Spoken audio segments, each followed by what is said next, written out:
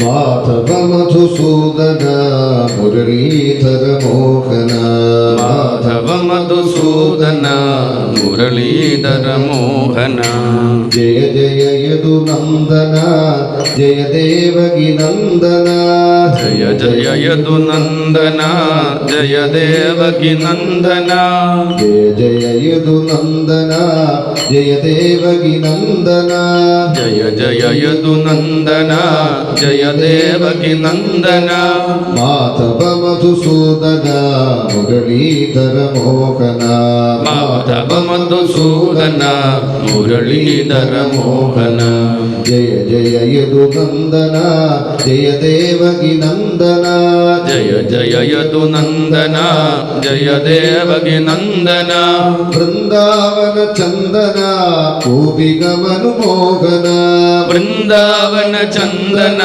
ഗോപിക മനുമോഹന വൃന്ദാവന ചന്ദന ഗോപിക മനുമോഹന വൃന്ദാവന ചന്ദന ഗോപിക മനുമോഹന ജയ രാധാ ജീവന രാജീവദളലോചന ജയ രാധാ ജീവന രാജീവദളലോചന ജയ രാധാ ജീവന രാജീവദളലോചന ജയ രാധാ ജീവന രാജീവദളലോചന മാധവ മധുസൂദന മുരളീധര മോഹന മാധവ മധുസൂദന മുരളീധര മോഹന ജയ ജയ യദുനന്ദന ജയ ദേവകി നന്ദന ജയ ജയ യദുനന്ദന ജയ ദേവകി നന്ദന വൃന്ദാവന ചന്ദന ഗോപിക മനുമോഹന വൃന്ദാവന ചന്ദന ഗോപിക മനുമോഹന ജയ രാധാ ജീവന രാജീവദളലോചന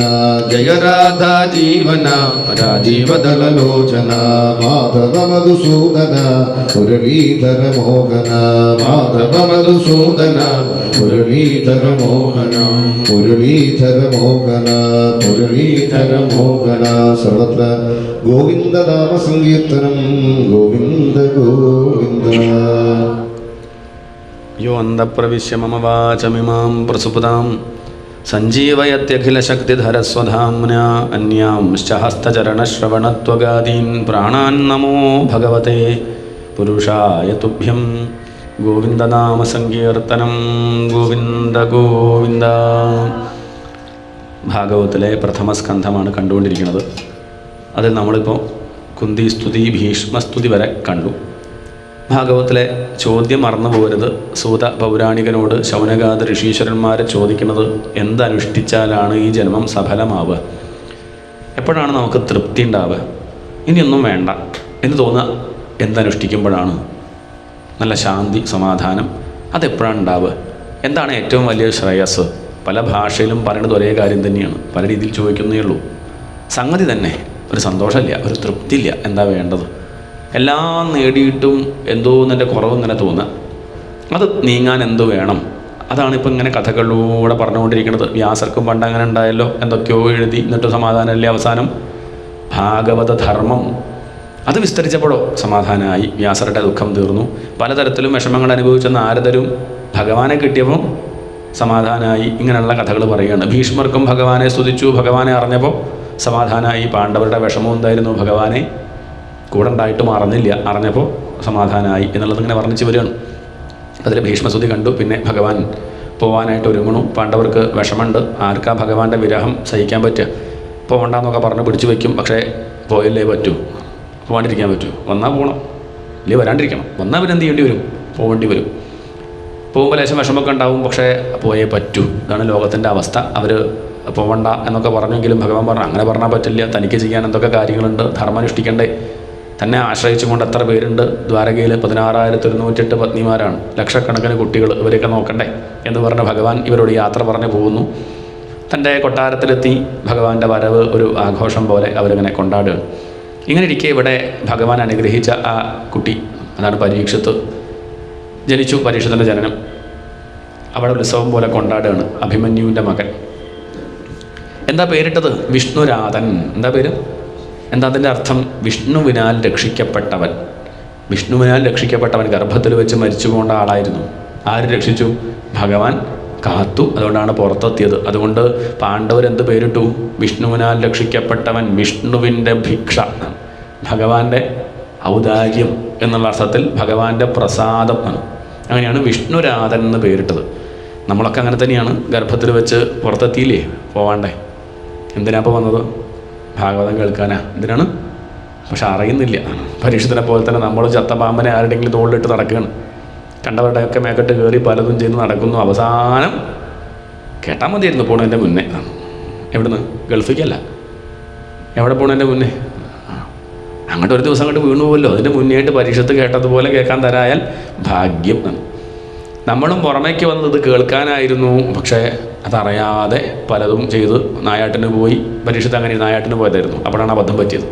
ഒരു മഹാത്മാവിനെ നിന്ദിച്ചു. ഇതൊക്കെയാണ് കഥ വ്യംഗ്യമായിട്ട് വർണ്ണിച്ചു തരുന്നത്. ഏതായാലും പേരിട്ടു വിഷ്ണുരാധൻ. അദ്ദേഹം അറിയപ്പെട്ടത് ആ പേരിലല്ല, പരീക്ഷത്ത് എന്നുള്ള പേരില്ല. എന്താ കാരണം? അദ്ദേഹത്തിൻ്റെ സ്വഭാവം എന്താ വെച്ചാൽ പരിതഹ ഈക്ഷതയെ, ചുറ്റും നോക്കുന്നവൻ, നിരീക്ഷിക്കുന്നവൻ. എന്താണ്? നല്ലോണം നോക്കും ഒരാളെ കണ്ടാൽ. എന്താ നോക്കണത്? പുറമെയല്ല. ഈശ്വരൻ എവിടെ? ആരെ നോക്കണത്? ചെറുപ്പത്തിലെ ഈ ഒരു ശ്രദ്ധ ഉണ്ട്, ഭഗവാൻ എവിടെ? നരേന്ദ്രനെ പോലെ വിവേകാനന്ദൻ അങ്ങനെ ഇരുന്നു. കുട്ടിക്കാലത്തെ ഈശ്വരൻ എവിടെ? നമ്മളതല്ല, പണം എവിടെ, അധികാരം എവിടെ എന്നാണ് നമ്മൾ അന്വേഷിക്കുന്നത്. ഇതങ്ങനെയല്ല. ഈശ്വരൻ എവിടെ? എല്ലാവരും പറയുന്നുണ്ടല്ലോ അങ്ങനെ ഒരു സംഗതി ഉണ്ടോ? ഈശ്വരൻ ഉണ്ടോ? ഉണ്ടെങ്കിൽ എവിടെ? കണ്ടിട്ടുണ്ടോ? അങ്ങനെ കാണുന്നവരൊക്കെ ചോദിക്കുകയാണ്, കണ്ടിട്ടുണ്ടോ? ഇതേപോലെ പരീക്ഷത്വം ഈശ്വരൻ എവിടെ, ഈശ്വരൻ എവിടെ? കാരണം തന്നെ ഗർഭത്തിൽ നിന്ന് രക്ഷിച്ചതാരാ? ഭഗവാനാണ്. ആ ഭഗവാൻ എവിടെ എന്നിങ്ങനെ അന്വേഷിക്കും. അതുകൊണ്ട് അദ്ദേഹത്തിന് ഈശ്വരനെ അന്വേഷിക്കുന്നവനായതുകൊണ്ട് പരീക്ഷത്ത് എന്നൊരു പേര്. നമ്മളും അന്വേഷിക്കുന്നത് എന്തുതന്നെയാണ്? അറിഞ്ഞാലും അറിഞ്ഞില്ലെങ്കിലും അന്വേഷിക്കുന്നത് ആരെയാ? നമ്മൾ സമ്മതിക്കുന്നുണ്ടാവില്ലായിരിക്കും. അല്ലല്ല, ഞാൻ അന്വേഷിച്ചതല്ല, ആണ് നമ്മളറിയായിട്ടാണ്. നമ്മളെല്ലാം നേടാൻ ആഗ്രഹിക്കുന്നത് കിട്ടിയ സുഖാവുന്നുള്ളതുകൊണ്ടല്ലേ. ഈ സുഖമാണ് ഈശ്വരൻ. എന്താണ്? അപ്പോൾ നമ്മൾ അന്വേഷിക്കുന്നത് എന്താ? സുഖം. എല്ലാം അന്വേഷിക്കുന്നത് ഈശ്വരനെ തന്നെയാണ്, അറിയണില്ല എന്ന് മാത്രം. പരീക്ഷത്ത് അങ്ങനെ അന്വേഷിക്കുകയാണ്. ഒരിക്കൽ ഭഗവാൻ വന്നു, പരീക്ഷത്തിനെ കണ്ടു, അനുഗ്രഹിച്ചു, തിരിച്ചാര് പോവുകയാണ്? ഭഗവാൻ ദ്വാരകയ്ക്ക് പോകുമ്പം ആരെ കൂടെ കൂട്ടി? അർജുനനെ കൂടെ കൂട്ടി. അർജുനോട് പറഞ്ഞു, കുറച്ച് ദിവസം അർജുന താൻ അവിടെ വന്ന് നിൽക്കൂ എന്ന് പറഞ്ഞ് ആരെയും കൊണ്ടുപോയി? അർജുനനെയും കൊണ്ടുപോയി. അങ്ങനെ ഇരിക്കുന്ന സമയത്താണ് ഒരു കഥ ഇവിടെ വർണ്ണിക്കുകയാണ്. വിദുരഹ തീർത്ഥയാത്രായാം മൈത്രേയാദാത്മനോഗതിം ജ്ഞാത്വാഗാത് ഹാസ്തിനപുരം തയാവാപ്ത വിവിത്സിത. കഥകൾ പറയണ. വിദുരർ തീർത്ഥാടനം കഴിഞ്ഞ് തിരിച്ചു വന്നു. ആരാണ്? വിദുരർ. കേട്ടിട്ടുണ്ടോ? ആരാ ഈ വിദുരൻ? വിദുരൻ ആരാ? ധൃതരാഷ്ട്രം എന്ന് കേട്ടിട്ടുണ്ടല്ലോ അല്ലേ? അതൊക്കെ വ്യാസരുടെ മക്കളാണ്. വേദവ്യാസൻ, അദ്ദേഹത്തിന് കുറച്ച് മക്കളുണ്ട്. അവരുടെ കഥയാണല്ലോ മഹാഭാരതം, തന്നെയാണ് ഭാഗവതവും. ആ വ്യാസരുടെ 4 മക്കൾ, പ്രധാനമായിട്ട് 4 മക്കളാണ്. അതിൽ ധൃതരാഷ്ട്രർ, ആ പേര് പോലെ തന്നെയാണ്. ധൃതം രാഷ്ട്രം, രാഷ്ട്രത്തെ മുറുക്കി പിടിക്കുന്നവൻ. ഇതെൻ്റെ സ്ഥല, ഞാൻ വേലി കെട്ടി വയ്ക്കും, ലേശം ഇങ്ങോട്ടോ അങ്ങോട്ടോ ആയ സഹിക്കില്ല, എൻ്റെ സ്ഥലം, എനിക്ക് കേസ് കൊടുക്കുക. ഇതാണ് ധൃതരാഷ്ട്രൻ. രാഷ്ട്രത്തിനോട് അത്രയ്ക്ക് മമതയാണ്. ഒന്നും കൊണ്ടുവന്നിട്ടില്ല, പോകുമ്പൊന്നും കൊണ്ടുപോകില്ല, എന്നാലും അങ്ങനെ വിട്ടുകൊടുക്കില്ല. ഇങ്ങനൊരു ഭാവം, ഇതിനെയാണ് എന്ത് പറയുക? ഈ സ്വഭാവം നമുക്കില്ലേ? നമ്മുടെ കഥയാണ് പറയണത്, പുറമുള്ളവരുടെയും കഥയല്ല. അതുകൊണ്ട് അയാൾക്ക് കണ്ണ് കാണില്ല. എന്ത് കാണില്ല? കണ്ണ് കാണില്ല പറഞ്ഞാൽ തനിക്ക് സ്ഥലത്തിനോട് അല്ലെങ്കിൽ തൻ്റെ അധികാരത്തിനോടൊക്കെ മമത ഭ്രമം വന്നാൽ പിന്നെ ബന്ധുക്കളെ കാണുമോ? അച്ഛൻ്റെ പേരിൽ കേസ് കൊടുക്കില്ലേ? ഇല്ലേ? ഇല്ല. പിന്നെ പണ്ടത്തെ കഥയൊക്കെ നോക്കൂ, എന്താ കഥകൾ? അധികാരം മോഹിച്ച് അച്ഛൻ സിംഹാസനത്തിന് ഇറങ്ങുന്നില്ല എന്ന് കാണുമ്പോൾ എന്ത് ചെയ്യും? അച്ഛനെ തന്നെ. ചക്രവർത്തിമാരുടെയൊക്കെ കഥ അന്വേഷിക്കൂ, പഴയ ചരിത്രം നോക്കൂ, അതാണ് കഥ. അവിടെ പിന്നെ എന്തില്ല? കണ്ണ് കാണില്ല ആണ്. ഈ കണ്ണ് കാണില്ല എന്നുള്ളതല്ല, അധികാരമോഹം കൊണ്ട് ആദർശത്തിൻ്റെ കണ്ണ് അടയും. അതാണ് പറ്റിയത്. അതാണ് ധൃതരാഷ്ട്രം എന്ന് പറഞ്ഞ അർത്ഥം. അർത്ഥമോഹി ആണ്. കാശ് കാശ് എന്നുള്ള ചിന്ത മാത്രം. അതാണ് ആര്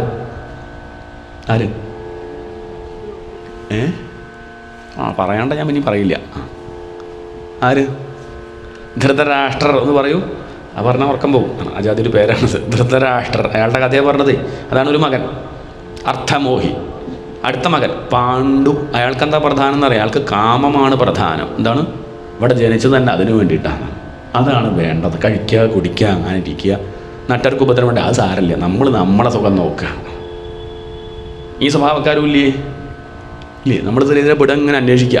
നേരത്തെ ആദ്യം പറഞ്ഞതിലാണോ ഒപ്പം പറഞ്ഞതിലാണോ? അതാണ് പാണ്ഡു. അയാൾ മരിക്കാൻ തന്നെ കാരണം കാമം കൊണ്ടാണ്. അദ്ദേഹം മരിച്ചു. അടുത്ത മകൻ വിദുരൻ. ആരാണ്? വിദുരൻ. ആ വിതുരൻ ധർമ്മിഷ്ഠനാണ്. വിത് എന്നുള്ള ആ ധാതുവിൻ്റെ അർത്ഥം തന്നെ അറിവ് എന്നാണ്. വേദം എന്നൊക്കെ ഉണ്ടായത് അവിടുന്ന്.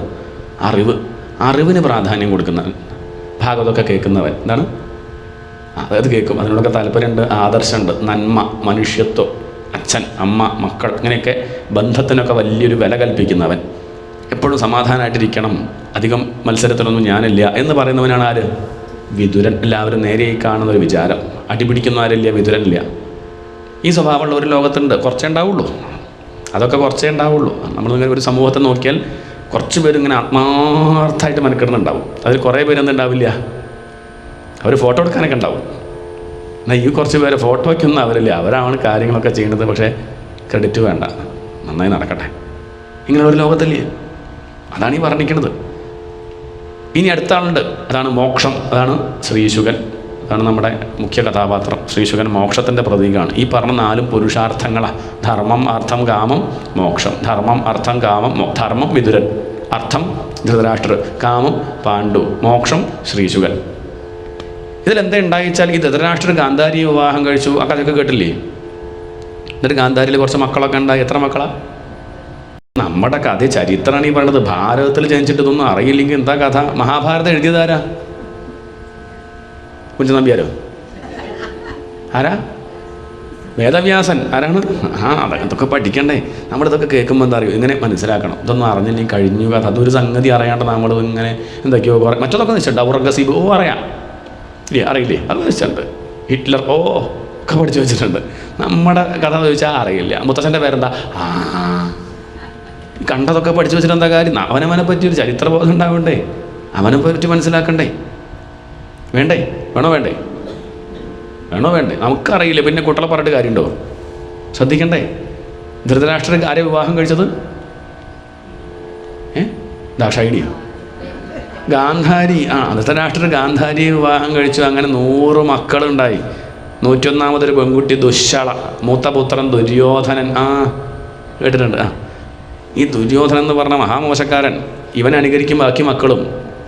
അനിയനാണ് ധൃതരാഷ്ട്രൻ്റെ അനിയനാണ് പാണ്ഡു. പാണ്ഡു മരിച്ചു. പാണ്ഡുവിൻ്റെ മക്കളാണ് പാണ്ഡവർ 5 പേര്. അരക്കിയത് ധർമ്മപുത്രൻ. കണ്ട വേറൊരു പേരാണ് യുധിഷ്ഠിരൻ. പിന്നെ ഭീമൻ, അർജുനൻ, നകുലൻ, സഹദേവൻ. 5 പേര്. ഈ 5 പേർക്ക് അച്ഛനില്ലല്ലോ. അപ്പോൾ ആരാ നോക്കേണ്ടത്? അച്ഛൻ മരിച്ചുപോയി ആര് നോക്കണം? വല്യച്ഛൻ നോക്കണം. വല്യച്ഛനാ രാജാവ്. പക്ഷെ അദ്ദേഹം എന്ത് ചെയ്യണില്ല? നോക്കണില്ല. കാരണം അവർ മെല്ലെ അങ്ങോട്ട് ഒഴിവായ അവരുടെ സ്വത്തും കൂടി. ഈ ഒരു ചിന്തയാണ്. തൻ്റെ മക്കൾ അവരെ ഉപദ്രവിക്കുന്ന സമയത്ത് എതിർക്കേണ്ട ആളാണ് ആര്? രാജാവുമാണ്, അവരുടെ വല്യച്ഛനുമാണ്. എതിർക്കണം, ചെയ്യണില്ല. കുഴപ്പമില്ല, അങ്ങനെയൊക്കെ ഉണ്ടാവും എന്ന് പറഞ്ഞ് മിണ്ടാണ്ടിരിക്കുക. ചോദിച്ചാൽ പറയും ഞാനൊന്നും കാണുന്നില്ലല്ലോ, എനിക്കെന്തില്ല, എനിക്ക് കണ്ണില്ലല്ലോ, ഞാൻ കാണുന്നില്ലല്ലോ എന്ന് പറയുകയാണ് ആരെങ്കിലും വന്ന് പറഞ്ഞാൽ. ഇത് ശരിയാണോ? അവസാനം ആര് വന്നു? ചെറിയച്ഛൻ വിതുരൻ ഇടപെട്ടു. പാണ്ഡുവിൻ്റെ അനിയനാണ് ആര്? വിതുരൻ. വല്യച്ഛൻ ഇടപെട്ടില്ലെങ്കിൽ ആരിടപെടണം? ചെറിയച്ഛൻ വരണ്ടേ? അദ്ദേഹം വന്ന് ഏട്ടനോട് പറയാണ്, വലിയേട്ടൻ ധൃതരാഷ്ട്രനോട് പറയാണ്, ഏട്ടാ അത് ശരിയല്ല കേട്ടോ, അങ്ങയുടെ മക്കൾ ഈ പാണ്ഡവരെ വെറുതെ ദ്രോഹിക്കുന്നുണ്ട്. ഇപ്പോഴൊന്നും വലിയ കുഴപ്പമുണ്ടാവില്ല, ഇങ്ങനെ പോവും. കുറച്ചങ്ങോട്ട് കഴിഞ്ഞ് പാണ്ഡവർക്ക് അത്യാവശ്യം കരുത്ത് വന്നാൽ അവിടെ എന്തുണ്ടാവും? യുദ്ധം നടക്കും. നമ്മുടെ ഈ രാജ്യം, ഈ കുടുംബം നശിക്കും. അതുകൊണ്ട് ഇപ്പം മുതിർന്നവർ ശ്രദ്ധിക്കണം. മക്കൾ അപകടം കാണിക്കുമ്പോൾ ആര് ശ്രദ്ധിക്കണം? ആരെ ശ്രദ്ധിക്കണ്ടു? അച്ഛനും അമ്മയും ശ്രദ്ധിക്കണം ആദ്യം. അവർ പ്രോത്സാഹിപ്പിച്ച നാട്ടുകാരിടപെടും. ആദ്യം അവിടുന്ന് കൊടുത്താൽ നാട്ടുകാരെ അടിക്കേണ്ട കഴിയും. അപ്പം അതുകൊണ്ട് ആ മകനെ നിലയ്ക്ക് നിർത്തണം എന്ന് ആര് പറഞ്ഞു? ആരാ പറഞ്ഞത്? ചോദ്യം ചോദിക്കാണ്ട് ഇനി ഇന്നും ഇല്ല കേട്ടോ. ഉത്തരം പറയാണ്ട് പറയില്ല. ഞാനിങ്ങനെ മെനക്കിടുക 5:30 മുതൽ 7:00 വരെ ഞാൻ പറയുക, നിങ്ങളിങ്ങനെ ഇരുന്ന് ഉറങ്ങുക. പറ്റുമോ? ആരാണ്? വിതുരൻ. ഒന്ന് പറഞ്ഞു നോക്കൂ. വിഷമമുണ്ടോ പറയുമ്പോൾ? അങ്ങനെ പറയിപ്പിക്കുമ്പോൾ വിഷമമുണ്ടോ? ഇല്ലെങ്കിൽ ബുദ്ധിമുട്ടാണ്. കാരണം നമുക്ക് വെറുതെ ഒരു പണി ചെയ്യാൻ വലിയ വിഷമമാണ്. ഒരു ആവശ്യമില്ല. അതങ്ങനെ ആകാശത്തേക്ക് വെടി വെച്ചിട്ട് കാര്യമുണ്ടോ? നമുക്കത് എത്തണ്ടേ? ഈ ചെയ്യണ കൊണ്ട് ഒരു ഫലം വേണ്ടേ? ഇത് കച്ചേരി പോലെ കേൾക്കരുത്. അത് വേറെ ഉണ്ട്. ഇത് നിർത്തുമ്പോൾ ഒരു പാട്ടൊക്കെ ഉണ്ടാവും. ഇതതുപോലെ കേൾക്കാണതല്ല. ഇത് വിചാരം ചെയ്യാനും ഉറപ്പിക്കാനും മനസ്സിലാക്കാനും അതിനുള്ളതാണ്. ഇത് നമ്മളിങ്ങനെ കേട്ടിട്ട് കാര്യമില്ല. മനസ്സിലാക്കണം, അതെന്താ കാര്യം എന്ന് അറിയണം, നമ്മുടെ ഉള്ളിലേക്ക് ഇറങ്ങി ചെല്ലണം. അതുകൊണ്ട് ഞാൻ ചോദ്യം ചോദിക്കും, ഉത്തരം പറയണം കേട്ടോ. തെറ്റിയ കുഴപ്പമൊന്നുമില്ല, ഇമ്പോസിഷനൊന്നുമില്ല, എണീപ്പിച്ച് നിർത്തുന്നില്ല, അത് പേടിക്കണ്ട. അങ്ങനെയൊന്നുമില്ല. ഉത്തരം അങ്ങനെ ഒന്ന് പറയാൻ ശ്രമിക്കുക. ഇനി പറയും വേണമെന്നില്ല. എന്താ അങ്ങനെ ബാക്കി ഞാൻ പറയും, നിങ്ങളൊന്നും ഇങ്ങനെ ശ്രമിച്ചാൽ മതി. അത്രയും വേണം. ഉടർന്നിരുന്നാൽ മതി, എൻ്റെ കൂടെ നിന്ന് വന്നാൽ മതി. കാരണം ഇത്രയും അധികം നേരം പറയുമ്പോഴുള്ള കുഴപ്പമാണ്. ഇപ്പോൾ 7:00 വരെ ഇങ്ങനെ ഞാൻ അങ്ങനെ നിങ്ങളൊന്നും പറയാണ്ട് ഞാൻ അങ്ങനെ പറയാവുമ്പോൾ ഒരു വിഷമം ഉണ്ടാവില്ലേ? അപ്പോൾ എൻ്റെ കൂടെ വരണം. വിതുരനാണ് വന്ന് പറയണത്, ഏട്ടാ ഇത് ശരിയല്ല, ഏട്ടൻ ഇടപെടണം, ഇല്ലെങ്കിൽ പ്രശ്നം വിട്ടു എന്നൊക്കെ പലതവണ പറഞ്ഞു. ആര് കേട്ടില്ല? ധൃതരാഷ്ട്രൻ കേട്ടില്ല. ഇങ്ങനെ ദുര്യോധനെ പറ്റി പറയണത് ദുര്യോധനൻ കേട്ടു. എന്താണ് അച്ഛാ ഈ ദാസീപുത്രൻ പൊലമ്പണത്? ആരാണ്? ചെറിയച്ഛനാ. വിളിച്ചതെന്താ? ദാസീപുത്രൻ. നമ്മുടെ ചോറും കഴിച്ച് ആ പാണ്ഡവർക്ക് അനുകൂലമായിട്ട് പറയുകയല്ലേ. ഇയാളെ ശ്വാസം മാത്രം ബാക്കി വെച്ച് പുറമേക്ക് വലിച്ചെറിയൂ എന്നാര് പറഞ്ഞു? ദുര്യോധനൻ. ഇതങ്ങോട്ട് കേട്ടപ്പോഴേക്കും കഷ്ടം തോന്നിയാർക്ക്? വിതുരന്. കഷ്ടം, എന്തിന് താൻ ഇവിടെ ചടഞ്ഞു കൂടി കഴിയണം? താൻ ഇവിടെ ഇങ്ങനെ ഈ അവഗണന ഏറ്റിട്ടും കഴിയുന്നതെന്താ ചോദിച്ചാൽ തൻ്റെ തറവാട് ഈ മഹാഭാരതം ഇത് നശിച്ചു പോണ്ടാന്ന് കരുതിയിട്ടാണ് ഇങ്ങനെ അവഗണന ഏറ്റിട്ടും പിടിച്ചു തൂങ്ങി നിൽക്കണതേ. ഇനി ഇതിൽ പറഞ്ഞ അവഗണന എന്ത് വേണം? തന്നെ തൻ്റെ ഏട്ടൻ്റെ മകൻ വിളിച്ചത് എന്താ? ചെറിയച്ഛന്നല്ല, ദാസീപുത്രൻ. അതും കൊല്ലണ്ടെന്നാണ് പറഞ്ഞത്. അത് വരെയും ചെയ്യണം, അടിച്ച് പുറമേക്ക് വലിച്ചെറിയാം, കൊല്ലരുത്. എന്തിന് നിൽക്കണം?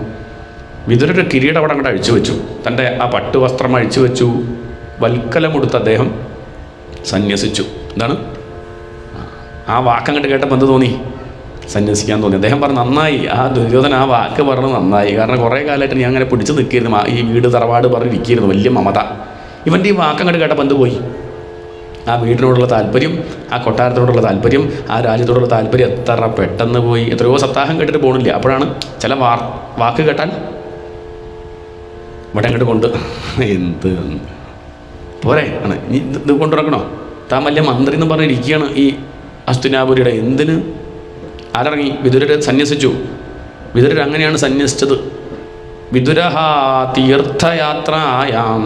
വല്ലാത്ത മനോവിഷമം അത് തീരാനായിട്ട് തീർത്ഥാടനം ചെയ്തു. കുറച്ച് സംസ്കാരമുള്ളതുകൊണ്ടാണ് അങ്ങനെ. ആ സംസ്കാരം അല്ലെങ്കിൽ കള്ളുഷാപ്പ് പോയിരിക്കുകയുള്ളൂ. ചോദിച്ചാൽ പറയും വിഷമമുള്ളതുകൊണ്ടാ. അപ്പോൾ ഇന്നലെ പറഞ്ഞ സന്തോഷമുള്ളതുകൊണ്ടാ. എന്തായാലും കുടിക്കും, എന്തായാലും കുടിച്ച് നശിക്കും. പ്രസവിച്ചാലും കുടിക്കും, മരിച്ചാലും കുടിക്കും. ഇല്ല, ഇതല്ലേ അവസ്ഥ. കുറച്ചൊരു സംസ്കാരം ഉണ്ടെങ്കിൽ എങ്ങോട്ട് പോകും? അതാണ് പറഞ്ഞത്. കുറച്ച് വായിച്ച് വെച്ചാൽ വലിയൊരു വിഷമം ഉണ്ടാകുമ്പോൾ എന്ത് ചെയ്യുക? അധ്യായമൊക്കെ ഒന്ന് നോക്കുക. അതിലത്തെ ഉപദേശങ്ങളൊക്കെ വായിക്കുമ്പം നമ്മളോട് ഉപദേശിക്കണ പോലെ തോന്നും. ഗാന്ധിജി പറയുന്നുണ്ടല്ലോ, വല്ലാതെ വിഷമം വരുന്ന സമയത്ത് ഞാൻ എന്ത് ചെയ്യും? ആ ഗീതാമാതാവിനെ ഒന്ന് നോക്കും. അതിലെ ഭാഗങ്ങൾ വായിച്ച് നോക്കുമ്പോൾ ആ അമ്മ എന്നെ അങ്ങനെ ആശ്വസിപ്പിക്കും. ഒരമ്മയെപ്പോലെ ആരാശ്വസിപ്പിക്കും? എന്താണ് വിഷമം വരുമ്പം ആ സംസ്കാരം ഉള്ളതുകൊണ്ടാണ്. കുട്ടിക്കാലത്തെ എടുത്ത് ലേശം പഠിച്ചുകൊണ്ടാണ് അങ്ങനെ തോന്നുന്നത്. അതില്ലെങ്കിലും തോന്നില്ല. ഇദ്ദേഹം തീർത്ഥാടനത്തിന് പോകാണ്ടായത് ആത്മഹത്യ ചെയ്യാനല്ല. അദ്ദേഹം അങ്ങനെ പോയി പല ദിക്കിലും സഞ്ചരിച്ചു, പുണ്യക്ഷേത്രങ്ങളിൽ സന്ദർശിച്ചു, പുണ്യപർവ്വതങ്ങളിലിരുന്ന് ധ്യാനിച്ചു, പുണ്യനദികളിൽ സ്നാനം ചെയ്തു. 36 വർഷം അദ്ദേഹം അങ്ങനെ സഞ്ചരിച്ചു. ഒരിക്കൽ യമുനയുടെ തീരത്ത് വെച്ചിട്ട് ആരെ കണ്ടു? തത്രോദ്ധവം ഭാഗവതം ദദർശ. ഭാഗവതനായ ഉദ്ധവനെ കണ്ടു. ഉദ്ധവൻ എന്ന് കേട്ടിട്ടില്ലേ? എവിടെയാണ് കേട്ടത്? രാമായണത്തിലോ? ഭാഗവതത്തിലെ. അതാണ് ഉദ്ധവൻ എന്ന് പറഞ്ഞാൽ ഭഗവാന്റെ സ്വന്തം ആളാണ്. ഭഗവാന്റെ മന്ത്രിയായിരുന്നു ഉദ്ധവൻ. ഭഗവാന്റെ കൂട്ടുകാരനാണ്. ഭഗവാന്റെ എല്ലാമായിരുന്നു. ഭഗവാൻ അവസാന കാലത്ത് ഭഗവാന്റെ കൂടെ ഉണ്ടായിരുന്നത് ആരാ? ഭഗവാൻ സ്വധാമത്തിലേക്ക് പോണത് വരെ ഒപ്പം ഉണ്ടായിരുന്നത് ആരായിരുന്നു?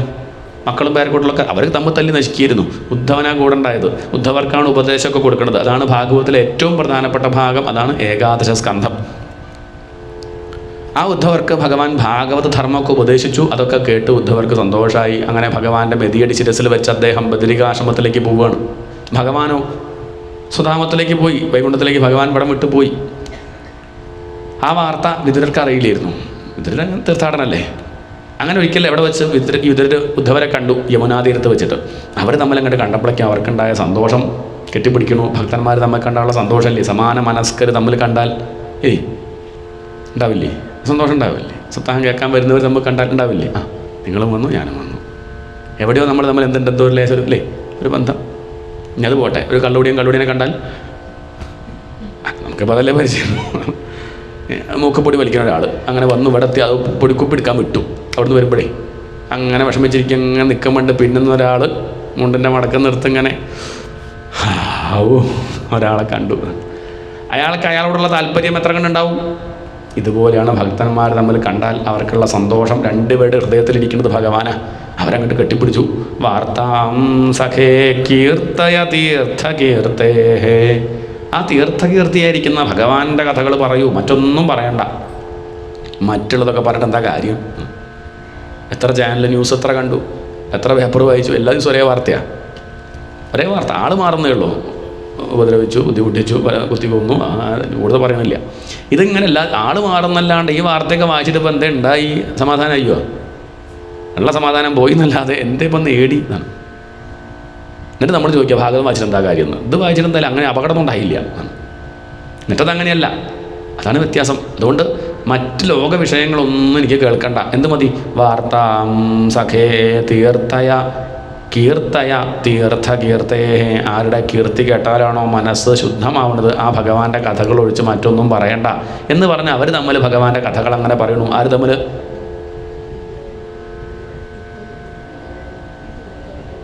സമ്മാനം വേണം. ആരാ പറയാ? ആര് തമ്മിലാ? വിതുരരും ആവും. വിതുരനും ഉദ്ധവനും തമ്മിൽ. അവർ തമ്മിൽ അങ്ങനെ പറഞ്ഞ ഉദ്ധവൻ പറഞ്ഞു, ഭഗവാൻ എനിക്ക് ഉപദേശം തന്നിട്ടാണ് ഭഗവാൻ എവിടേക്ക് പോയത്? സ്വധാമത്തിലേക്ക് പോയത്. എന്നങ്ങോട്ട് കേട്ടതും വിതുരർ കരയാൻ തുടങ്ങി. ഭഗവാൻ പോയോ എന്ന് ചോദിച്ച് കരയാണ്. ഉദ്ധവൻ ചോദിച്ചു, താനെന്തിനാ ഇങ്ങനെയൊക്കെ കരയണു? അപ്പോൾ വിതുരർ ചോദിച്ചു, തനിക്ക് വിഷമമൊന്നുമില്ലേ? എനിക്ക് വിഷമമൊന്നുമില്ല. തനിക്കെന്താ വിഷമമില്ലാത്തു? ഞാൻ ആദ്യം വിഷമിച്ചിരുന്നു. അപ്പോഴാണ് ഭഗവാൻ എനിക്കൊരു ഗ്രന്ഥം തന്നത്, ഭാഗവതം ഉപദേശിച്ചു തന്നു. അതങ്ങോട്ട് കേട്ടപ്പോൾ എന്ത് പോയി? വിഷമം പോയി. അപ്പം വിതുരൻ പറഞ്ഞു, എന്നാൽ പിന്നെ ആ ഭാഗവതം എനിക്ക് ഉപദേശിക്കും, എന്നാൽ എനിക്കും വിഷമം ഉണ്ടാവില്ല. തനിക്ക് വേണമെങ്കിൽ ഞാൻ ഉപദേശം തരുമൊക്കെ ചെയ്യാം. പക്ഷെ എന്താ വെച്ചാലേ, ഞാൻ മനസ്സിലാക്കണത് ഭഗവാൻ തനിക്ക് ഉപദേശിക്കാനായിട്ട് ഒരാളെ ഏർപ്പാടാക്കിയിട്ടുണ്ട്. എന്താ അയാളുടെ പേര്? മൈത്രയൻ. എന്താ പേര്? മൈത്രയ മഹർഷി. എങ്ങനെ മനസ്സിലായി? എനിക്ക് ഭഗവാൻ ഇങ്ങനെ പറഞ്ഞു തരുമ്പോൾ ഇടയ്ക്കൊക്കെ മൈത്രയ മഹർഷി അവിടെ വന്നിരിക്കും, എൻ്റെ അടുത്ത് വന്നിരിക്കും. അപ്പോൾ മൈത്രയ മഹർഷിയോട് ഇടയ്ക്കിടയ്ക്ക് ഭഗവാൻ പറയും, താൻ ഇതൊക്കെ ശ്രദ്ധിച്ച് കേട്ടോളൂ, തൻ്റെ അടുത്തേക്ക് എൻ്റെ ഭക്തൻ വിതുരൻ ഒരിക്കൽ വരും. ഇപ്പം വിതുരൻ തിരക്കില്ല, ആ അപമാനമൊക്കെ ഏറ്റിട്ട് തീർത്ഥാടനത്തിനൊക്കെ പോയി അങ്ങനെ നടക്കുകയും ഒരിക്കൽ തൻ്റെ അടുത്തേക്ക് വരും. അപ്പോൾ താൻ വേണം ഈ കാര്യമൊക്കെ പറഞ്ഞു കൊടുക്കാൻ. ഇപ്പം വിതുരൻ ഇവിടെ എത്തിപ്പെടാൻ പറ്റിയിട്ടില്ല. വിതുരൻ വെച്ചതൊക്കെ മോഹമുള്ള ആളാണ്. മോഹമുള്ള ആൾക്ക് ഇന്നല്ലെങ്കിൽ നാളെ എവിടെന്നെങ്കിലും സപ്താഹം കേൾക്കാൻ എന്തെങ്കിലും ഓൺലൈനായിട്ടോ യൂട്യൂബിൽ എങ്ങനെയും കേൾക്കാൻ പറ്റും. മോഹമില്ലാത്ത ആൾക്ക് പഠിക്കൽ കിട്ടിയിട്ടും കാര്യമില്ല. 7 ദിവസമായിട്ട് അവിടെ ഒച്ചപ്പാട് ഭാഗവതമായിരുന്നു. എന്തോ ഇങ്ങനെ സെറ്റും കൊണ്ടെടുത്ത് പോകണത് കണ്ടു കുറേ അമ്മമാർ. അതായിരുന്നു അല്ലേ, ഒരു ശബ്ദമൊക്കെ കേട്ടി, അത്രയേ ഉള്ളൂ. അപ്പം മോഹമാണ് മുഖ്യം. മോഹം എന്നുള്ളത് വലിയ പ്രധാനം. ഇതങ്ങോട്ട് കേട്ടു. മൈത്രേയ മഹർഷിയാണ് ഏർപ്പാടാക്കിയത്. ആര്? ഭഗവാൻ തനിക്ക് ഉപദേശിച്ചു തരാൻ. വിതുരർക്കുണ്ടായ സന്തോഷം. അവസാന കാലത്തും ഭഗവാൻ ആരെ ഓർത്തു? എന്നെ ഓർത്തില്ലേ? ഞാൻ നേരെയാവാനുള്ള വഴി നേരെയാക്കി വെച്ചിട്ടാണ് ആര് പോയത്? ഭഗവാൻ പോയത്. നമ്മളൊക്കെ പറയാറ് അവസാന കാലത്ത് ഭഗവാനെ ഓർക്കണം എന്നാ. ആ ഭഗവാൻ അവസാന കാലത്ത് ആരെ ഓർത്തു? ഈ ഭക്തനെ ഓർത്തില്ലേ? ഉദ്ധവരെ നമസ്കരിച്ചും കൊണ്ട് നേരെ അങ്ങോട്ട് പോയി. മൈത്രേയ മഹർഷിയുടെ അടുത്തേക്ക് ആര് പോയി? വിതുരൻ പോയി. മൈത്രേയ മഹർഷിയെ ഹരിദ്വാറിൽ വെച്ച് കണ്ടു. ഹരിദ്വാറിലെ ഗംഗയുടെ തീരത്ത് മൈത്രേയ മഹർഷി അങ്ങനെ ധ്യാനിച്ചിരിക്കുകയാണ്. ആ മൈത്രേയ മഹർഷിയുടെ അടുത്തേക്ക് വിതുരൻ ചെന്നു, തൊഴുത് നമസ്കരിച്ചു. ഗുരുനാഥൻ്റെ അടുത്ത് ശിഷ്യൻ വന്ന് നമസ്കരിക്കുകയാണ്. എന്നിട്ട് ചോദിക്കുകയാണ്, ഗുരുനാഥ, ഭാഗവതം എനിക്ക് പറഞ്ഞു തരുമോ? എപ്പോഴും സമാധാനമായിട്ടിരിക്കാനുള്ള വിദ്യ പറഞ്ഞു തരുമോ? ഞാൻ സുഖത്തിനായിട്ട് പല കാര്യങ്ങളും ചെയ്തു, എന്നിട്ട് സുഖമായതുമില്ല, ദുഃഖ അനവധി ഉണ്ടാവുകയും ചെയ്തു. ഇത്രയും കാലം അപ്പോൾ അതാണ് ഉണ്ടായത്. സുഖമാവണമെന്ന് കരുതിയിട്ടാണ് ഒക്കെ ചെയ്തത്. പക്ഷെ എന്നിട്ട് എന്താ ഉണ്ടായത്? സുഖമായതുമില്ല, അസുഖം വന്നു, അത് മാറാൻ വേണ്ടി മരുന്ന് കഴിച്ചു. എന്നിട്ട് ഇപ്പം എന്താ ഉണ്ടായി? ആ മരുന്ന് കഴിച്ചപ്പോൾ വേറൊന്നും കൂടി ഉണ്ടായി എന്നല്ലാതെ ഇപ്പോൾ 2 ഉണ്ടായി. മറ്റത് വലിയ കുഴപ്പമില്ലായിരുന്നു, അത് സഹിക്കാൻ പറ്റിയിരുന്നു. സുഖായ കർമാണി കരോതി ലോക. ഇത് ലോകത്തിൻ്റെ അവസ്ഥയാണ്. നതൈ സുഖം വാന്യതു പാരമം വാ. എന്നാൽ ആ പണി ചെയ്യാണ്ടിരിക്കാൻ പറ്റുമോ? അത് പറ്റണില്ല. പലതവണ ശ്രമിച്ചു, പറ്റണില്ല. ഒഴിവാക്കാൻ പറ്റണില്ല. എന്നാൽ അത് തന്നെ ബന്ധിപ്പിക്കുന്നുണ്ടെന്ന് അറിയണമുണ്ട്. പക്ഷെ എന്ത് ചെയ്യും? വിടാൻ പറ്റണില്ല. ലഹരി പോലെയാണ്. അപകടം നിശ്ചയുണ്ട്. സത്യമൊക്കെ ചെയ്യും. ഒന്ന് ഞാൻ ഇനിയില്ല, നിർത്തി എന്ന് പറയും. വൈകുന്നേരം വരുമ്പോൾ പിന്നെയും ലേശം, ഇനി നാളെ, പറ്റണില്ല. ഇതല്ല ലോകത്തിൻ്റെ അവസ്ഥ. കർമ്മങ്ങൾ ഉപേക്ഷിക്കാൻ പറ്റണില്ല. കർമ്മം ബന്ധിപ്പിക്കുന്നുണ്ടെന്ന് അറിയും ചെയ്യുക. സുഖായ കർമാണി കരോതി ലോക. എന്താ വഴി എന്ന് ചോദിച്ചു. അപ്പോൾ അതിന് ഉത്തരമായിട്ടാണ് മൈത്രേയ മഹർഷി ഭാഗവതം പറഞ്ഞു കൊടുത്തത്. അങ്ങനെ വിതുര മൈത്രേയ സംവാദ രൂപത്തിൽ ഭാഗവതം, അതാണ് തൃതീയ സ്കന്ധവും ചതുർത്ഥ സ്കന്ധവും. ഭാഗവതം ഉപദേശിച്ചു കൊടുത്തു. ആര്? മൈത്രേയ മഹർഷി. ആർക്ക്? വിതുരർക്ക്. ആ ഭാഗവതം കണ്ട് കിട്ടിയപ്പം വിതുരനാൾ മാറി. കേൾക്കുന്നതിൻ്റെ മുന്നുള്ള വിതുരനല്ല ഭാഗവതം കേട്ട് കഴിഞ്ഞപ്പോൾ. പഴം അങ്ങോട്ട് പഴുത്താൽ എങ്ങനെ ഉണ്ടാവും? ഇതുപോലെ ജ്വലിക്കാൻ തുടങ്ങി അദ്ദേഹം. എന്തൊരു ചൈതന്യം! അപ്പോൾ അദ്ദേഹത്തിന് തോന്നുകയാണ്, തനിക്ക് ഇത്ര സമാധാനമുണ്ട്, ഇരിക്കട്ടെ. തൻ്റെ സമാധാനം മാത്രമല്ല, തനിക്കിപ്പോൾ സ്വന്തമായിട്ട് ഒരാളുണ്ടല്ലോ. ആര്? ഏട്ടൻ. ആര്? ധൃതരാഷ്ട്രരെ. അയാളൊന്നും ഉപദേശിക്കണ്ടേ? ഏട്ടൻ ആ പാവപ്പെട്ടിരിക്കുകയാണ് അവിടെ, രക്ഷിക്കണ്ടേ? ഇതാണ് എന്ത്? കൃപ. മമത എന്നല്ല പറയാം, കാരുണ്യം. തനിക്ക് കിട്ടിയ നിധി ആർക്കും കൂടി കൊടുക്കണം. കാക്കയ്ക്കൊരു തേങ്ങാപ്പൂൾ കിട്ടി ആർക്ക് കൊടുക്കും? ഒറ്റയ്ക്ക് കഴിക്കുമോ? മനുഷ്യന് കിട്ടിയ ഒറ്റയ്ക്ക് കഴിക്കും. നമ്മൾ ആ കുളത്തിൻ്റെ പക്കത്ത് പോയി ആരും കാണാതെ കഴിച്ച് പോരും. പക്ഷേ പക്ഷികൾക്ക് കിട്ടിയ കാക്കയ്ക്ക് കിട്ടിയ കാക്ക നാട്ടിലുള്ള എല്ലാ പഞ്ചായത്തിലെ കാക്കയും വിളിച്ച് ഒരുമിച്ചേ കഴിക്കുള്ളൂ. ഇങ്ങനെയാണ് മഹാത്മാക്കളും. അവർ ഈ ഭാഗവതം അങ്ങനെ പറയാൻ കാരണം എന്താ വെച്ചാൽ അവർക്കിത് പറയേണ്ട കാര്യമൊന്നുമില്ല, വീട്ടിലിരുന്ന് ധ്യാനിച്ചിരുന്നാൽ മതി. പക്ഷെ എന്താ വെച്ചാൽ ഈ ഒരു രസം വഴി ഇരിക്കുമ്പോൾ ഇത് കേൾക്കാണ്ട് ഇങ്ങനെ ബുദ്ധിമുട്ടുന്നത് കാണുമ്പോഴേ ഇരുന്ന് കേട്ടോളൂ, സുഖമായിട്ടിരിക്കാൻ വകുപ്പ് വിടണ്ട്, ഒന്ന് കേട്ടൂടെ. കയ്യിൽ പായസം കിട്ടിയാൽ എല്ലാവർക്കും കൊടുക്കാൻ തോന്നുകയാണേ. കൃപ അവർക്ക് തോന്നുന്നില്ല, അവർക്ക് തന്നെ സ്വാദം അറിയില്ലല്ലോ. ചിലപ്പോൾ ചിലരൊക്കെ മലത്തിൽ കിടത്തി വായിൽ പാള വെച്ച് അങ്ങോട്ട് ചിലപ്പം ഒക്കെ വേണ്ടി വരും. ചിലപ്പം ആ സ്വാദം അങ്ങോട്ട് കിട്ടിക്കഴിഞ്ഞപ്പം പിന്നെ പോകാണ്ടിരിക്കും. അത് അറിയാനായിട്ടാണ്. ഇവിടെ ധൃതരാഷ്ട്രമായിട്ട് കേൾക്കൊന്നുമില്ല. വിദുരർക്ക് തോന്നുകയാണ് അല്ല ഒന്ന് പറഞ്ഞു നോക്കാം. അല്ല പണ്ട് പലതും ഉപദേശിച്ചിട്ടില്ലേ, അന്ന് പലതും ഉപദേശിച്ചത് ഭാഗവതല്ലായിരുന്നല്ലോ, വേറെ എന്തൊക്കെയോ അല്ലേ പറഞ്ഞു കൊടുത്തത്. ഇപ്പം തൻ്റെ കയ്യിൽ പുതിയൊരു വിദ്യയല്ലേ, ഇത് പറഞ്ഞാൽ ചിലപ്പോൾ ഏട്ടൻ്റെ കാര്യം മനസ്സിലായാലോ എന്ന് കരുതി വിദുരർ സന്യസിച്ച് പോയ ആളാ തിരിച്ചു വരികയാണ് എങ്ങോട്ട് വീട്ടിലേക്ക്. വിദുരഹ തീർത്ഥയാത്രയാം മൈത്രേയാദാത്മനോഗതിം. മൈത്രേയ മഹർഷിയിൽ നിന്ന് ആത്മതത്വം അറിഞ്ഞ് തിരിച്ചു വരണ വിദുരൻ. ഇവിടുത്തെ സമയത്ത് കാണുന്ന കാഴ്ച എന്താ? ധൃതരാഷ്ട്രയുടെ അവസ്ഥ ദയനീയമാണ്. പണ്ടത്തെ ഉച്ചിലൊക്കെ പോയി, പണ്ടത്രയും എന്തായുള്ള തടി ആരോഗ്യം ഇപ്പോൾ ഒന്നുമില്ല. മക്കളൊക്കെ ഇവിടെ എല്ലാവരും മരിച്ചു. ദുര്യോധനനൊക്കെ മരിച്ചു. ആരെ കൊന്നു? ഭീമൻ. ആരെ കൊന്നു? ഭീമനെ കൊല്ലാൻ നോക്കിയാലാണ് ആര്? ധൃതരാഷ്ട്ര ആലിംഗനൊക്കെ ഉണ്ട്. ഇപ്പം എന്താ രസം ചോദിച്ചാൽ ഭീമനെ കൊല്ലാൻ നോക്കിയ ധൃതരാഷ്ട്രർക്ക് ഊണ് കൊടുക്കുന്നത് ആരാ? ഭീമൻ. ധൃതരാഷ്ട്രരുടെ മകൻ ദുര്യോധനൻ അടിച്ചു കൊന്നവനാരാ? ഭീമൻ. ആ ഭീമനാണിപ്പം ധൃതരാഷ്ട്രർക്ക് ഊണ് കൊടുക്കുന്നത്. ആ അവസ്ഥയൊന്നും ആലോചിക്കൂ. ഇതാണ് ചരിത്രം, ഇങ്ങനെയാണ് ഉണ്ടാവുക. ആരെയാണോ നമ്മൾ ഉപദ്രവിക്കണം ചിലപ്പോൾ അയാളാവും അവസാന കാലത്ത് വെള്ളം തരാൻ ചിലപ്പോൾ അയാളാണ് ഉണ്ടാവുക. വീണെടുക്കുമ്പോൾ കൊണ്ടുപോകാൻ ചിലപ്പോൾ അയാളാവും. പറയാൻ സാധിക്കില്ല. ഇപ്പം എന്താ അവസ്ഥ ചോദിച്ചാൽ ഭീമനാണ് കൊടുക്കുന്നത്. എങ്ങനെയാണ് കൊടുക്കുന്നത്? സ്നേഹത്തോടു കൂടിയാണോ? അല്ല. ഭീമാപവർജിതം പിണ്ടം മാതത്തെ ഗൃഹപാലവത്. ആയ കാലത്തൊക്കെ തന്നെ ഉപദ്രവിക്കേണ്ടായത് ഇയാൾ. പിന്നെ സ്നേഹം ഉണ്ടാവും. കൊടുക്കുന്ന സമയത്ത് എങ്ങനെയാണ് കൊടുക്കുന്നത്? എടോ തൻ്റെ ആ മകനെ ഈ കൈ കൊണ്ടാണ് ഞാൻ അടിച്ചു കൊന്നത്, ആ ചോരയുടെ വാസന ഇപ്പോഴും പോയിട്ടില്ല, എന്നിട്ട് ഇതുകൊണ്ട് ഞാൻ ഉരുളുരുട്ടി തരുമ്പോൾ ഉളുപ്പില്ലാണ്ട് താൻ കഴിക്കുന്നുണ്ടല്ലോ, താനൊരു ക്ഷത്രിയനല്ലടോ, നട്ടലുണ്ടെങ്കിൽ നാട് വിട്ടു പോയിക്കൂടെ തനിക്ക്? ആര്? ഭീമൻ പറയുക. എന്നിട്ട് കൂടെ എന്ത് ചെയ്യും? കഴിച്ചോളൂ, ഇനി കഴിക്കാണ്ടിരിക്കണ്ട, പറയേണ്ടത് പറയണമെന്ന് മാത്രം. എന്നാൽ ഇയാൾ നാട് വിട്ടു പോവോ? കഴിക്കാണ്ടിരിക്കുക? ഒന്നും ഉണ്ടില്ല. ആ കിട്ടിയത് കഴിയും. പണ്ടാണെന്ന് വെച്ചാൽ തിരിച്ച് വർത്തമാനം പറയും. ഇപ്പം അധികാരമില്ല, അവരുടെ കീഴിൽ കഴിയാണ്, ശത്രുക്കളുടെ കീഴിൽ കഴിയുക. അദ്ദേഹത്തിന് ഉള്ളിൽ പറയുന്നുണ്ട് എന്നെ ഇങ്ങോട്ട് കൊന്നാൽ മതിയായിരുന്നു. മക്കളെ മുഴുവൻ കൊന്നു, തന്നെ കൊന്നതുമില്ല. വല്യച്ഛനല്ലേ കൊല്ലാൻ പറ്റുമോ എന്ന് പറഞ്ഞു കൊന്നില്ല, മക്കളെ മുഴുവൻ കൊന്നു. എന്നിട്ട് ഇപ്പം അദ്ദേഹത്തെ നോക്കുകയാണ്. ധൃതരാഷ്ട്രനെ നോക്കുന്നുണ്ട്. ധർമ്മപുത്രർക്ക് നല്ല വിനയുണ്ടേ, ഭക്തിയൊക്കെ ഉണ്ട്. ഭീമൻ അതൊന്നുമില്ല. ഭീമൻ തന്നെ കൊല്ലാൻ നോക്കിയതൊക്കെ മനസ്സിലുണ്ടേ. ധർമ്മപുത്രനൊക്കെ ക്ഷമിക്കും. ധർമ്മിഷ്ഠന്മാരങ്ങനെയാണ്. അവർക്ക് എന്തേ വേണ്ടു? നല്ല നല്ല കുടുംബത്തിൽ സമാധാനമേ വേണ്ടു. അവരൊക്കെ ക്ഷമിക്കാൻ തയ്യാറാവും. ഇതൊക്കെ കേട്ടാലും ഒന്നും മിണ്ടാതെ ആ കിട്ടിയ ചാപ്പാട് ആദത്തെ കഴിക്കണു. ഇതുപോലെ ഗൃഹപാലവത്. ഗൃഹപാലെന്ന് പറഞ്ഞാൽ നായ. എന്താണ്? അനിയൻ ഏട്ടനെ വിളിച്ചതിപ്പോൾ എന്താ? ഒരു നായയെപ്പോലെ ഉളുപ്പില്ലാതെ. നായ എങ്ങനെയാണല്ലോ? നായയ്ക്ക് ഉളുപ്പുണ്ടോ? അഭിമാനമുണ്ടോ നായയ്ക്ക്? നമ്മളിപ്പം ഭക്ഷണം കൊടുത്താൽ അത് കഴിക്കും. നമ്മൾ കല്ലെടുത്തെറിയാൻ പുറപ്പെട്ടാൽ അത് ഓടും. പിന്നെയും വീണ്ടും ചോറെടുത്ത് കാണിച്ചു ആര് വരും? ഇന്നലെ എന്നെ കല്ലെടുത്തെറിഞ്ഞ ആളാണ്, ഞാൻ ആ പടി കടക്കില്ല എന്ന് ആരും പറയില്ല. അതൊന്നും നായിക്കില്ല. അത് വീണ്ടും വന്ന് ഇന്നലെ വരെ നിങ്ങൾ തല്ലും കൊണ്ടല്ലായിരുന്നു. ഇപ്പം ലേശം ഭക്ഷണം കാണിച്ചപ്പോഴേക്കും ഏട്ടാ കഷ്ടം, എന്നിട്ട് ഇവിടെ ഇരുന്ന് ഇങ്ങനെ കഴിക്കല്ലേ. പോട്ടെ, പണ്ടായിരുന്നെങ്കിൽ ഞാനൊന്നും പറയില്ല ഏട്ടനെ.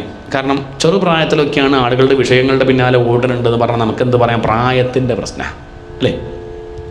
അധികാരമോഹം, അങ്ങനെയൊക്കെ കുറച്ച് മോഹമൊക്കെ ഉണ്ട്. അങ്ങനെ വിഷയങ്ങളുടെ പിന്നാലെ ഓടുമ്പോൾ നമ്മൾ പറയും പ്രായത്തിൻ്റെ എന്ന് പറയില്ലേ.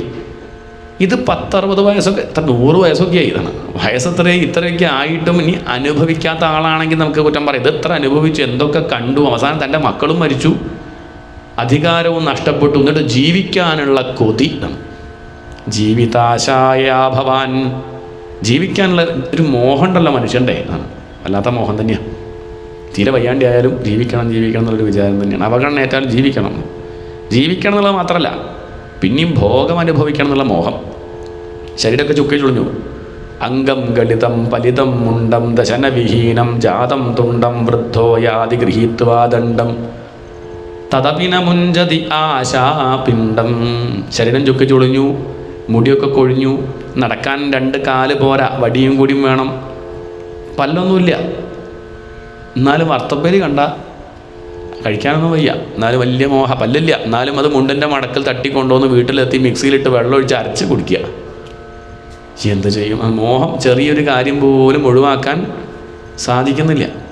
അതാണ് പൂന്താനം പറഞ്ഞതേ, വന്നു ഓണം കഴിഞ്ഞു വിഷുവെന്നും വന്നില്ലല്ലോ തിരുവാതിരയെന്നും. എന്താ പറയണത്? കലണ്ടർ നോക്കുക, സദ്യയുടെ കാര്യം നോക്കുകയാണ്. ഓണത്തിന് തിരുവാതിരയ്ക്കൊക്കെ എന്തെങ്കിലും കിട്ടുമല്ലോ, ചാപ്പാട് പായസമൊക്കെ ഉണ്ടാവുമല്ലോ. എത്ര കാലമായി ചക്കപ്രഥമം കഴിച്ചിട്ട്? പഴപ്രഥമം കഴിച്ചിട്ട് എത്ര കാലമായി? 97 വയസ്സായി. നാമം ജപിക്കാൻ തോന്നണില്ല, ഭാഗവതം കേൾക്കാൻ തോന്നണില്ല.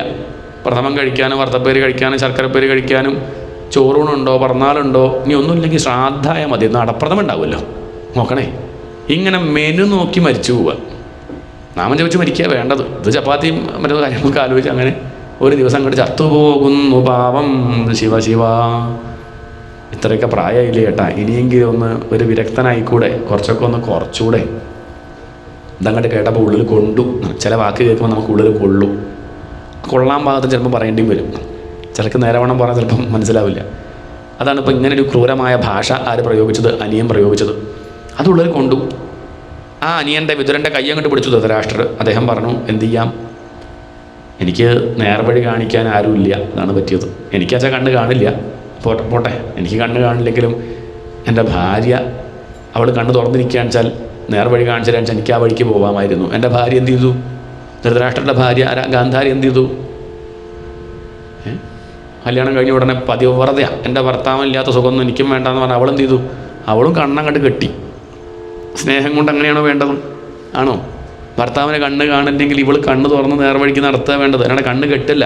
ഇവൾ കണ്ണങ്ങോട്ട് കെട്ടി. സാമർഥ്യമാണ്. ഇനിയിപ്പം വിറ്റടിച്ച് വാരണ്ട, നിലം തുടയ്ക്കണ്ട, ഭക്ഷണം ഉണ്ടാക്കണ്ട എന്നൊന്നും. അത് പതിവ്രതയാണ് ഇരിക്കുകയാണ്. മക്കൾ കുരുത്തം കെട്ടവരായി. അച്ഛനും നോക്കണില്ല, അമ്മയും നോക്കാനില്ല. ഒരു കുട്ടിയെ നോക്കണമെന്ന് 2 കണ്ണ് വേണം. 100 മക്കളുണ്ടെങ്കിൽ 200 കണ്ണ് വേണം. ആ സ്ഥാനത്ത് കണ്ണെന്നില്ല, 2 പേരും കണ്ണ് കെട്ടി. പിന്നെ വെറുതെയാണോ മക്കൾ നശിച്ചത്? ഇതല്ലേ ഈ കഥ കാണിച്ചിട്ടുള്ളത്. എന്നാൽ അവിടെ കുന്തിദേവി ഭർത്താവില്ല, എന്നിട്ട് മക്കളെ കഷ്ടപ്പെട്ട് നല്ലോണം നോക്കി വളർത്തി ഈശ്വരനെ കൊടുത്തു, ഭക്തി കൊടുത്തു. കുറച്ച് പേരേ ഉള്ളെങ്കിലും അവർ ജയിച്ചു. 5 പേരേ ഉള്ളൂ, ജയിച്ചില്ലേ? അതാണ് ഈ കഥയൊക്കെ കാണിച്ചിട്ടുള്ളത്. അതുകൊണ്ട് നീ എന്നെ നേർവഴിക്ക് നയിക്കുമെങ്കിൽ ഞാൻ വരാൻ തയ്യാറാ എന്ന് പറഞ്ഞ് വിതുരർ വിളിച്ചു. കൂടെ ആര് പോയി? ധൃതരാഷ്ട്രർ പോയി, പതിവ്രതയായിട്ടുള്ള ഗാന്ധാരിയും പോയി. അങ്ങനെ നല്ലൊരു അനിയനുള്ളത് കൊണ്ട് 2 പേർക്കും മുക്തി കിട്ടി എന്നുള്ള കഥ. തൻ്റെ ജ്യേഷ്ഠനെ, തൻ്റെ വല്യച്ഛനെ കാണാതെ വിഷമിച്ചു ആര്? ഇവിടെ ധർമ്മപുത്രർ. എവിടെ പോയി എന്നറിയില്ല. വല്ല അപകടവും സംഭവിച്ചോ എന്നൊക്കെ പറഞ്ഞ് ദുഃഖിച്ചിരിക്കണം. നാരദ മഹർഷി അവിടെ വന്ന് ആശ്വസിപ്പിച്ചു. എല്ലാം അങ്ങയുടെ തലയിലാണെന്നുള്ള വിചാരം കണ്ട് ഒഴിവാക്കണം. നമ്മളാരും ഇവിടെ ജനിക്കണമെന്ന് കരുതി ജനിച്ചതല്ല, ആണോ? നമ്മളാരും വളരട്ടെ കരുതി വളരുമല്ല. ആരും രോഗം വരട്ടെ കരുതി രോഗം വരുന്നതല്ല. ആരും മരിച്ചു പോകണമെന്ന് കരുതി മരിച്ചു പോവുകയല്ല. ഇതൊക്കെ ഭഗവാന്റെ കയ്യിലാണ്. അതങ്ങനെ നടക്കട്ടെ. നമ്മളൊക്കെ ഭഗവാന്റെ കയ്യിലെ കളിപ്പാട്ടങ്ങളാണ്. നമുക്കായിട്ട് എന്തില്ല, വലിയ സ്വാതന്ത്ര്യമൊന്നുമില്ല.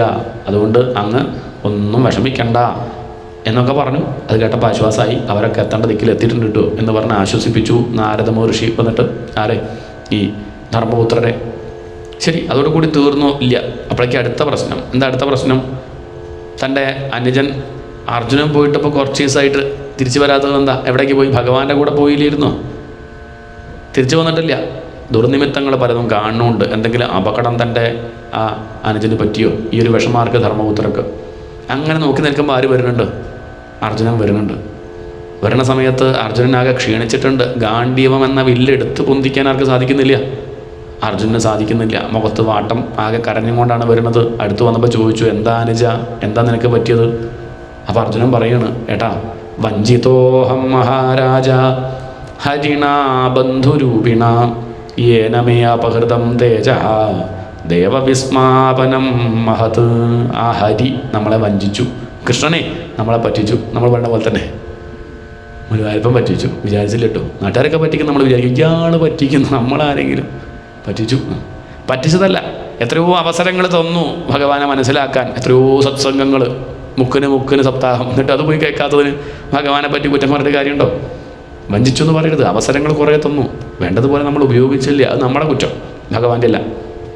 ഇവിടെ അർജുനൻ എത്രയോ അവസരങ്ങൾ കൊടുത്തു ഭഗവാന്റെ മഹിമ മനസ്സിലാക്കാൻ. അതൊന്നും മനസ്സിലാക്കിയില്ല വെച്ചാൽ പിന്നെ ആരുടെ കുറ്റം? അത് അർജുനൻ്റെ കുറ്റമാണ്. അർജുനൻ പറയാണ്, ഇപ്പോഴാണ് എനിക്ക് മനസ്സിലായത് ഭഗവാൻ പോയപ്പം ഭഗവാന്റെ മഹിമ. കണ്ണുള്ളപ്പം വില അറിയില്ലല്ലോ, കണ്ടു പോയപ്പോഴാണ് അതിൻ്റെ വില മനസ്സിലാവുന്നത്. പണ്ട് ദേവന്മാരെന്നെ കണ്ടാൽ എഴുന്നേറ്റ് നിൽക്കുകയായിരുന്നു, ഇപ്പോൾ എഴുന്നേൽക്കണില്ല. അപ്പോഴാണ് എനിക്ക് മനസ്സിലായത് എൻ്റെ ചൈതന്യം കണ്ടിട്ടല്ല അവർ എഴുന്നേറ്റത്. എൻ്റെ കൂടെ ആരുണ്ടായിരുന്നു? കൃഷ്ണനും കൂടെ ഉണ്ടേ. ആ കൃഷ്ണനെ കണ്ട് എഴുന്നേറ്റതാ. നമ്മൾ തടമ്പ് കൈ പിടിച്ചിട്ട് ആനപ്പുറത്ത് കയറിയാൽ എല്ലാവരും തൊഴും. ആരെ തൊഴുന്നത്? ശാന്തിക്കാരനെയോ? അയാൾ മുടി നേരെയാക്കുക, എല്ലാവരും തൊഴുണ്ട്. അപ്പം നന്നായി. അയാളല്ല, അതാ ഗുരുവായൂരപ്പനെ തൊഴുന്നത്. തന്നെ വിചാരിച്ചാൽ കഴിഞ്ഞു കഥ. ഇതാണ് ഇപ്പോൾ അർജുനന് പറ്റിയത്. കൃഷ്ണൻ്റെ കൂടെ നടക്കുമ്പോൾ എല്ലാവരും തൊഴുന്നുണ്ട്, വരൂ എന്നൊക്കെ പറഞ്ഞിട്ട് ഇരിക്കൂ എന്നൊക്കെ പറയുന്നുണ്ട്. അപ്പോൾ അത് കണ്ടപ്പം വിചാരിച്ച് തൻ്റെ കേമത്തന്ന് അല്ല, അതാ കൂടാ ഭഗവാനുള്ളത് കൊണ്ടാണ്. ഇപ്പോൾ ഭഗവാൻ അങ്ങോട്ട് പോയപ്പോഴേക്കും ജീവൻ പോയാൽ ശരീരത്തിൻ്റെ അവസ്ഥ എന്താ? ജഡം. അതുപോലെയായി കഥ. എല്ലാം ഉണ്ട്. അതേ അർജുനൻ, അതേ ആവനാഴി, അതേ അമ്പ്, അതേ വില്ല്, അതേ കുതിര, അതേ രഥം. പക്ഷേ ഭഗവാൻ പോയതോടുകൂടി ഒന്നിനും കൊള്ളാണ്ടിയായി. എത്രയോ അവസരങ്ങൾ ഭഗവാൻ എനിക്ക് തന്നിട്ടുണ്ട്, പക്ഷേ ആ മഹിമ ഞാൻ അറിഞ്ഞില്ല. എന്തും പറയാനുള്ള സ്വാതന്ത്ര്യം തന്നു. ഒരു ദിവസം ഒന്നും പറയാണ്ട് ആ ഭഗവാൻ നമ്മളെ വിട്ടുപോയി. എന്നെ വിളിക്കണതൊക്കെ എനിക്കിപ്പോഴും ഓർമ്മയുണ്ട്. നർമാണ്യുദാര രുചിരസ്മിത ശോഭിതാനി ഹേ പാർത്ഥ അർജുന സഖേ കുരുനന്ദനീതി. എത്ര ബഹുമാനത്തോടെയും സ്നേഹത്തോടെയും ആ ഭഗവാൻ എന്നെ വിളിക്കാറ്. പാർത്ഥ, അർജുന, കുരുനന്ദന, സഖേ, എൻ്റെ പ്രിയപ്പെട്ട കൂട്ടുകാരാ എന്നൊക്കെ ഭഗവാൻ സ്നേഹത്തോടെ വിളിക്കുമ്പോഴും ഞാൻ ആ ഭഗവാനെ ഡോ എന്നല്ലാണ്ട് ഡോ കൃഷ്ണ ഇങ്ങനെയൊക്കെ വിളിച്ചിട്ടുള്ളൂ. ഒന്ന് ഇഷ്ടത്തോടെ കെട്ടിപ്പിടിക്കുകയെ, ഒന്ന് നമസ്കരിക്കുകയെ, തന്നെ എനിക്ക് വലിയ ഇഷ്ടമാട്ടോ എന്ന് പറയുക, ഒന്നും എന്തൊക്കെ സഹായം എനിക്ക് ചെയ്തു. താനിങ്ങനെയൊക്കെ പലതും നേടാനുള്ള കാരണം ആ ഭഗവാനല്ലേ. ആ ഭഗവാനെ താൻ വേണ്ടതുപോലെ വന്ദിച്ചില്ലല്ലോ എന്നുള്ളൊരു ദുഃഖം ആരെ അലട്ടുകയാണ്? ആ അർജുനെ അലട്ടുകയാണ്. ഈ ദുഃഖം നമുക്ക് ഇല്ലാണ്ടിരിക്കാനാണ് നമ്മളെന്ത് പറയണത്? ഭാഗവതം കേൾക്കൂ പറയണത്. എന്നല്ലെങ്കിൽ നാളെ വയ്യാണ്ട് നമ്മൾ കിടക്കുമ്പോൾ, കിടക്കില്ല കേട്ടോ, പേടിക്കണ്ട, ഞാൻ അഥവാ അങ്ങനെ കിടന്നാലും നമുക്ക് എന്ത് തോന്നും? എന്തായാലും കുറച്ച് പുണ്യമൊക്കെ എനിക്കുണ്ട്. ഞാൻ കുറച്ച് ദിവസം ആ ഭാഗവതം അവിടെ പോയിരുന്നിട്ടേ 7 ദിവസം കുറച്ച് നേരമാണെങ്കിലും കുറച്ച് ഉറങ്ങിയും കൊണ്ടൊക്കെ ആയിരിക്കും, എന്നാലും കേട്ടിട്ടുണ്ട്. ആ ഒരു തൃപ്തി ഉണ്ടാവും. ഇതിപ്പോൾ അർജുനനിപ്പോൾ അതില്ല. ഭഗവാന്റെ കൂടെ നടന്നിട്ട് ഭഗവാൻ ഇങ്ങോട്ട് കുറേ കാരുണ്യം കാണിച്ചെങ്കിൽ അങ്ങോട്ടൊരു നല്ല വാക്ക് പറഞ്ഞില്ലല്ലോ എന്നുള്ള ദുഃഖമാണ് ഇപ്പം ഉള്ളിലിങ്ങനെ വിഷമം. ഇനി എന്ത് ചെയ്യും? കുറച്ചു നേരം കരഞ്ഞു. പണ്ട് ഉപദേശിച്ച ഗീത ഓർമ്മ വന്നു. അർജുന, സാരല്ല, ആര് ജനിക്കുന്നു ആര് മരിക്കാൻ എന്നാണ്. ഇവിടെ ആരും ജനിക്കുന്നുമില്ല, ആരും മരിക്കുന്നുമില്ല. ആത്മാവ് ജനിക്കുന്നുണ്ടോ? ആത്മാവ് വളരുന്നുണ്ടോ? ആത്മാവ് ക്ഷയിക്കുന്നുണ്ടോ? ആത്മാവ് മരിക്കുന്നുണ്ടോ? ഇതൊക്കെ ഒരു തോന്നലാടോ. ഉള്ളതിനൊരിക്കലും മാറ്റമില്ല. ആ ഉള്ളതിനെ കാണാൻ ശ്രമിച്ച് നമുക്കും വിഷമമുണ്ടാവില്ല. തൽക്കാലം വന്ന് പോണതിനെ ശ്രദ്ധിച്ചു കഴിഞ്ഞാൽ വരുമ്പോൾ സന്തോഷവും പോകുമ്പോൾ ദുഃഖവും ഉണ്ടാവും. അതുകൊണ്ട് ആ വേഷം ഞാൻ കെട്ടി, അത് കുറച്ച് കഴിഞ്ഞപ്പോൾ അഴിച്ചു വെച്ചു. എല്ലാ വേഷവും അങ്ങനെ കുറച്ച് കഴിഞ്ഞാൽ അഴിച്ചു വെച്ചേ പറ്റൂ, അല്ലേ?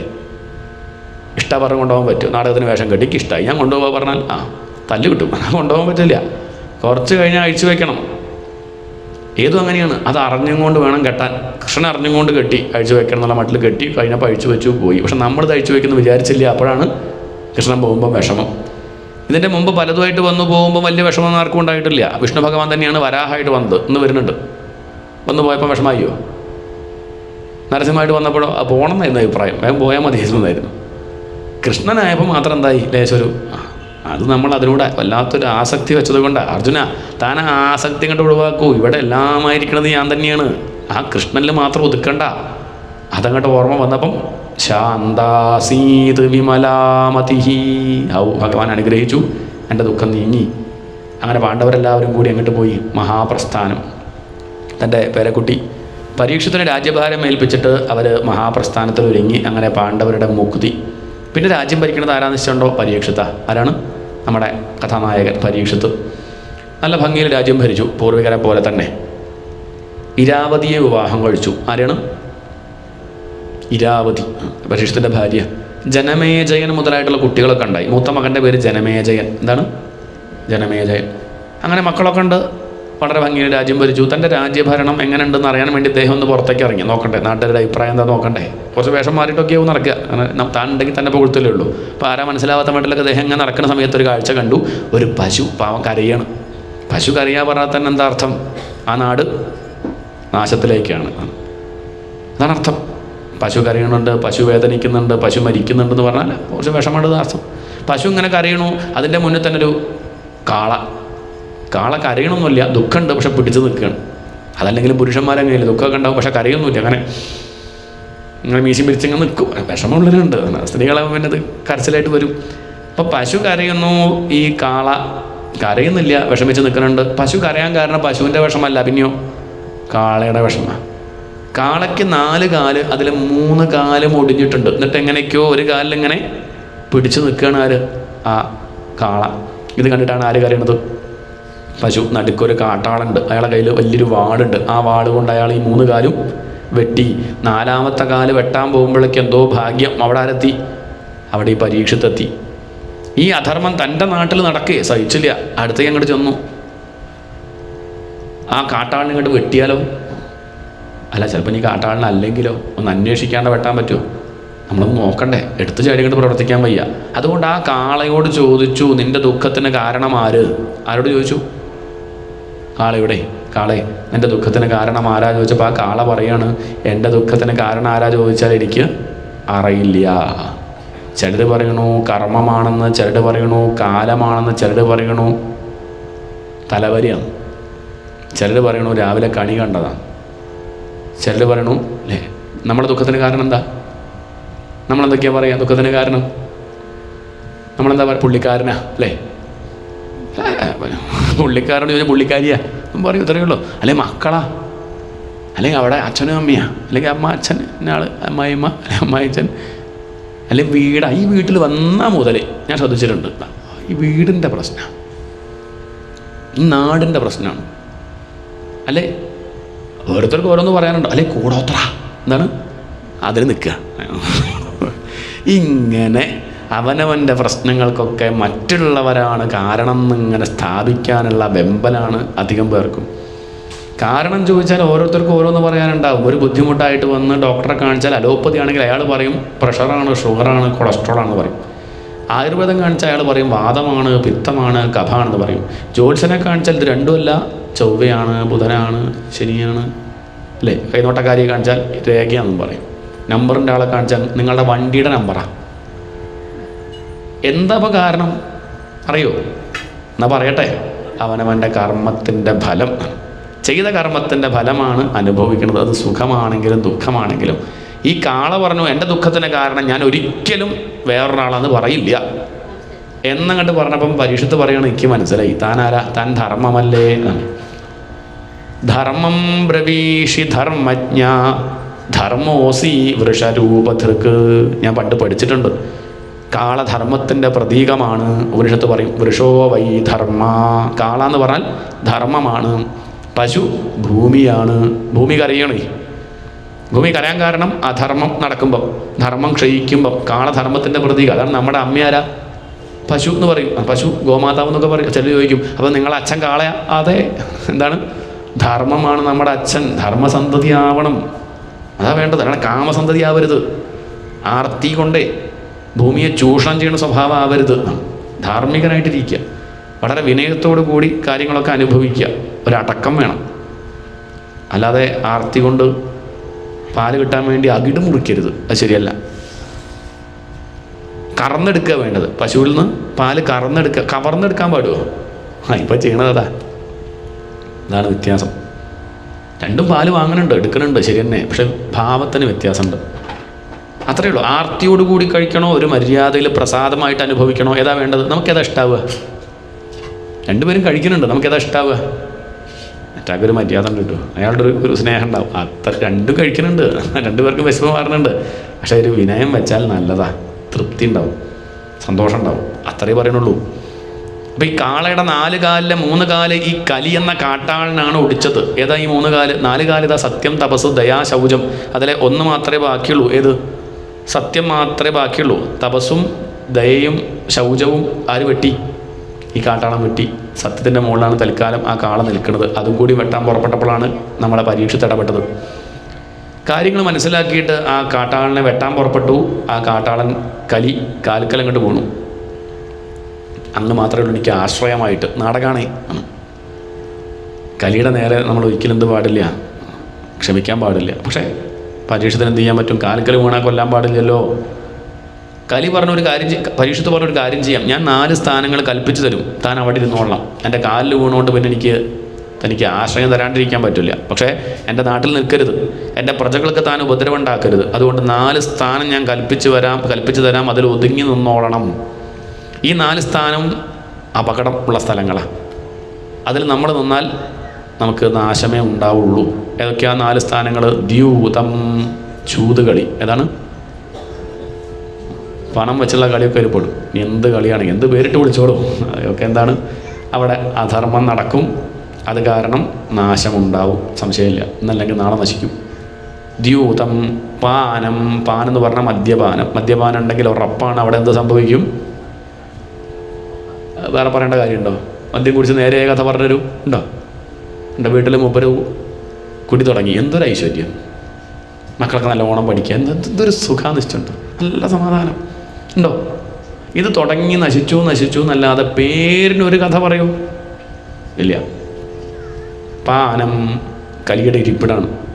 സ്ത്രീയാഹ, ചീത്ത സ്ത്രീകൾ അല്ലെങ്കിൽ ചീത്ത പുരുഷന്മാർ, അല്ലെങ്കിൽ ലോകവിഷയങ്ങൾ മാത്രം പറയുന്ന പുരുഷനും സ്ത്രീയും, അതാണ് ഇരിപ്പിട്. ഈശ്വരകഥ പറയില്ല.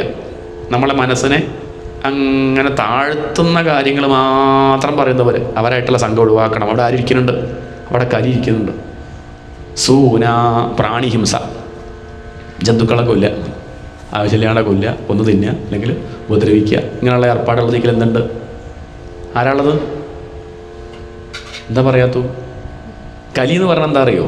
ദുരിതം, വിഷമം എന്നാണ് അർത്ഥം. അല്ലാതെ കലി പറഞ്ഞ ആളുണ്ട് എന്ന് വിചാരിക്കണ്ട. വിഷമം, സമാധാനം ഉണ്ടാവില്ല, സ്വസ്ഥമായിട്ട് ഉറങ്ങാൻ സാധിക്കില്ല. ഏതൊക്കെയാ സ്ഥാനങ്ങൾ? ദ്യൂതം, പാനം, സ്ത്രീയസൂന, ചൂതുകളി, മദ്യപാനം, ചീത്തത് പറയുന്നവർ, പ്രാണിഹിംസ. ഈ 4 സ്ഥാനങ്ങളും കൽപ്പിച്ചു കൊടുത്തപ്പോൾ കലി പറഞ്ഞു പോരാ, ഒന്നുകൂടി തരുമോ? എന്താ അത്? ജാതരൂപം, സ്വർണത്തിൽ ഇരുന്നോട്ടെ. ശരി, എന്നാൽ സ്വർണത്തിലും പരീക്ഷത്ത് സ്വർണവും കൂടിയും കൊടുത്തു. ഈ 5 സാധനങ്ങളോടും താല്പര്യം വന്നാൽ ആരെ മറക്കും? ഭഗവാനെ മറക്കും, അവർക്ക് നാശം ഉണ്ടാവും. ഭഗവാനെ ഓർത്തുകൊണ്ടിരിക്കുന്ന ആളാണെങ്കിലും ഈ 5 കാര്യങ്ങളോട് താല്പര്യം വന്നാൽ, ഇതിലധികം ഒന്ന് മതി, എല്ലാം ഒന്നും വേണ്ട. ഒരു കാര്യത്തിനോട് താല്പര്യം വന്നാൽ ആരെ മറക്കും? ചൂതുകളോട് താല്പര്യം ഉണ്ടെങ്കിൽ സപ്താഹം കേൾക്കാൻ പറ്റുമോ? ഷെയർ മാർക്കറ്റ് നോക്കി നിൽക്കുന്നവരില്ലേ? അങ്ങനെ പറഞ്ഞോ കൂടിയോ അങ്ങനെ ഇരിക്കുക. എവിടേക്കോ പണം ഇട്ടിട്ടുണ്ടേ, അത് കൂടിയോ കുറഞ്ഞോ നോക്കിയിരിക്കുക. അവരുടെ പ്രഷറൊന്ന് ചെക്ക് ചെയ്ത് നോക്കൂ, BP ഒന്ന് നോക്കൂ. അവരവിടെ ഇരിക്കണ്ട. അറ്റാക്ക് വന്ന് തന്നെ പോകുന്നുണ്ട് പലരും. ഒന്നങ്ങോട്ട് കുറഞ്ഞാൽ കഴിഞ്ഞു. സ്വസ്ഥമായിട്ടിരുന്ന് കേൾക്കാൻ പറ്റുമോ? ഇത് കേൾക്കുമ്പോൾ ചിന്തതായിരിക്കും, അതിപ്പോൾ ഇട്ടത് കൂടിയോ കുറഞ്ഞോ നഷ്ടമായോ ലാഭമായോ? സമാധാനം എന്ന് പറഞ്ഞതില്ല. പാനം, മദ്യപാനം നീ പറയുന്നില്ല, ബാക്കിയുള്ളതൊന്നും പറയണ്ട. ഇതൊക്കെ ഉണ്ടെങ്കിൽ ഭഗവാനെ ഓർക്കാൻ നേരണ്ടോ? സ്വർണത്തിനോട് താല്പര്യം ഉണ്ടെങ്കിൽ ഇപ്പം അമ്പലത്തിലൊക്കെ നമ്മളിപ്പം മാല കെട്ടി ഗുരുവായൂർ പോയ എന്താ കഥ? നാരായണ ജപിച്ചുകൊണ്ട് വരിക്കാൻ നിൽക്കുമ്പോഴും പെട്ടെന്ന് അനൗൺസ്മെൻറ്റ് ഉണ്ടാവും, കൃഷ്ണ ഗുരുവായൂരപ്പ ശരണം. കഴുത്തിൽ പണ്ടം കെട്ടിയവരുടെ ശ്രദ്ധയ്ക്ക്. അയ്യോ, പിന്നെ നാരായണൻ ഗുരുവായൂരപ്പൊന്നുമില്ല, പിന്നെന്തേ ഉള്ളൂ? 8 പവന പോരതേ. എങ്ങനെയെങ്കിലും വരിയിൽ നിന്ന് പുറത്തെത്തിയാൽ മതിയായിരുന്നു എന്നുള്ള ഭാവമല്ലേ? ഒരു നിമിഷം വേണ്ടി വന്നോ ഭഗവാനെ മറക്കാൻ? സമാധാനം പോയില്ലേ? അതാണ് ചോദ്യം. അപ്പോൾ ഇതുകൊണ്ടൊക്കെ താല്പര്യം ഉണ്ടെങ്കിൽ ഇതൊന്നും വേണ്ട, കൊണ്ട് തിരക്കണമൊന്നുമില്ല. എന്ത് മദ്യമല്ല, സ്വർണം കൊണ്ട് നടക്കണ കുഴപ്പമില്ല. ആരെങ്കിലും പൊട്ടിച്ചു കൊണ്ടായാലും അറ്റാക്ക് വരണ്ട, അത്രയേ ഉള്ളൂ. അങ്ങനെ വെച്ചാൽ എന്തും കൊണ്ട് നടക്കാം, ഒരു കുഴപ്പമില്ല. പോയാലും കലി പോയി, ഇത്രയേ ഉള്ളൂ. നന്നായി ഏതായാലും അങ്ങനെ വിചാരിച്ചാൽ കുഴപ്പമില്ല. ഇതല്ല, അത് കാരണം അങ്ങോട്ട് വിഷമിക്കുകയാണ്. ദ്യൂതം, പാനം, സ്ത്രീയസൂന, ഈ 5 സാധനങ്ങൾ കൽപ്പിച്ചു കൊടുത്തു. അവിടെ ഇരുന്നോളാൻ പറഞ്ഞു. കലി സംബന്ധിച്ചു, അങ്ങനെ ഇരുന്നു. ഒരിക്കൽ പരീക്ഷത്ത് നായാട്ടിന് പോയി. അങ്ങനെ പരീക്ഷത്തിന് എന്ത് ബാധിച്ചു? കലി ബാധിച്ചു. പ്രാണിഹിംസ. എന്താണ് നായാട്ട് പറഞ്ഞാൽ? എന്താ? ജന്തുക്കളെ കൊല്ലല്ലേ? പണ്ട് കാലത്തൊക്കെ നായാട്ടെന്ന് പറഞ്ഞാൽ ഈ ക്രൂരമൃഗങ്ങൾ പെറ്റുപെരുക്കി പുറത്തേക്ക് വരുമ്പോൾ, നാട്ടിലേക്ക് വന്ന് ഉപദ്രവം ഉണ്ടാക്കുമ്പോൾ കുറച്ച് പോയിട്ട് എന്ത് ചെയ്യും? കുറച്ച് ക്രൂരമൃഗങ്ങളെ കണ്ടിട്ട് ഇല്ലാണ്ടിയാക്കും. സാധുമൃഗങ്ങൾ കുഴപ്പമില്ല, അവർ പുറത്ത് വന്നാലും വലിയ പ്രശ്നമൊന്നും ഉണ്ടാക്കണില്ല. ആ ഏർപ്പാടാണ് എന്ത്? നായാട്ട്. അതിനാണ് രാജാവ് പോകുന്നത്. പക്ഷെ അവിടെ പോയപ്പോൾ എന്ത് പറ്റിച്ചിട്ട് ഈ ക്രൂരമൃഗങ്ങളെ വേട്ടയാടൽ കുറച്ച് പ്രയാസമാണ്. സാധുമൃഗങ്ങളെ ആകുമ്പോൾ കുറച്ച് എളുപ്പമുണ്ട്. അങ്ങനെ സാധുമൃഗങ്ങളെ കൊല്ലാൻ തുടങ്ങി. കയ്യിൽ വാളുണ്ടാകുമ്പോൾ ഒരു രസമല്ലേ? കയ്യിൽ വടി വെച്ച് നോക്കൂ, വെറുതെ അങ്ങനെ തട്ടാൻ തോന്നും. ആരെയും കാണുമ്പോൾ തലയ്ക്കൊന്നും വേണ്ടാൻ തോന്നും അല്ലേ? ഇങ്ങനെയാണ് അപകടം പറ്റണതേ. അങ്ങനെ കലി ബാധിച്ചു. ഇദ്ദേഹം ഒറ്റപ്പെട്ടു, കൂടുള്ളവരൊന്നും കാണുന്നില്ല. നല്ല വിശപ്പ്, ദാഹം. അടുത്തൊരു മഹർഷിയെ കണ്ടു ആശ്രമത്തിൽ. അങ്ങനെ പുറത്ത് അദ്ദേഹം അങ്ങനെ ധ്യാനിച്ചിരിക്കുന്നുണ്ട്. നല്ല വിശപ്പും ദാഹവും വന്നപ്പോൾ അദ്ദേഹം അടുത്തേക്ക് പോയിട്ട് നീ ഭക്ഷണം കഴിക്കൊന്നും വേണ്ട, കുറച്ച് വെള്ളം കുടിക്കാം, അയാളോടൊന്ന് ചോദിക്കാം എന്ന് കരുതി ആ മഹർഷിയോട് പറഞ്ഞു, ലേശം വെള്ളം തരുമോ എന്ന് ചോദിച്ചു. ആര്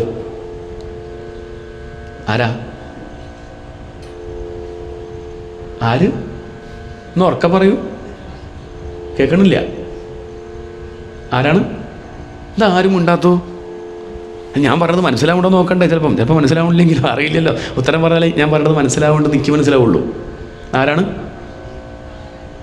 നമശിവായോ? കേൾക്കണോ? നീ കേൾക്കുള്ളൂ. ഞാൻ അങ്ങനെയല്ല. ആരാണ്? പരീക്ഷത്ത്. എന്തിനെ പറയാൻ പഠിക്കണോ? അത് നല്ല കാര്യമല്ലേ? പരീക്ഷത്ത്. പരീക്ഷത്തിൻ്റെ കഥയാണ് പറയണതേ.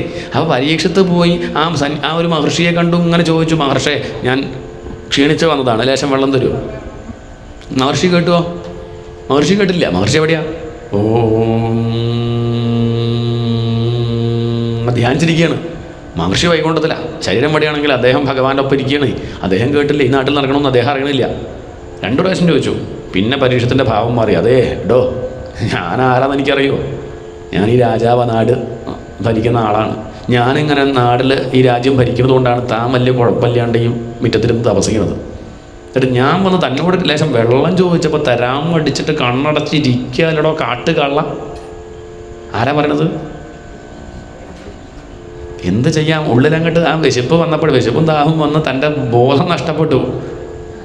ഉള്ളിൻ്റെ ഉള്ളിൽ പരീക്ഷത്തിന് അറിയാം അദ്ദേഹം തന്നെ പറ്റിക്കല്ല, അദ്ദേഹം ധ്യാനിച്ചിരിക്കുകയെന്ന് അറിയാം. പക്ഷേ തൻ്റെ ഉള്ളിൽ കലി ബാധിച്ചു. അതാണ് ദേഷ്യം.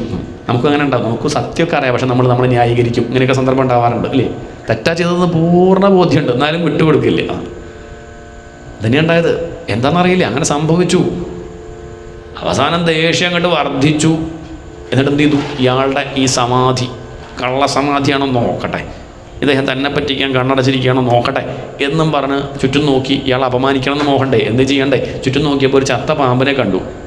തൻ്റെ വില്ലിൻ്റെ അറ്റം കൊണ്ട് എടുത്തു കൊണ്ടുവന്ന് ഇത്ര പണിയില്ല കിണർന്ന് ലേശം വെള്ളം മുക്കി കുടിക്കാൻ ദാഹിച്ചാലേ അത് ചെയ്യാൻ വയ്യ. അതുപോലെ എന്ത് ചെയ്തു? ഈ ചത്ത പാമ്പിനെ തൻ്റെ വില്ലിൻ്റെ അറ്റം കൊണ്ടെടുത്തു. എന്താ കൈ കൊണ്ട് എടുക്കാഞ്ഞത്? എൻ്റെ കൈ കൊണ്ട് എടുക്കാഞ്ഞു? അറപ്പുണ്ട്, തൊടാൻ അറപ്പുണ്ട്. തനിക്ക് തൊടാൻ അറപ്പുള്ളൊരു സാധനം തൻ്റെ വില്ലിൻ്റെ അറ്റം കൊണ്ട് എടുത്തു കൊണ്ടുവന്ന് ആ ധ്യാനിച്ചിരിക്കുന്ന മഹർഷിയുടെ തോളിൽ അങ്ങോട്ട് ഇട്ടു. അതിനൊരു വിഷമമില്ല ഇട്ടു, അയാളുടെ തോളല്ലേ. എന്നിട്ട് അത് ഫോട്ടോ എടുത്ത് സ്റ്റാറ്റസ് ആക്കി. എല്ലാവരും കാണട്ടെ, തൻ്റെ വലിയ വീര്യപരാക്രമം എല്ലാവരും കാണട്ടെ. നന്നായിയോ? എന്താ അഭിപ്രായം? പരീക്ഷ ചെയ്തത് നന്നായി എന്നാണോ നമ്മളെ ആരുടെ ഭാഗത്താണ്? നന്നായി, പരീക്ഷ നന്നായി, നല്ല നല്ല നല്ല വീറും വാശിയുള്ള പരീക്ഷത്ത് ഇഷ്ടപ്പെട്ടു ആണോ? കഷ്ടം. പരീക്ഷത്ത് ഇങ്ങനെ ചെയ്യുന്ന നമ്മളാരെയും വിചാരിച്ചു? പരീക്ഷത്ത് ആരാ?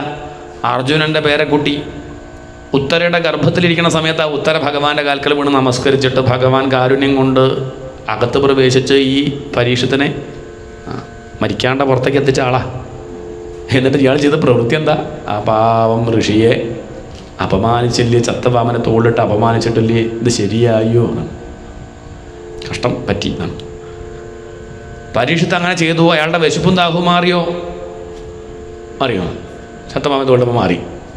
വിശപ്പുണ്ടെങ്കിൽ ഭക്ഷണം കഴിക്കണം, വെള്ളം കുടിക്കണം, ദാഹം ഉണ്ടെങ്കിൽ. അല്ലാതെ ചത്തപാമനെ തോളിട്ട വിശപ്പും ദാഹവും മാറും. പക്ഷെ അദ്ദേഹത്തിന് ആശ്വാസം, എന്തെങ്കിലുമൊക്കെ ഒന്ന് ചെയ്തു തോന്നി. ആരുടെ മേക്കട്ട് കയറുമ്പോൾ നമുക്കൊരു സന്തോഷം ഉണ്ടാവും കുറച്ച് നേരത്തേക്ക്. എന്തെങ്കിലുമൊക്കെ കിട്ടുക നന്നായി. ഇദ്ദേഹം തിരിച്ച് തൻ്റെ കൊട്ടാരത്തിലെത്തി. ഇതൊക്കെ നമ്മുടെ കഥയിൽ പറഞ്ഞു കിട്ടുമോ? അത് ശ്രദ്ധിക്കണം. മറ്റുള്ളവരെ പരീക്ഷിക്കാൻ, അവരെ നോക്കാനുമല്ല, ഞാൻ ഇങ്ങനെയൊക്കെയുള്ള സ്വഭാവം എനിക്കില്ലേ എന്ന് ചിന്തിക്കാൻ വേണ്ടിയിട്ടാണ് ഈ പറയണത്. ഞാനിത് പറയുമ്പോൾ ഞാൻ അതിനോട് തന്മയി ഭാവത്തോടു കൂടി ഞാൻ എൻ്റെ അപകടങ്ങൾ ഓർത്തുകൊണ്ടാണ് ഈ പറയണതൊക്കെ. അതുപോലെ നമ്മളെന്ത് ചെയ്യുക? ശരിയാണ്, ശരിയാണ്, അങ്ങനെ ചിന്തിക്കണം. ഇദ്ദേഹം തിരിച്ച് തൻ്റെ കൊട്ടാരത്തിലെത്തി, സിംഹാസനത്തിലിരുന്നു. ഭാര്യ നല്ല കാപ്പിയൊക്കെ ഉണ്ടാക്കി കൊടുത്തു, അത് കഴിച്ചു. ലേശം ഒരു മസാല ദോശ കഴിച്ചു. വിശപ്പ് മാറി, ദാഹമൊക്കെ മാറി അങ്ങനെ ഇരിക്കുകയാണ്. AC ഹാളിൽ ഇങ്ങനെ ഇരിക്കുമ്പോഴാണ് അദ്ദേഹത്തിന് തോന്നുന്നത്, അഹോ മയാ നീചമനാര്യവത്കൃതം. ഒരു 3/4 മണിക്കൂർ മുന്നേ താൻ ചെയ്ത പ്രവൃത്തി എന്താ? ഈശ്വര, ഒരു മഹർഷിയുടെ തോളിൽ താൻ ചത്തപാമ്പിനെ ചാർത്തിയില്ലേ? അദ്ദേഹത്തിൻ്റെ കള്ളസമാധിയായിരുന്നെങ്കിൽ അദ്ദേഹം അപ്പം ഉണരില്ലായിരുന്നോ? താൻ എന്തുകൊണ്ട് ചിന്തിച്ചില്ല? ഇനി അബദ്ധം പറ്റി തോന്നി ഉടനെ തന്നെ എടുത്ത് മാറ്റി അദ്ദേഹത്തോട് മാപ്പ് പറയാമായിരുന്നു, ചെയ്തില്ല. കാലിൽ വീണ് നമസ്കരിക്കാമായിരുന്നു.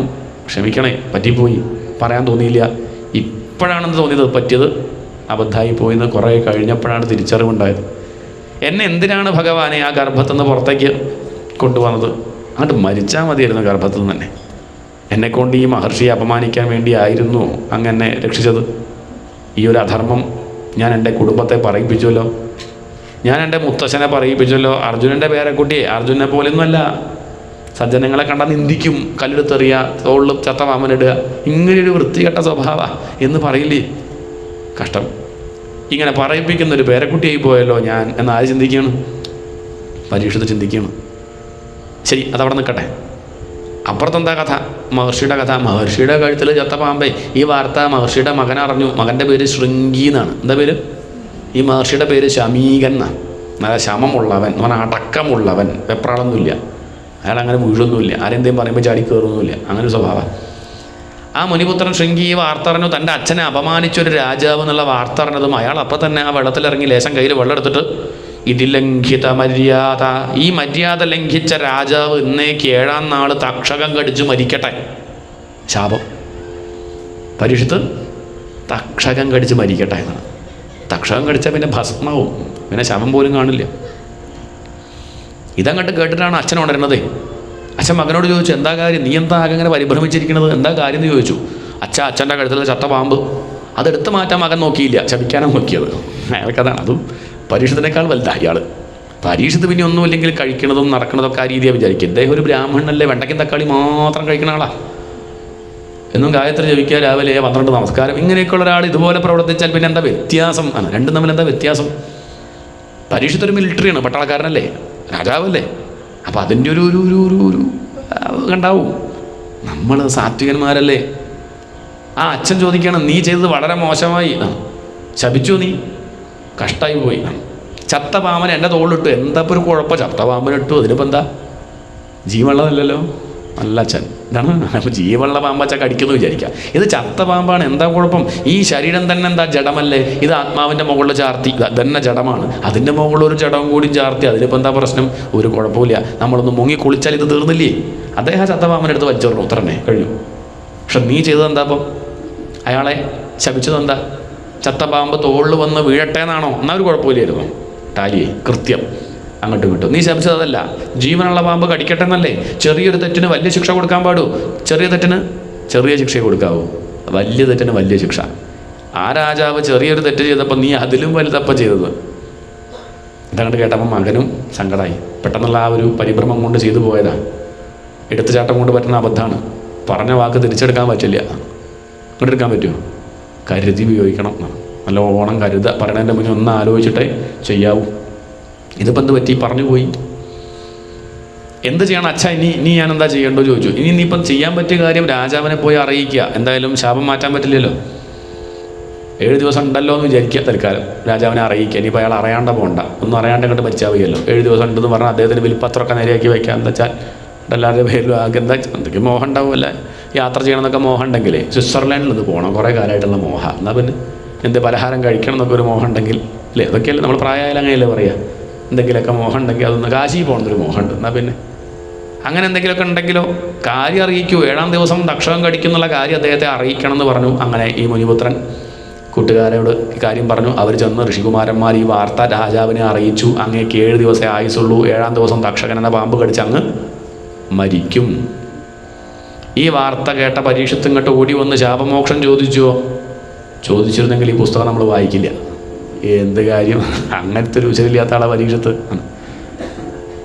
പരീക്ഷത്ത് ശാപമോക്ഷത്തിന് പോയില്ല. തക്ഷകം കടിക്കാണ്ടിരിക്കാൻ വല്ല അമൃത് കുടിക്കാൻ തീരുമാനിച്ചുവോ? നമ്മളാ ചാല ചെയ്യാം. വഴി നോക്കേ, വരാണ്ടിരിക്കാനുള്ള വഴി. എന്ത് ചെയ്തിട്ടെന്താ? വരാനുള്ളത് വരും. നമ്മൾ എവിടെ കയറി വിളിച്ചിട്ടും കാര്യമില്ല. പ്രാരബ്ധം അങ്ങനെ എവിടെ പോയി വിളിച്ചിട്ടും കാര്യമില്ല, വരും. ഈ തക്ഷകൻ അല്ലെങ്കിൽ വേറൊന്നും തന്നെ കടിക്കും. അതുകൊണ്ട് മരണത്തെ ഇല്ലാണ്ടിയാക്കാൻ ഞാൻ ശ്രമിക്കുന്നില്ല. പക്ഷേ 7 ദിവസം ഉണ്ട് എന്നുള്ളത് വലിയ അനുഗ്രഹമാണ്. ഭഗവാൻ എന്നോട് കാരുണ്യം കാണിച്ചു. ശപിച്ചു എന്നല്ല കണക്കാക്കിയത്. ഭഗവാൻ എന്നോട് കാരുണ്യം കാണിച്ചു. 7 ദിവസം തന്നുവല്ലോ, സന്തോഷം. കുറേ കാലമായിട്ട് ഞാൻ ഈ കൊട്ടാരം വിടണമെന്ന് വിചാരിച്ചിരുന്നു. പക്ഷെ ആ ഭാര്യയുടെ സ്നേഹം കാണുമ്പോഴേ അങ്ങോട്ട് പറ്റണില്ല. മക്കളുടെ ആ ഒരു സ്വഭാവമൊക്കെ കാണുമ്പോൾ എന്തൊരു സ്നേഹം, എനിക്ക് പറ്റണില്ല. അതാണ് ഈ നല്ല കൊട്ടാരം കാണുമ്പം വിടാൻ അങ്ങോട്ട് തോന്നണമില്ല. മനസ്സുകൊണ്ട് ഞാൻ മനസ്സിലാക്കിയതാണ് എന്തൊന്നും എല്ലാ കാലവും ഉണ്ടാവില്ല എന്ന്. പക്ഷേ ഇപ്പം കൃത്യം എനിക്ക് പാകത്തിനൊരു ശാപം കിട്ടി. ഇനി വിട്ടേ പറ്റൂ.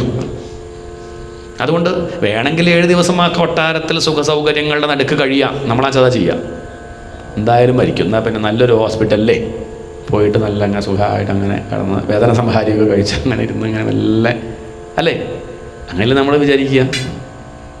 ബന്ധുക്കളുടെയൊക്കെ കൂടെ ഇരിക്കാന്നല്ലേ വിചാരിക്കുക. അദ്ദേഹം തിരിച്ചാ വേണമെങ്കിൽ അവിടെ ഇരിക്കുക, മക്കൾ നോക്കുകയൊക്കെ ചെയ്യും. നല്ല മക്കളാണ്, നല്ല ഭാര്യയാണ്, ഒക്കെ ഒരു പ്രശ്നവുമില്ല. പക്ഷെ അദ്ദേഹം കണ്ടു പോയി. അദ്ദേഹം തൻ്റെ ആ പട്ടുവസ്ത്രം അവിടെ അഴിച്ചു വെച്ചു, സ്വർണ്ണ കിരീടം അഴിച്ചു വെച്ചു. അദ്ദേഹം പറഞ്ഞു കഴിഞ്ഞു. ഈ കൊട്ടാരത്തിനും എൻ്റെ ഭാര്യയ്ക്കും മക്കൾക്കും സ്വത്തിനും സമ്പത്തിനൊക്കെ ആയുസ്സിന് 7 ദിവസമേ ഉള്ളൂ. അല്ല, പരീക്ഷത്തിന് 7 ദിവസമേ ഉള്ളൂ. അതല്ല, പരീക്ഷത്തിനെ സംബന്ധിച്ച് ഈ കാര്യങ്ങൾക്കൊക്കെ ഇനി എത്ര ദിവസമേ ഉള്ളൂ? ഇതൊക്കെ തനിക്കൊരു 7 ദിവസം വരെ അനുഭവിക്കാം. നമ്മൾ ഈ അനുഭവിക്കുന്ന സുഖമൊക്കെ ഏതുപോലെയെന്നറിയൂ? അടുക്കള വാതിൽ തുറന്നിട്ടിട്ടുണ്ട്, അതിലൂടെ വന്നൊരു പട്ടി എന്ത് ചെയ്യാണ്? പേടിച്ചും കൊണ്ട് ചോറ് തന്നെയാണ്. ഏത് സമയവും തലയ്ക്ക് മേട്ടം കിട്ടും. ഇങ്ങനെ പേടിച്ച് നോക്കുകയാണ്. എന്ത് സുഖം അനുഭവിക്കുമ്പോൾ നമുക്ക് പേടിയാണ്. മരണം വരുമോ? നാളെ അനുഭവിക്കാൻ പറ്റാതെയാവുമോ? ഈ രസം നാളെ കിട്ടില്ലേ? ഇല്ലേ? ഇല്ല. എന്ത് കഴിക്കുമ്പോഴും പേടിയാണ്. എപ്പോഴാണ് മേട്ടം കിട്ടുകയെന്ന് അറിയില്ല. അതുകൊണ്ട് നമ്മളൊക്കെ പറയാറുമുണ്ട്, നാളെ ചിലപ്പം പറ്റിക്കോണമെന്നില്ല കേട്ടോ, ഇപ്പം അങ്ങോട്ട് ധാരാളം. എന്താ വെച്ചാൽ നാളെ ഒന്നും ഇപ്പോഴല്ലേ കഴിക്കേണ്ട പ്രായം, കഴിക്കൂ. നാളെ ഇനി കുറച്ച് കഴിഞ്ഞാൽ ഷുഗറും പ്രഷറൊക്കെ ഒന്നും കഴിക്കാൻ പറ്റില്ല. അപ്പോൾ അതുകൊണ്ട് ധാരാളമായിട്ട് കഴിക്കുക. ഇപ്പോഴേ സമ്പാദിക്കാൻ പറ്റുള്ളൂ, ധാരാളം സമ്പാദിക്കുക. നാളെ ഇപ്പം ഒന്നും അത് പറ്റിക്കോണമെന്നില്ല. ആവണ സമയത്ത് എന്ത് ചെയ്യുക? ഇല്ലേ, പറയാറില്ലേ? നാളെ പറ്റില്ലെങ്കിൽ ഇപ്പോൾ ഉപേക്ഷിക്കണം എന്നാണ്. നാളെ എനിക്ക് കിട്ടില്ല എന്നുണ്ടെങ്കിൽ അന്ന് എനിക്ക് വലിയ ദുഃഖമായിരിക്കും. അതുകൊണ്ട് ഇപ്പോഴേ ഞാൻ ഉപേക്ഷിച്ച് പഠിച്ചാൽ നാളെ കിട്ടാണ്ടാകുമ്പോൾ വലിയ പ്രയാസം ഉണ്ടാവില്ല. മനസ്സിലായില്ലേ? അങ്ങനെ പണ്ടുള്ളവരൊക്കെ പറയും പലഹാരങ്ങളൊന്നും അധികം, കഞ്ഞി മതി. എന്താണ്? എന്നും ഉണ്ടാവില്ല, അത് മതി. അല്ലാതെ എന്നും ഇല്ലാതെ തൽക്കാലം ഒരു ദിവസം കണ്ടുണ്ടായിട്ട് നമുക്ക് മോഹം തോന്നുക, പിന്നെ നാളെ ഇല്ലല്ലോ. വേണ്ട, ഉള്ളതെന്നും ലേശം വെച്ചാൽ ലേശം. വേണമെങ്കിൽ ഇദ്ദേഹത്തിന് സുഖമായിട്ട് അവിടെ ഇരിക്കുകയായിരുന്നു, ചെയ്തില്ല. അദ്ദേഹം അങ്ങോട്ട് പോയി. അഹോമയാ നീചമനാര്യവത്കൃതം നിരാഗസി ബ്രഹ്മണി ഗൂഢതേജസി. ആ മഹർഷിയെ ഞാൻ അപമാനിച്ചു, അതിനുള്ള ശിക്ഷ കിട്ടി, സന്തോഷം, അത് കഴിഞ്ഞല്ലോ. ഏതായാലും 7 ദിവസം ഉണ്ടെന്നുള്ളത് വലിയ കാരുണ്യം ആ ഉണ്ണി എന്നോട് കാണിച്ചു. മുനിപുത്രൻ ശൃംഗി വേണമെങ്കിൽ എന്ത് ശപിക്കായിരുന്നു? ഇന്നുച്ചയ്ക്ക് പാമ്പ് കടിച്ച് മരിക്കട്ടെ പറഞ്ഞാൽ എനിക്ക് സപ്താഹം കേൾക്കാൻ പറ്റില്ലായിരുന്നു. പാകത്തിന് അയാൾ 7 ദിവസം അവധി തന്നു. നന്നായി, മതിയല്ലോ, സന്തോഷമായി. അദ്ദേഹം നേരെ അങ്ങോട്ട് പോയി. എല്ലാം ഉപേക്ഷിച്ച് വൽക്കലമെടുത്ത് നേരെ ഗംഗാതീരത്ത് വന്ന് കിഴക്കോട്ട് ദർഭ വിരിച്ച് വടക്കോട്ട് നോക്കിയിരിക്കുകയാണ്. ആര്?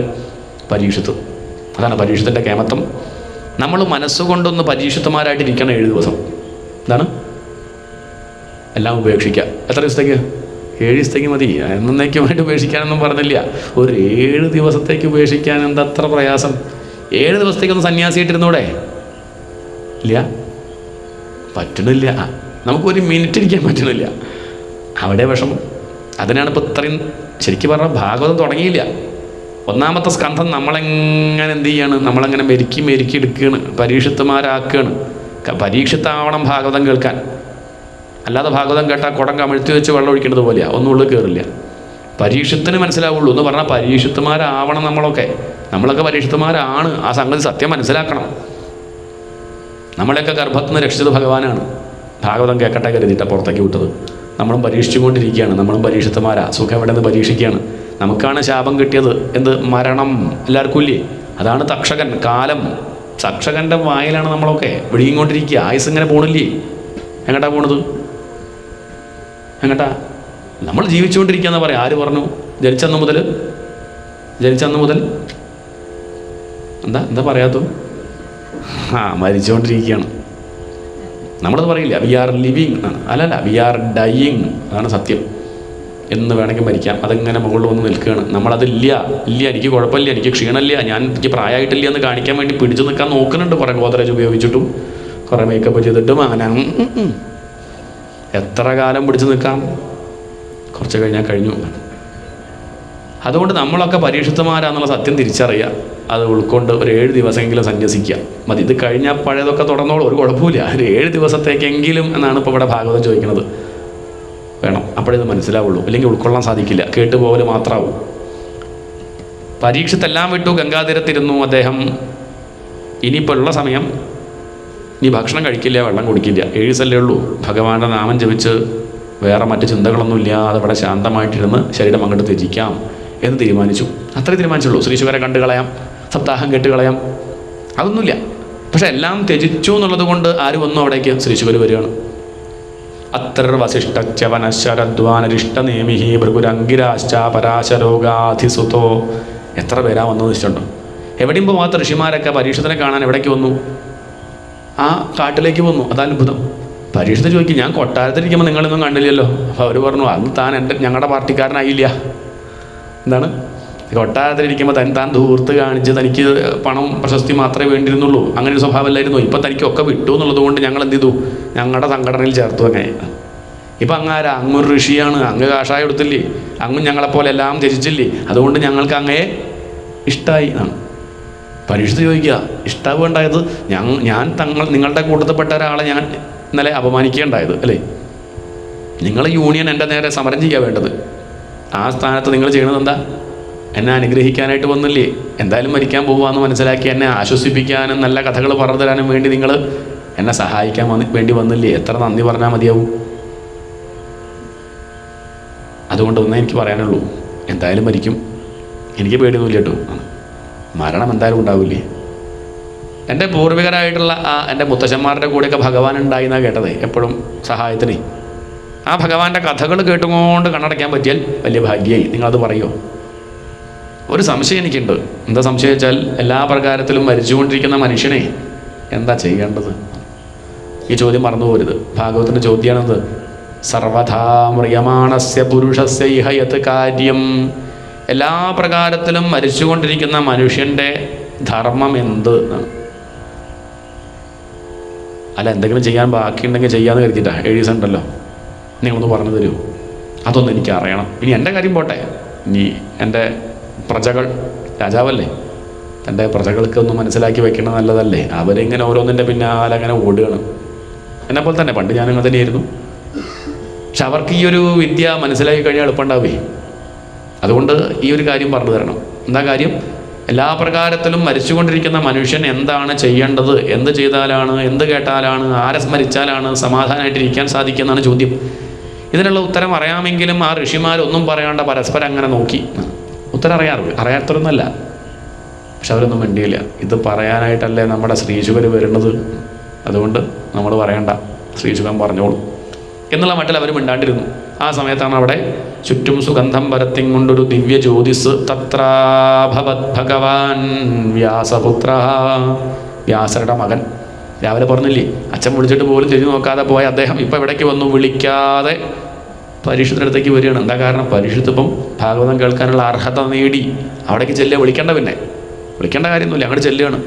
തത്രാഭവത് ഭഗവാൻ വ്യാസപുത്ര. ആരാ വന്നത്? ഭഗവാൻ തന്നെയാണ്. ഇപ്പം പേരൊന്ന് മാറ്റി, വ്യാസപുത്രൻ. ശ്രീശുഖൻ എന്നുള്ള പേരിൽ വരുന്നത് ആരാ? ഭഗവാന്റെ അനുഗ്രഹം അങ്ങനെ വരികയാണ്. യദൃച്ഛയാകാം അടമാനോനപേക്ഷ. യാദൃച്ഛികമായിട്ട് വരുന്നു എന്നുള്ള മട്ടിലാണ്. ഒന്നും യാദൃച്ഛികമായിട്ട് നടക്കണില്ല. ഉണ്ടോ?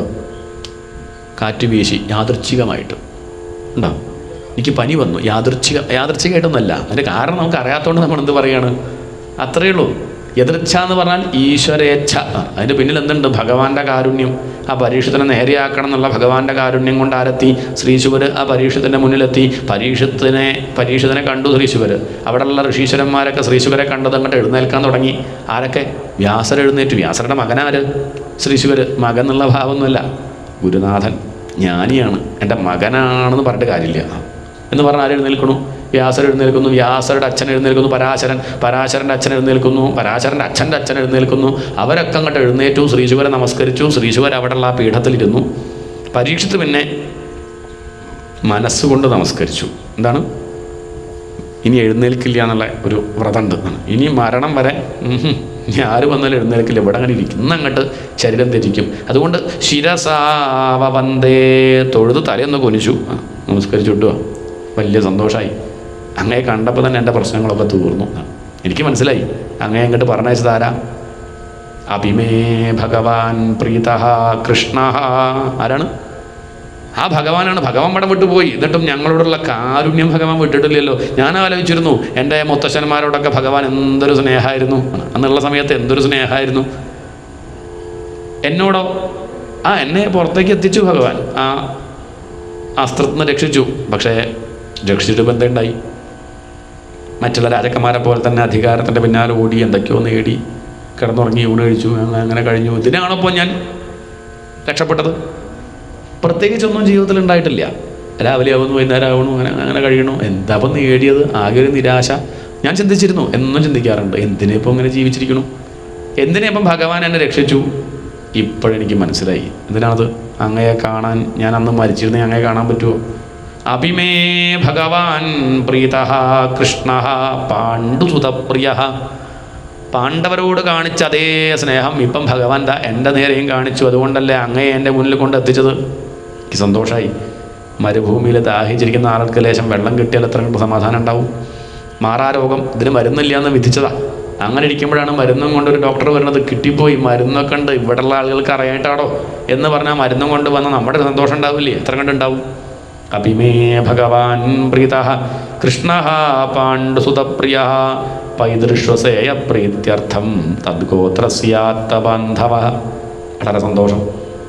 ഒറ്റ കാര്യം ഞാൻ അങ്ങയോട് ചോദിക്കുന്നുള്ളൂ. എനിക്കറിയാം അങ്ങ് അധികം വർത്തമാനം പറയാനൊന്നും ഇഷ്ടപ്പെടാത്ത ആളാണ്. ലൗകികമായിട്ടുള്ള വിഷയങ്ങളൊന്നും അങ്ങക്ക് കേൾക്കാൻ ഇഷ്ടമില്ല എന്ന് എനിക്കറിയാം. കുശല പ്രശ്നങ്ങൾ പോലും താല്പര്യമില്ല. എന്താണ്? സുഖമാണോ? വെയിലുണ്ടോ? മഴയാണോ? എങ്ങനെയാ കാലാവസ്ഥ? അതൊന്നും ചോദിക്കണ ആർക്കും ഇഷ്ടമില്ല. എന്ത് ചോദ്യം, വെറുതെ നേരം കളയാണ്ടിരിക്കുന്നത്. അത്രയേ ഉള്ളൂ. ഈ ഒരു സമ്പ്രദായമാണ് ആര്? ശ്രീശുകർ എവിടെ ഇരിക്കാത്ത ആളാ. സഗോദോഹന മാത്രം ഹി, പശുവിനെ കറക്കണ നേരം പോലും ഒരു വീട്ടിൽ നിൽക്കാത്ത ആളാണ് ആര്? ശ്രീശുകർ. ആ ശ്രീശുകർ 7 ദിവസം പരീക്ഷത്തിൻ്റെ മുന്നിൽ ഇരിക്കുകയാണെങ്കിൽ എന്താ കാരണം? പരീക്ഷത്തിൻ്റെ ത്യാഗം. പരീക്ഷത്തെ താൻ ആ കൊട്ടാരത്തിൽ ഇരുന്നുവെങ്കിൽ ഞാൻ വരില്ലായിരുന്നു. എന്താണ്?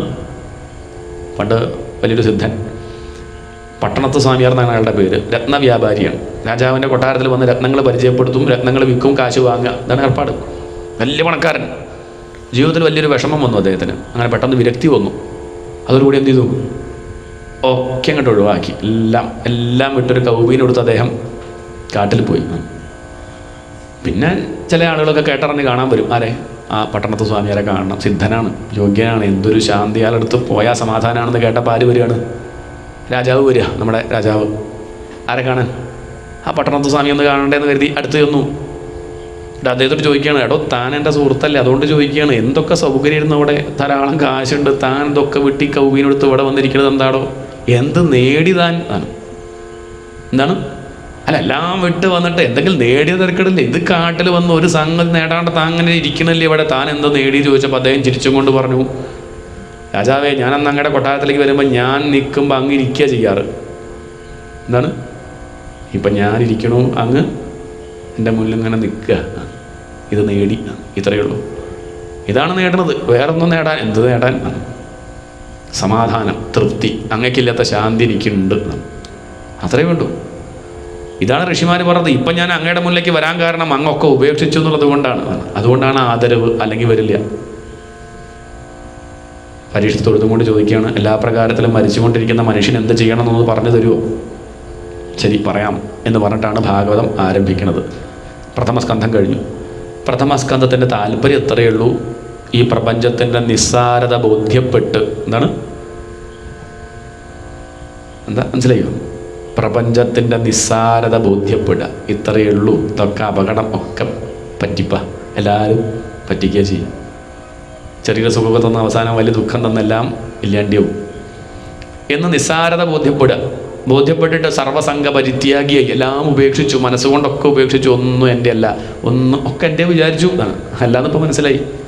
ഒക്കെ ഉപേക്ഷിച്ചിട്ട് സദ്ഗുരുനാഥനെ ആശ്രയിക്കുക. ഈ തത്വമൊക്കെ അറിയുന്ന നല്ലൊരു ഗുരുനാഥനെ പോയിട്ട് എന്ത് ചെയ്യണം? തൊഴുത് നമസ്കരിച്ച് നേരെ ആവണമെന്ന് മോഹമുണ്ട്. എനിക്ക് ഭാഗവതം പറഞ്ഞു തരുമോ? ഇതാണ് ഇപ്പോൾ ആര് ചോദിച്ചത്? പരീക്ഷത്ത്. അതാണ് ഇപ്പോൾ ഒന്നാമത്തെ സ്കന്ധത്തിൻ്റെ താല്പര്യം. പ്രപഞ്ചത്തിൻ്റെ നിസ്സാരത ബോധ്യപ്പെട്ട് വൈരാഗ്യം വന്ന് സർവ്വസംഘ പരിത്യാഗിയായി ജിജ്ഞാസുവായിട്ടുള്ള ശിഷ്യൻ സദ്ഗുരുനാഥനെ ആശ്രയിച്ചു. ഇത്രയേ ഉള്ളൂ. ഇപ്പം രാവിലെ മുതൽ വൈകുന്നേരം വരെ പറഞ്ഞതിൻ്റെ സാരം അതാണ്. നമ്മളാണ് പരീക്ഷത്ത് മാറുന്നുള്ളത് മറന്നുപോണ്ട. 7-ാം ദിവസം ദക്ഷകം കടിക്കും, നമ്മളും കടിക്കും. എത്ര ദിവസം കടിക്കുക? 7-ാം ദിവസം തന്നെ കടിക്കും. കാരണം ആഴ്ചയിൽ 7 ദിവസമേ ഉള്ളൂ അല്ലേ? നമ്മളെന്നാ മരിക്കുക? ഒന്നെങ്കിൽ തിങ്കളാഴ്ച, അല്ലെങ്കിൽ ചൊവ്വാഴ്ച, അല്ലെങ്കിൽ ബുധനാഴ്ച, വ്യാഴാഴ്ച, വെള്ളിയാഴ്ച, ശനിയാഴ്ച, ഞായറാഴ്ച, അല്ലെങ്കിൽ എങ്ങനെ എണ്ണിയാലും 7-ാം ദിവസം കൃത്യം. തക്ഷകൻ എന്ന് പറഞ്ഞ കാലമാകുന്ന സർപ്പത്തിലാണ് നമ്മൾ. പരീക്ഷത്തിൻ്റെ ഒരു ലാഭം എന്താ ചോദിച്ചാൽ അയാൾക്ക് നോട്ടീസ് കിട്ടിയിട്ടുണ്ട്. എന്ത്? 7-ാം ദിവസമേ ഞാൻ കൊണ്ടുപോകുള്ളൂ എന്ന് കാലം പറഞ്ഞിട്ടുണ്ട്. നമ്മളോടോ കിട്ടിയോ? കിട്ടിയിട്ടില്ല. അതാണ് നമ്മുടെ പ്രശ്നം. പരീക്ഷത്തിനൊന്നുമില്ലെങ്കിൽ 7 ദിവസം ഉണ്ട്. ഒരു സംശയവുമില്ല പരീക്ഷത്ത് 6-ാം ദിവസം മരിക്കില്ല. ഒരു സംശയവുമില്ല പരീക്ഷത്ത് 5-ാം ദിവസം മരിക്കില്ല. ഒരു സംശയവുമില്ല പരീക്ഷത്ത് 2-ാം ദിവസം മരിക്കുമോ? ഇല്ല. നമ്മൾ നാളെ ഉണ്ടാവുമോ? ഉണ്ടാവണം എന്നാണ് വിചാരിക്കുന്നത്. അത്രയേ ഉള്ളൂ. അപ്പം ആരാ കേൾക്കേണ്ടത്? ശ്രദ്ധിച്ച് കേൾക്കേണ്ടത് പരീക്ഷത്തോ നമ്മളോ? പരീക്ഷത്തിൽ ലേശം ശ്രദ്ധിച്ചില്ലെങ്കിൽ സാരല്ല, 7 ഉണ്ട്. നമ്മുടെ കാര്യം അതുപോലും അറിയില്ല. അതുകൊണ്ടുള്ള അവസരം ഉപയോഗിക്കുക. അടുത്ത വർഷം കേൾക്കാമെന്ന് വിചാരിച്ചാൽ നമുക്ക് അറിയില്ല അടുത്ത വർഷം അത് കേൾക്കാനുള്ള സൗകര്യം ഉണ്ടാവുമോ, സാഹചര്യം ഉണ്ടാവുമോ, മനസ്സുണ്ടാവുമോ, ബുദ്ധിമുട്ട് പലതും വരുമോ, നമ്മുടെ മനസ്സന്നെ തിരിഞ്ഞു പോയി എന്ന് വരാം, ശ്രദ്ധ മാറിയെന്ന് വരാം. ഇപ്പോഴുള്ള അനുകൂല സാഹചര്യം ഉണ്ടല്ലോ, കേൾക്കണമെന്ന് വിചാരിക്കുക. അതാണിപ്പം ഈ 1-ാമത്തെ സ്കന്ധം പറഞ്ഞതിൻ്റെ താല്പര്യം. മരണമാകുന്ന സർപ്പത്തിൻ്റെ പിടിയിലാണ് നമ്മളൊക്കെ. മരിക്കുന്നതിൻ്റെ മുമ്പ് ഞാൻ മരിക്കാത്തവനാണെന്ന് സത്യം തിരിച്ചറിയുക. എന്നാൽ പിന്നെ ജനിക്കേണ്ടി വരില്ല. എപ്പോഴും സമാധാനമായിട്ടിരിക്കുക. ഈ ശരീരം കിട്ടി, അത് പോകുന്നതിൻ്റെ മുന്നേ വേണ്ടതുപോലെ ഉപയോഗിക്കുക. വേണ്ടതുപോലെ ഉപയോഗിക്കുക പറഞ്ഞാൽ കുറേ എന്തൊക്കെയോ അനുഭവിക്കാനുള്ളതല്ല, ഈശ്വരനെ നേടുക. അതാ വേണ്ടത്. പരീക്ഷത്തിനോട് ശ്രീശ്വർ പറയാണ്, വരിയാനേഷത്തെ പ്രശ്ന. പരീക്ഷത്തെ അസ്സലായി അങ്ങയുടെ ചോദ്യം പലരും ഞാൻ കണ്ടിട്ടുണ്ട്. ഞാൻ അധികം ആരോടും മിണ്ടാത്തതിൻ്റെ പ്രധാന കാരണം എന്താ ചോദിച്ചാൽ, അവരൊക്കെ എന്തെങ്കിലും പിടിത്താണ് ചോദിക്കുക. അതാണ് നമ്മളെ കണ്ടാലും അവരൊക്കെ ചോദിക്കുക, തുച്ഛങ്ങളായിട്ടുള്ള കാര്യങ്ങൾ ചോദിക്കും. ഭാഗവതൊന്നും ആരും ചോദിക്കാറില്ല. സത്യമാണ്, അത് വലിയൊരു സത്യമാണ്. ആർക്ക് വേണം പരീക്ഷത്തെ? ഭാഗവതം ആണ്. കുറേ ആയിട്ട് ചോദിക്കണോ? ഇപ്പോഴാണ് ഒരാൾ ചോദിക്കുന്നത്, എന്ത് നേരെയാവാൻ എന്താ വഴി, മനുഷ്യജന്മം ലാഭമാവാൻ എന്താ വഴി. വളരെ നന്നായി. ലോകത്തുള്ള അധിക പേർക്കും തൽക്കാലത്തെ ഒരു ഭ്രമം, ഒരു രസം അത്രേ ആലോചിക്കാറുള്ളൂ. അതിലപ്പുറത്തേക്കൊന്നും ചിന്തിക്കാറില്ല. തൽക്കാലം ഒന്ന് രസിക്കണം, ഒന്ന് കൂടണം, അങ്ങനെ കൂടുക. അങ്ങയുടെ ചോദ്യം വളരെ നന്നായി. ലോകത്തുള്ള അധികം പേർക്കും തൽക്കാലത്തൊരു രസം, അതിലപ്പുറം ചിന്തിക്കില്ല. ജീവിക്കാൻ വേണ്ടി എന്ന് പറയുന്നത് ഇങ്ങനെ ഓടി നടക്കും. രാവിലെ ആയ ഓട്ട, പകല് മുഴുവൻ പണം ഉണ്ടാക്കാൻ ഓടി നടക്കും, രാത്രി മുഴുവൻ കിടന്നുറങ്ങും. രാവിലെ ആയ വീണ്ടും പണം ഉണ്ടാക്കുന്നു, രാത്രി കിടന്നുറങ്ങും, പണം ഉണ്ടാക്കുന്നു, കിടന്നു. ഒരു ദിവസം അങ്ങോട്ട് ചത്തുപോകുന്നു പാവം. ശിവ രാവിലെ അങ്ങോട്ട് ഓടുകയാണ് ജീവിക്കാൻ. ഭാര്യയ്ക്കും മക്കൾക്കും വേണ്ടി എന്നാ പറയുക. ചോദിച്ചാൽ തിരുമേനി ജീവിക്കണ്ടേ? തിരുമേനിക്കിത് പറയാൻ വന്നിരിക്കാൻ, ഞങ്ങൾ പണിയെടുത്തില്ലെങ്കിൽ എങ്ങനെയാണ്? തിരുമേനിക്കിത് കഴിഞ്ഞ് എന്തെങ്കിലും കിട്ടും, എന്തെങ്കിലും കിട്ടുണ്ടാവും. ഞങ്ങൾക്ക് എന്താ കിട്ടാൻ? ഞങ്ങളിത് ഓടണ്ടേ, നയിക്കണ്ടേ, ബുദ്ധിമുട്ടണ്ടേ, ജീവിക്കണ്ടേ? അതെ, ജീവിക്കണം. ഇടയ്ക്കൊന്ന് ചിന്തിക്കണം നല്ലത്. അതാണോ ജീവിതം എന്നൊന്ന് നിർത്തി ഒന്ന് പരിശോധിക്കണം നല്ലതാണ്. ഒന്ന് ചെക്ക് ചെയ്യണം തൻ്റെ പോക്ക് ശരിക്കും അല്ലേ എന്നുള്ളത്. ഇനി എത്ര ഉണ്ട്, എത്ര കഴിഞ്ഞു, ഇനി ഇത്ര തന്നെ കിട്ടുമോ, ഇങ്ങനെ തന്നെ ആയിരിക്കുമോ സാഹചര്യം എന്നൊക്കെ ഒന്ന് ചിന്തിക്കണ്ടേ. ഇതൊന്നും ചിന്തിക്കാണ്ടിരിക്കാനാണ് പലതിനും പിന്നാലെ പോകുന്നത്. ഒക്കെ ഒന്ന് മറക്കാനതിനും ഇനി അതങ്ങോട്ട് കഴിച്ചാൽ ഒക്കെ കുറച്ച് നേരം എന്തിനത്? എന്നാൽ ഭാഗവതം കേട്ടാൽ പോലെ കുറേ നേരം മറന്നിരിക്കുക, ഒന്നുമില്ല. അതുകൊണ്ട് വലിയ സൈഡ് എഫക്റ്റ് ഇല്ല. എന്തില്ല? ഒരു പ്രശ്നവും. എന്നാൽ പിന്നെ ഇതുപോലെ മക്കൾക്ക് വേണ്ടി, ഭാര്യയ്ക്ക് വേണ്ടി എന്ന് പറയും ഭർത്താവ്. പോവുകയാണ് രാവിലെ അങ്ങനെ ഓടി 5 മണിക്ക് നീട്ടിട്ട് പോകണം, എന്നാലേ 10 മണിക്ക് ഓഫീസിലെത്തുള്ളൂ. കുറച്ച് ദൂരം ഓട്ടോറിക്ഷ, പിന്നെ കുറച്ച് ദൂരം തീവണ്ടി, പിന്നെ കുറച്ച് ദൂരം അങ്ങനെയൊക്കെയോ കുത്തിപ്പിടിച്ച് അവിടെ എത്തും. പോണ വഴിക്കുക ചപ്പാത്തി കഷ്ണം കഴിക്കണതേ കഴിക്കാൻ നേരമില്ല. ജീവിക്കുക ആര്? കഴിക്കാൻ നേരമില്ല. അങ്ങനെ ഓടി ഉച്ചയ്ക്ക് ഊണ് കഴിക്കാൻ നേരമില്ല. വർക്കാണ്, ജീവിക്കണ്ടേ? 2 ആളുടെ പണിയെടുക്കുകയാണ്. എന്താ ജീവിക്കണം? ഈ ശമ്പളം കൊണ്ടൊന്നും പറ്റണില്ല. അതുകൊണ്ട് രാത്രി അങ്ങനെ അവസാനം തിരിച്ചിങ്ങോട്ടും വന്ന് അങ്ങനെ രാത്രി 10, 10:30, 11 മണിക്കാവും വീട്ടിലെത്തി കിടക്കുമ്പോഴേക്കും കുട്ടി കിടന്നിട്ടുണ്ടാവും. കുട്ടിയുടെ കൂടെ ഇയാൾ കിടക്കുന്നുണ്ട്. പക്ഷെ കുട്ടി 12 കൊല്ലമായിട്ട് അച്ഛനെ കാണില്ല. എന്താ കാരണം? കുട്ടി എഴുന്നേൽക്കുമ്പോഴേക്കും ഇയാൾ പോയിട്ടുണ്ടാവും. കുട്ടി ഉറങ്ങിയിട്ട് ഇയാൾ വരുന്നുള്ളൂ. ചോദിച്ചാൽ പറയും ജീവിക്കുന്നത് കുട്ടിക്ക് വേണ്ടിയിട്ടാണ്. കുട്ടി കണ്ടിട്ടൊന്നുമില്ല. ഭാര്യയോട് ചോദിച്ചു നോക്കും, എന്താ ഭർത്താവിനെ പറ്റി? ഒരു ശ്രദ്ധയില്ല. നമ്മളെ കാര്യത്തിൽ ഒരു രാവിലെ അങ്ങനെ പുറപ്പെട്ട് പോകുന്നുണ്ട്, പറയാം വെഡിങ് കൊണ്ടുപോകില്ല. ഒരു ഹോട്ടലിൽ പോയി ഒരു മസാല ദോശ, ഒരു സിനിമയ്ക്ക് ആവും. അയാൾ 2 അറ്റം കൂട്ടി മുട്ടിക്കാൻ ഓടുകയാണ്. വരിയാനേഷത്തെ പ്രശ്ന. ലോകത്ത് തന്നെ അവസ്ഥ. നിദ്രയാ ഹൃദയ നക്തം വ്യവായേന ചവാവയ ദിവാചാർത്ഥേ ഹയാരാജൻ കുടുംബഭരണേന വാ. ഭാര്യയ്ക്ക് വേണ്ടി, കുട്ടികൾക്ക് വേണ്ടി, അച്ഛന് വേണ്ടി, അമ്മയ്ക്ക് വേണ്ടി എന്നൊക്കെ പറഞ്ഞ് ഇങ്ങനെ കുറേ എന്തൊക്കെയോ കാണിച്ചൊരു ദിവസം അങ്ങോട്ട് മരിച്ചു പോവുകയും ചെയ്യുന്നു. തന്നെ പറ്റി അറിയാണ്ട് മരിച്ചു പോവുക. മരിച്ചു പോയ പിന്നെ ഇവർക്കൊക്കെ ആരുണ്ട്? അല്ല, മരിച്ചു പോയാൽ പിന്നെ ആരുണ്ട്? ഇതാണ് കഥ. ജീവിക്കുന്നില്ല, ജീവിക്കാൻ മറന്നുപോയി എല്ലാവരും. പണിയെടുക്കുമ്പം പോയി ചോദിച്ചു, എന്തിനാ ഇങ്ങനെ പണിയെടുക്കണു? ജീവിക്കണ്ടേ? എന്തെങ്കിലും കഴിക്കണ്ടേ ചോദിച്ചു. കഴിക്കുമ്പോൾ പോയി നോക്കിയപ്പോൾ ഭാര്യ വലിച്ച് ഇങ്ങനെ കഴിക്കേണ്ടത്. തനിക്കൊന്നും മര്യാദയ്ക്ക് കഴിച്ചുകൂടെ? പണിയെടുക്കണ്ടേ? പണിയെടുക്കുമ്പം കഴിക്കണ്ടേ? കഴിക്കുമ്പം രണ്ടും നേരാവണ്ണം നടക്കണില്ല, രണ്ടും വേണ്ടതുപോലെ ആവണില്ല. ഇതല്ലേ ലോകത്തിൻ്റെ അവസ്ഥ. ഒന്നിരുന്ന് ചിന്തിക്കണ്ടേ? നിദ്രയാ ഹ്രിയതേ നക്തം വ്യവായേന ചവാവയഃ ദിവാചാർത്ഥേ ഹയാരാജൻ കുടുംബഭരണേന വാ. തൻ്റെ സുഹൃത്തുക്കൾ, ബന്ധുക്കൾ, അടുപ്പമുള്ളവരൊക്കെ അങ്ങനെ പോകുമ്പോൾ പോലും താൻ ഇങ്ങനെ ഒരു ദിവസം പോകുന്നുള്ള കാര്യം ചിന്തിക്കുന്നില്ല. തനിക്ക് രോഗം വരും, തനിക്കും പ്രയാസങ്ങളുണ്ടാവാം, തൻ്റെ മക്കൾ ചിലപ്പോൾ ഇങ്ങനെയൊക്കെ പെരുമാറിയേക്കാം എന്നൊന്നും ആരും ഒരു വാക്ക് പറയുമ്പം തന്നോടും അല്ലേ ചിന്തിക്കുന്നില്ല. അങ്ങനെയൊന്നും ആരും ചിന്തിക്കുന്നില്ല. തേഷാം പ്രമത്തോ നിധനം പശ്യൻ അഭി. അല്ല, ചിന്തിക്കാനൊന്നുമല്ല, ചിന്തിക്കാൻ ഇഷ്ടമല്ല. അടുത്ത ബന്ധുക്കൾ മരിക്കുമ്പോൾ താൻ മരിക്കുന്നു, ഞാൻ മരിക്കൊന്നുമില്ല, ഈ ഒരു വിചാരം. അതുകൊണ്ടല്ല എത്ര എന്താ. അതുകൊണ്ട് എന്നും ചിന്തിക്കണം പരീക്ഷത്തെ, നാളെ ഞാൻ മരിക്കും എന്നും ചിന്തിക്കേണ്ടതാ. ഒരു വ്യക്തി നാളെ ചിലപ്പം നാളെ 6 മണിക്ക്, ഞാൻ ഒറ്റയ്ക്കല്ല, എല്ലാവരും, അത് മറ്റേത് ചിന്തിക്കാൻ വലിയ ബുദ്ധിമുട്ടൊന്നും ഉണ്ടാവില്ല. എല്ലാം അങ്ങനെ ചിന്തിച്ച് കഴിഞ്ഞാൽ നമ്മുടെ മനസ്സിൽ ഇപ്പം ഉണ്ടാവണ ചിന്തയായിരിക്കുമോ ഇപ്പം ഉണ്ടാവുക? ഇപ്പം എന്തൊക്കെയോ ചിന്തകളുണ്ടല്ലോ. നാളെ പോകുന്നത് കണ്ടപ്പോൾ വല്ല ചിന്തകൾ ഈ ചിന്തയാകുമ്പോൾ ഉണ്ടാവുക. ശത്രുവിനൊക്കെ വിളിക്കും, അതെ സോറി കേട്ടോ, എന്തൊക്കെയോ ഞാൻ ചെയ്തിട്ടുണ്ടല്ലോ. എന്തടത്താ അങ്ങനെയൊക്കെ പറയണു? അല്ല ഒന്നുമില്ല, നാളെ 6 മണിക്ക് പോവുക. മധ്യ ഇങ്ങനെ കാണുന്ന നേരത്തു മത്സരിക്കുന്നതെന്തിന്നു നാം വൃഥ. അതുകൊണ്ടാണ് വിനോബാജി പറയും, ശ്മശാനം നടു റോട്ടിലേ ഈ ജംഗ്ഷനിലൊക്കെ കൊണ്ടുപോയിട്ട് സിറ്റിയുടെ നടുക്ക് വെക്കണം അത്രേ ശ്മശാനം. എന്തിനാത്? കാണട്ടെ ആ വഴിക്ക് പോണ ആളുകളൊക്കെ. അങ്ങനെയൊക്കെ ഞാനും ഇവിടെ എത്തുന്നു അറിഞ്ഞാൽ ചിലപ്പോൾ ലേശം കുറയെങ്കിലോ, അഴിമതിയൊക്കെ ലേശം ഒന്ന് കുറഞ്ഞെങ്കിലോ. എപ്പോഴും ചിന്തിക്കണം. മരണത്തെപ്പറ്റി ഓർമ്മിപ്പിക്കുന്ന ഗ്രന്ഥമാണ് Bhagavatam. The art of dying, മറ്റത് കേട്ടിട്ടുണ്ടാവും, ലിവിങ്. ഇത് മരണകല, എങ്ങനെ സമാധാനമായിട്ട് ഈ ദേഹം ത്യജിക്കാം. ഓട്ടക്കാലത്ത് നിന്ന് വെള്ളം പോണത് പോലെ എങ്ങനെ പോവുകയാണ് ആയുസ്, അറിയണില്ല, പെട്ടെന്ന് അറിയില്ലല്ലോ. ഓട്ടക്കാലത്ത് നിന്ന് വെള്ളം പോകണം നമ്മളറിയും, നോക്കി നിന്നാൽ അറിയുന്നില്ല. 10 മിനിറ്റ് കഴിഞ്ഞ് പോയി നോക്കുമ്പോൾ പകുതിയായിട്ടുണ്ടാവും. ഇതുപോലെ നമ്മളും ഇങ്ങനെ ദിവസം കണ്ണാടി നോക്കുമ്പോൾ അറിയണില്ല. പഴയ ഫോട്ടോ നോക്കൂ, 2014 ഫോട്ടോ നോക്കൂ, ഇത്രയൊക്കെ മാറിയോ? മനസ്സിലാവണില്ലേ?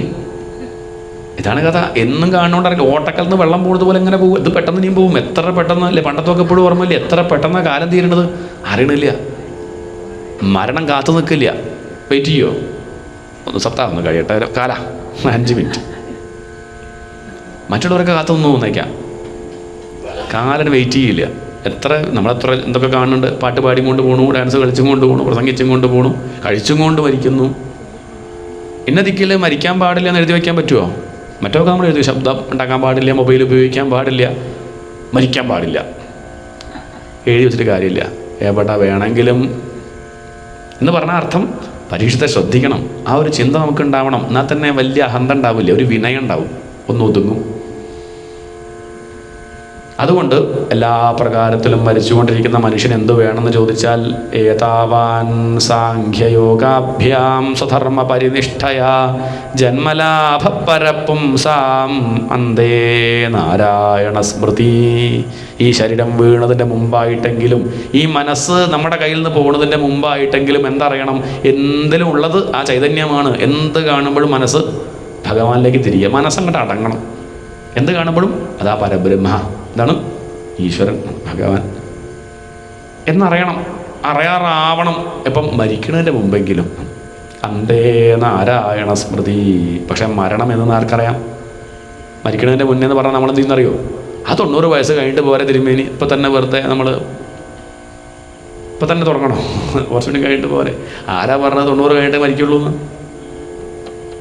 ഇനി അപ്പോഴേക്കും നമുക്ക് ഈ ഒരു ബുദ്ധി ഉണ്ടാവുന്ന ആരറിഞ്ഞു? ഇങ്ങനെ ചിന്തിക്കാനൊരു സാഹചര്യം ഉണ്ടാവുന്ന ആർക്കറിയാം? എവിടെയായിരിക്കും ആർക്ക് നിശ്ചയുണ്ട്? ചിന്തിക്കണ്ടേ? ഇതൊക്കെ ഒന്ന് ആലോചിക്കണ്ടേ?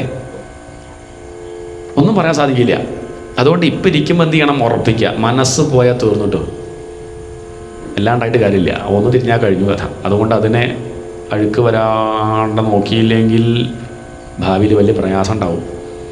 അന്തയെന്ന് പറഞ്ഞ അർത്ഥം എപ്പോഴും എന്നാണ്. എന്ന് വേണമെങ്കിൽ നമ്മുടെ അന്ത്യം സംഭവിക്കാം, മരണം സംഭവിക്കാം. അതുകൊണ്ട് എപ്പോഴും ഓരോ ശ്വാസത്തിലും ഈശ്വര നമഃ ശിവായ, നമഃ ശിവായ, കൃഷ്ണ ഗുരുവായൂരപ്പ, നാരായണ അമ്മേ, ഇങ്ങനെ വിചാരിക്കാൻ വലിയ പ്രശ്നമൊന്നും അയാളെ കൊണ്ടുണ്ടാവില്ല. ഓരോ നിമിഷവും ശ്വാസം ഹാർട്ട് പിടിക്കണില്ലേ, അത് ശരിക്കിതാണ് എന്ത്? നമഃ ശിവായ, ലപ്പിടപ്പല്ല, ഹരി ഹരി ഹരി ഹരി എന്നാണ്. അത് ചിന്തിക്കൂ. കാണുന്നതൊക്കെ ഭഗവാൻ എന്നറിഞ്ഞില്ലെങ്കിൽ അലാറടിയിച്ച തിരക്കടില്ലായിരുന്നു. അതില്ലല്ലോ, ഉണ്ടോ? മരിക്കാറായിയേ, ഒരു 10 മിനിറ്റും കൂടി എന്നൊക്കെ പറഞ്ഞാൽ നമുക്ക് ഒതുങ്ങി പെട്ടെന്ന് അങ്ങനെ ഇരുന്ന് മലന്ന് കിടന്ന് തുളസി തത്വം കൈ പിടിച്ചിട്ട് നാരായണ പോവാം. ഇതങ്ങനെ ഉണ്ടോ? ഇല്ല. അതാ പറഞ്ഞത്. അതുകൊണ്ട് എന്ത് ചെയ്യണം? സദാ എപ്പോഴും എപ്പോഴും മനസ്സിങ്ങനെ അടക്കി എവിടെയൊക്കെ പോയിട്ട് മനസ്സ് പറ്റുന്നുണ്ടോ അത് ഈശ്വരൻ. യാതൊന്നു കാൺമതതു നാരായണ പ്രതിമ. അത് മരണത്തിന് മുമ്പെങ്കിലും സാക്ഷാത്കരിക്കണം, ഇല്ലെങ്കിൽ ദുഃഖം ഉണ്ടാവുക. പരീക്ഷിച്ച് ചോദിച്ചു, എനിക്ക് പറ്റുമോ ഗുരുനാഥ, എനിക്കതിനുള്ള കഴിവുണ്ടോ? ഉണ്ടോ. എന്താ തെളിവ്? മനുഷ്യനായി എന്നുള്ളതാണ് തെളിവ്. നീ വേറെ പരീക്ഷ ഒന്നും പാസ്സാവണ്ട. ആ പരീക്ഷ പാസ്സായിട്ടാണ് മനുഷ്യരായത്. അല്ലെങ്കിൽ വല്ല പുഴുവോ വല്ല പോത്തൊക്കെ ആവേണ്ടതായിരുന്നു. അതൊന്നും ആവാണ്ട മനുഷ്യനായി എന്ന് പറഞ്ഞ അർത്ഥം എന്താ? അത് അർഹന ആണെന്നാണ്. അതിന് അർഹത നേടിയിട്ടുണ്ട്. തന്നെയാണ് അർഹത, വേറെ ഒന്നുമില്ല. നമ്മൾ പിന്നെ ആലോചിച്ചിരിക്കുക, ഞാൻ അങ്ങനത്തെ കുലത്തിലല്ല, ഞാൻ വേറെ ജാതിയിലാണ്, ഞാൻ വേറെ മതത്തിലാണ്, ഞാൻ വേറെ പാർട്ടിയിലാണ്, വേറെ നിറത്തിലാണ്, എനിക്ക് കാശില്ല. ഇതൊന്നൊരു വിഷയമല്ല. അതും പറഞ്ഞ് അതൊന്നും മാറി നിൽക്കേണ്ട കാര്യമില്ലല്ലോ. അതുകൊണ്ട് ജനിച്ചു മനുഷ്യനായി എന്നുള്ളത് തന്നെയാണ് ഇത് കിട്ടാനുള്ള അർഹത. താൻ പേടിക്കണ്ട, തനിക്ക് 7 ദിവസം ധാരാളം. ഭഗവാൻ അറിയാൻ 7 ദിവസമൊന്നും ആവശ്യമില്ല. പണ്ട് കെട്ടുവാങ്കെന്ന് പറയട്ടെ രാജാവ് ഒരു മുഹൂർത്തം കൊണ്ട് ഭഗവാനിലെത്തിയിട്ടില്ലേ? അതാലോചിക്കുമ്പോൾ തനിക്ക് 7 ദിവസമല്ലേ ധാരാളമാണ്. ഞാനില്ല അങ്ങയുടെ മുന്നിൽ, അങ്ങ് ധൈര്യമായിട്ടിരിക്കൂ. ആ ഗുരുനാഥൻ്റെ വാക്ക് ധൈര്യമായിട്ടിരിക്കുകയാണ് പരീക്ഷത്ത്. ആദ്യം വേണ്ടത് പരീക്ഷത്തെ മനസ്സിനെ അടക്കല. തൻ്റെ ശരീരം ഇപ്പോൾ അടങ്ങിയിട്ടുണ്ട്, താൻ അത്ര നേരം അങ്ങനെ ഇരിക്കുന്നില്ലേ? അതിനർത്ഥം എന്താ? ശരീരം അടങ്ങിയിട്ടുണ്ട്, പക്ഷെ മനസ്സിൻ്റെ കാര്യം ഇപ്പോഴും അടങ്ങിയിട്ടില്ല. നമ്മളുടെ ശരീരം ഇപ്പോൾ അടങ്ങിയില്ലേ? അങ്ങനെ ഇരിക്കുന്നുണ്ട്, എത്ര നേരം ഇരിക്കണു, അടങ്ങിയിട്ടില്ല. മനസ്സടങ്ങിയോ? പൂർണ്ണമായിട്ടും ഇവിടെ തന്നെയാണോ ശ്രദ്ധിക്കണത്? ഇവിടെ അങ്ങനെ കേട്ടുകൊണ്ടിരിക്കുമ്പോഴും വീട്ടിൽ പോയി ഇടയ്ക്കൊക്കെ ഒന്ന് വാച്ച് നോക്കിയോ? സമയം നോക്കിയോ? എന്തെങ്കിലും 7:30 നോക്കിയോ? ഇല്ല. വീട്ടിലെ അടുക്കളയുടെ വാതിൽ പൂട്ടിയൊന്നും ആലോചിച്ചോ? ഇല്ല. വിരുന്നുകാരെ വല്ലതും വന്നോ? ഇല്ല. അതൊന്നും ആലോചിച്ചിട്ടില്ലല്ലോ. എന്നാൽ ഇവിടെ തന്നെയാണ്. അതൊക്കെ ആലോചിച്ച് വെച്ചാൽ ഇവിടെയല്ല. അത് നടക്കുന്നുണ്ട്, അത് നടക്കുന്നുണ്ട്. എന്തൊക്കെയോ അമേരിക്കയിലൊക്കെ പോയി വരിച്ചല്ലേ, അതൊക്കെയോ എവിടേക്കോ ഇവിടെ ഇരിക്കുന്നുണ്ട് പറഞ്ഞിട്ട് കാര്യമില്ല. മനസ്സെവിടെയാ? ഈ മനസ്സിനെ അടക്കുക പറഞ്ഞാൽ വലിയ പ്രയാസമാണ്. മനസ്സെന്ന് പറഞ്ഞാൽ കുരങ്ങനെ പോലെ എന്നാ പറയുക. കുരങ്ങൻ തന്നെ പ്രയാസമാണ്, ഒരു ഭാഗത്തിരിക്കില്ല. ഇത് വെറും കുരങ്ങനല്ല, കുരങ്ങനെ തേള് കുത്തിയ കുരങ്ങനെന്ന് മനസ്സിൽ കാണും. തേള് കുത്ത മാത്രമല്ല, ലേശം മദ്യം കുടിച്ചു. തേളും കുത്തി മദ്യം കുടിച്ചു. അതിനെ തൂവ കടിച്ചു. തൂവ പറഞ്ഞൊരു ചെടിയാണ്, ചൊറിയുള്ള ചെടി. ആ ചെടി ഒന്ന് ആർക്ക്? ഈ കുരങ്ങനെ. തൂവ കടിച്ചു, തേള് കുത്തി, കള്ളു കുടിച്ചു, പിന്നെയോ പ്രാന്തും പിടിച്ചു. എന്താണ്? ഇതാണ് നമ്മുടെ മനസ്സ് ഇങ്ങനെ ഇളകിക്കൊണ്ടിരിക്കുകയാണ്. ഇതിനൊന്ന് അടക്കിയിരുത്തണമെങ്കിൽ എന്തൊക്കെ വിദ്യ നോക്കേണ്ടത് നമ്മൾ ചെയ്യുന്ന പ്രവൃത്തിയൊക്കെ ശരിക്കും പറഞ്ഞാൽ എന്താണെന്നറിയോ? മനസ്സിനെ ഒന്ന് അടക്കാൻ വേണ്ടി ശ്രമിച്ചുകൊണ്ടിരിക്കുകയാണ്. എന്തൊക്കെയോ കേട്ട് നോക്കണം, എന്തൊക്കെയോ കഴിച്ച് നോക്കണം, കുറേ ഗുളിക കഴിച്ച് നോക്കണം. എത്ര പേരെ നമുക്കറിയാം ഉറക്ക ഗുളിക കഴിച്ചാലും ഉറങ്ങാൻ പറ്റും. ഉറക്ക ഗുളിക കഴിച്ചിട്ടാണ് ഉറങ്ങുന്നത്. ഇനി ഒരു ദിവസം കഴിച്ചിട്ടില്ലെങ്കിൽ ഭാര്യ വിളിച്ചിട്ട് പറയും, അത് ഇന്ന് കഴിച്ചില്ല, അന്നെങ്കിൽ ഒന്ന് ഉറക്ക ഗുളിക കഴിക്കാണ്ട് ഉറങ്ങിക്കൂടെ? അപ്പോഴാണ് നമ്മൾ 2 അധ്യായം വായിച്ച് ഉറക്കണത്. എത്ര പുണ്യം ഉണ്ടാവും ആർക്ക്? നമുക്ക് ഉറക്കാൻ വലിയ പ്രയാസമൊന്നുമില്ല. 2 കഥ പറഞ്ഞ ആളും കണ്ട് വലിയ കാര്യമല്ലേ? ഭാഗവതം കേട്ടിട്ട് ഉറങ്ങണമെന്നുണ്ടെങ്കിൽ എന്താ അർത്ഥം എന്നറിയോ? എന്താ അർത്ഥം? എപ്പോഴാണ് നമുക്ക് ഉറങ്ങാൻ പറ്റുക? സമാധാനമായിട്ടിരിക്കുമ്പോൾ. പറഞ്ഞുതരാം എപ്പോഴാണ്. അപ്പോഴല്ലേ ഉറങ്ങാൻ പറ്റുള്ളൂ. ഭാഗവതം കേൾക്കുമ്പോൾ അപ്പോൾ എന്തുണ്ടാവുന്നുണ്ട്? ആ വീട്ടിൽ നല്ല കട്ടിൽ, 1 ലക്ഷം രൂപയുടെ കട്ടിൽ, പാൽപ്പത പോലത്തെ മെത്ത, ഇതൊക്കെ വെച്ചിട്ടും ഫാൻ ഓണാക്കിയിട്ട് ഉറക്കം വരുന്നില്ല. തിരിച്ചും പറഞ്ഞാൽ കിടക്കപ്പെട്ടെ ഒരു പ്ലാസ്റ്റിക്കിൻ്റെ കസേര കയ്യുമില്ല. എന്നിട്ടും ഉറങ്ങണമെന്നുണ്ടെങ്കിൽ അത്രയ്ക്ക് സമാധാനം എവിടുന്ന് കിട്ടുന്നുണ്ട്? അതല്ലേ അർത്ഥം. എന്താ സമ്മതിക്കാത്തു? അങ്ങനെ അർത്ഥം. ഉണർന്നിരുന്നാലും സമാധാനം, ഉറങ്ങിയാലും സമാധാനം. ഇങ്ങനൊരു സാധനം വേറെ ലോകത്തുണ്ടോ? ഉണർന്നിരുന്ന വെച്ചാൽ ഇവിടെ കേട്ടാൽ അത് അവിടുന്ന് പ്രവർത്തിക്കും. നീ ഉറങ്ങിച്ചാൽ ഉറങ്ങിയില്ലേ, നല്ല കാര്യമല്ലേ? അതാണ് മുഖ്യം. മനസ്സിനെ അടക്കുക. ഉറങ്ങിയ പിന്നെ കുഴപ്പമില്ല, നല്ല കാര്യം. ഉണർന്നിരിക്കുമ്പോൾ ഇത് വല്ലാത്ത പ്രശ്നങ്ങളുണ്ടാക്കും. അതിന് നടക്കണം വെച്ചാൽ നല്ല പണി തന്നെയാണ്. അതുകൊണ്ടാണ് സുഗതകുമാരി ടീച്ചർ പണ്ട് ചോദിക്കുന്നുണ്ട്, ആരോ പറഞ്ഞു മുറിച്ചു മാറ്റാം കേടുബാധിച്ചോരവയവം, പക്ഷേ കൊടും കേടുബാധിച്ച പാവം മനസ്സോ. ഈ ശരീരത്തിലൊക്കെ എന്തെങ്കിലും കേടൊക്കെ വന്നാൽ മാറ്റി വയ്ക്കാൻ പറ്റും ഇല്ലേ? അതൊക്കെ കിഡ്നി മാറ്റി വയ്ക്കുന്നുണ്ട്, ഹാർട്ട് മാറ്റി വയ്ക്കുന്നുണ്ട്. നാളെ തലയും മാറ്റി വെച്ചു എന്നൊക്കെ വന്നേക്കാം. നാളെ കഥ കേൾക്കാം, ദക്ഷൻ്റെ തല മാറ്റി വെച്ചു എന്നാണ്. അങ്ങനെയൊക്കെ വന്ന് നാളെ ബന്ധം പറയാൻ പറ്റില്ല. സയൻസ് അങ്ങോട്ട് വികസിച്ചിട്ട് എന്തു സംഭവിക്കും. പക്ഷേ അതൊന്നൊരു വലിയ കണ്ടുപിടുത്തമായിട്ട് പറയാൻ പറ്റില്ല. നമ്മൾ സമ്മതിക്കണമെങ്കിൽ ഒരു കണ്ടുപിടുത്തം വേണം. എന്ത്? ഇപ്പം നല്ലൊരു മനുഷ്യൻ മരിക്കുമ്പോൾ അയാളുടെ നല്ല മനസ്സിലത്ത് ഇപ്പോഴുള്ള ആ ദുഷ്ടന് കൊടുക്കാൻ പറ്റിയിരുന്നെങ്കിൽ നല്ല കണ്ടുപിടുത്തം. പറ്റുമോ? എന്താ അത് പറ്റാത്തു? അവിടെയാണ് പ്രശ്നം. അവിടെയാണ് ഇങ്ങനെയുള്ള യജ്ഞങ്ങളുടെയൊക്കെ വില.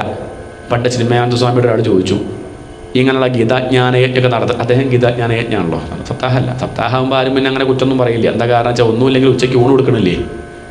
എന്താ മനസ്സിലാവണില്ലേ? ഞാൻ ധ്വനി മനസ്സിലായോ? ഒന്നുമില്ലെങ്കിലും ഉച്ചയ്ക്ക് എന്ന് പറഞ്ഞാൽ അർത്ഥം അവിടെ എന്തൊക്കെയോ വളവള പറയുന്നുണ്ട്, അതൊക്കെ പോട്ടെ, എന്നാലും ഉച്ചയ്ക്ക് ഊണ് കൊടുക്കുന്നുണ്ടല്ലോ, അതൊരു നല്ല കാര്യമല്ലേ എന്ന് ചോദിക്കാം. പക്ഷേ ഗീത ഞാനിരുന്നില്ല, ഉച്ചയ്ക്ക് ഊണൊന്ന് വൈകുന്നേരം പരിപാടി ഒരു 6 മുതൽ 8:30 വരെ ഉണ്ടാവും, അത്രയേ ഉള്ളൂ. അതിന് ചാപ്പാടുമില്ല. പക്ഷേ ചിലവുണ്ടാനും മൈക്കിൽ ചിലവുണ്ട്, ഇതിനൊക്കെ കുറച്ച് സംഖ്യ കൊടുക്കണം, ഇത് വെറുതെ കിട്ടണമെന്നല്ലല്ലോ. സംഖ്യ ഉണ്ട്, 12 ഇടണച്ച പൈസ വേണം, വേണ്ടേ? ഓഡിറ്റോറിയം ബുക്ക് ചെയ്തിട്ടൊക്കെയാണ് നടത്തുന്നത്, കുറച്ച് നല്ല കാശുണ്ട്. ജന്മാനന്ദ സ്വാമി നടത്തുമ്പോൾ അത്യാവശ്യം നല്ല കുറച്ച് കാശുണ്ടെങ്കിൽ തന്നെ നടക്കുകയുള്ളൂ. അപ്പോൾ അദ്ദേഹത്തോട് ചോദിക്കുകയാണ്, ഈ കാശ് ഇത്രയും കാശുണ്ടെങ്കിൽ 7 ദിവസം നടത്തണം, ആ പൈസ കൊണ്ട് നമുക്കൊരു വൃദ്ധസദനം നടത്തിക്കൂടെ, ഒരു അനാഥ മന്ദിരം നടത്തിക്കൂടെ? ഇല്ലെങ്കിൽ കുറച്ച് പേർക്ക് ഈ പട്ടിണിയുള്ളവർക്ക് ഊണ് കൊടുത്തൂടെ? ഇതൊക്കെയല്ലേ നല്ല കാര്യം, ഇതൊക്കെയല്ലേ സൽക്കർമ്മം. അതല്ലാതെ ഇവിടെ ഇങ്ങനെ ഇരുന്നിട്ട് ഇങ്ങനെ എന്തോ പറയുക, കുറേ പേര് അവരുടെ പണിയൊക്കെ ഒഴിവാക്കി അവിടെ ഇരുന്ന് കേൾക്കുക. ഇതാണോ വേണ്ടത്? നമുക്ക് ആ ചോദ്യം ഉണ്ടോ?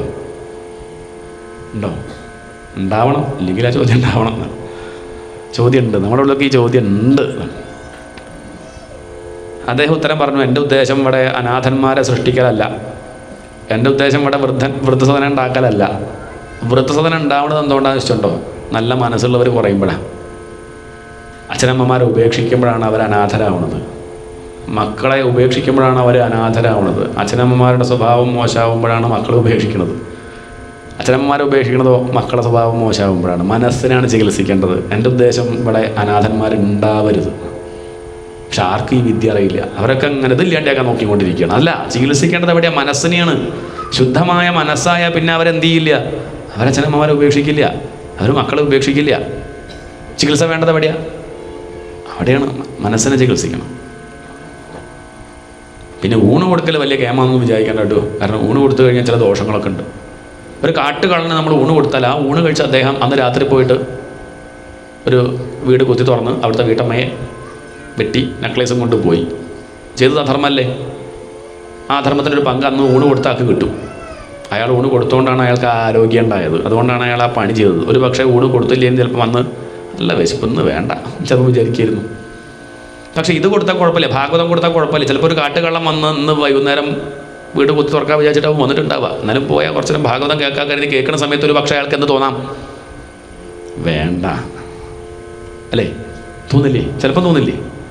ഇല്ല, ചിലപ്പം തോന്നില്ലേ?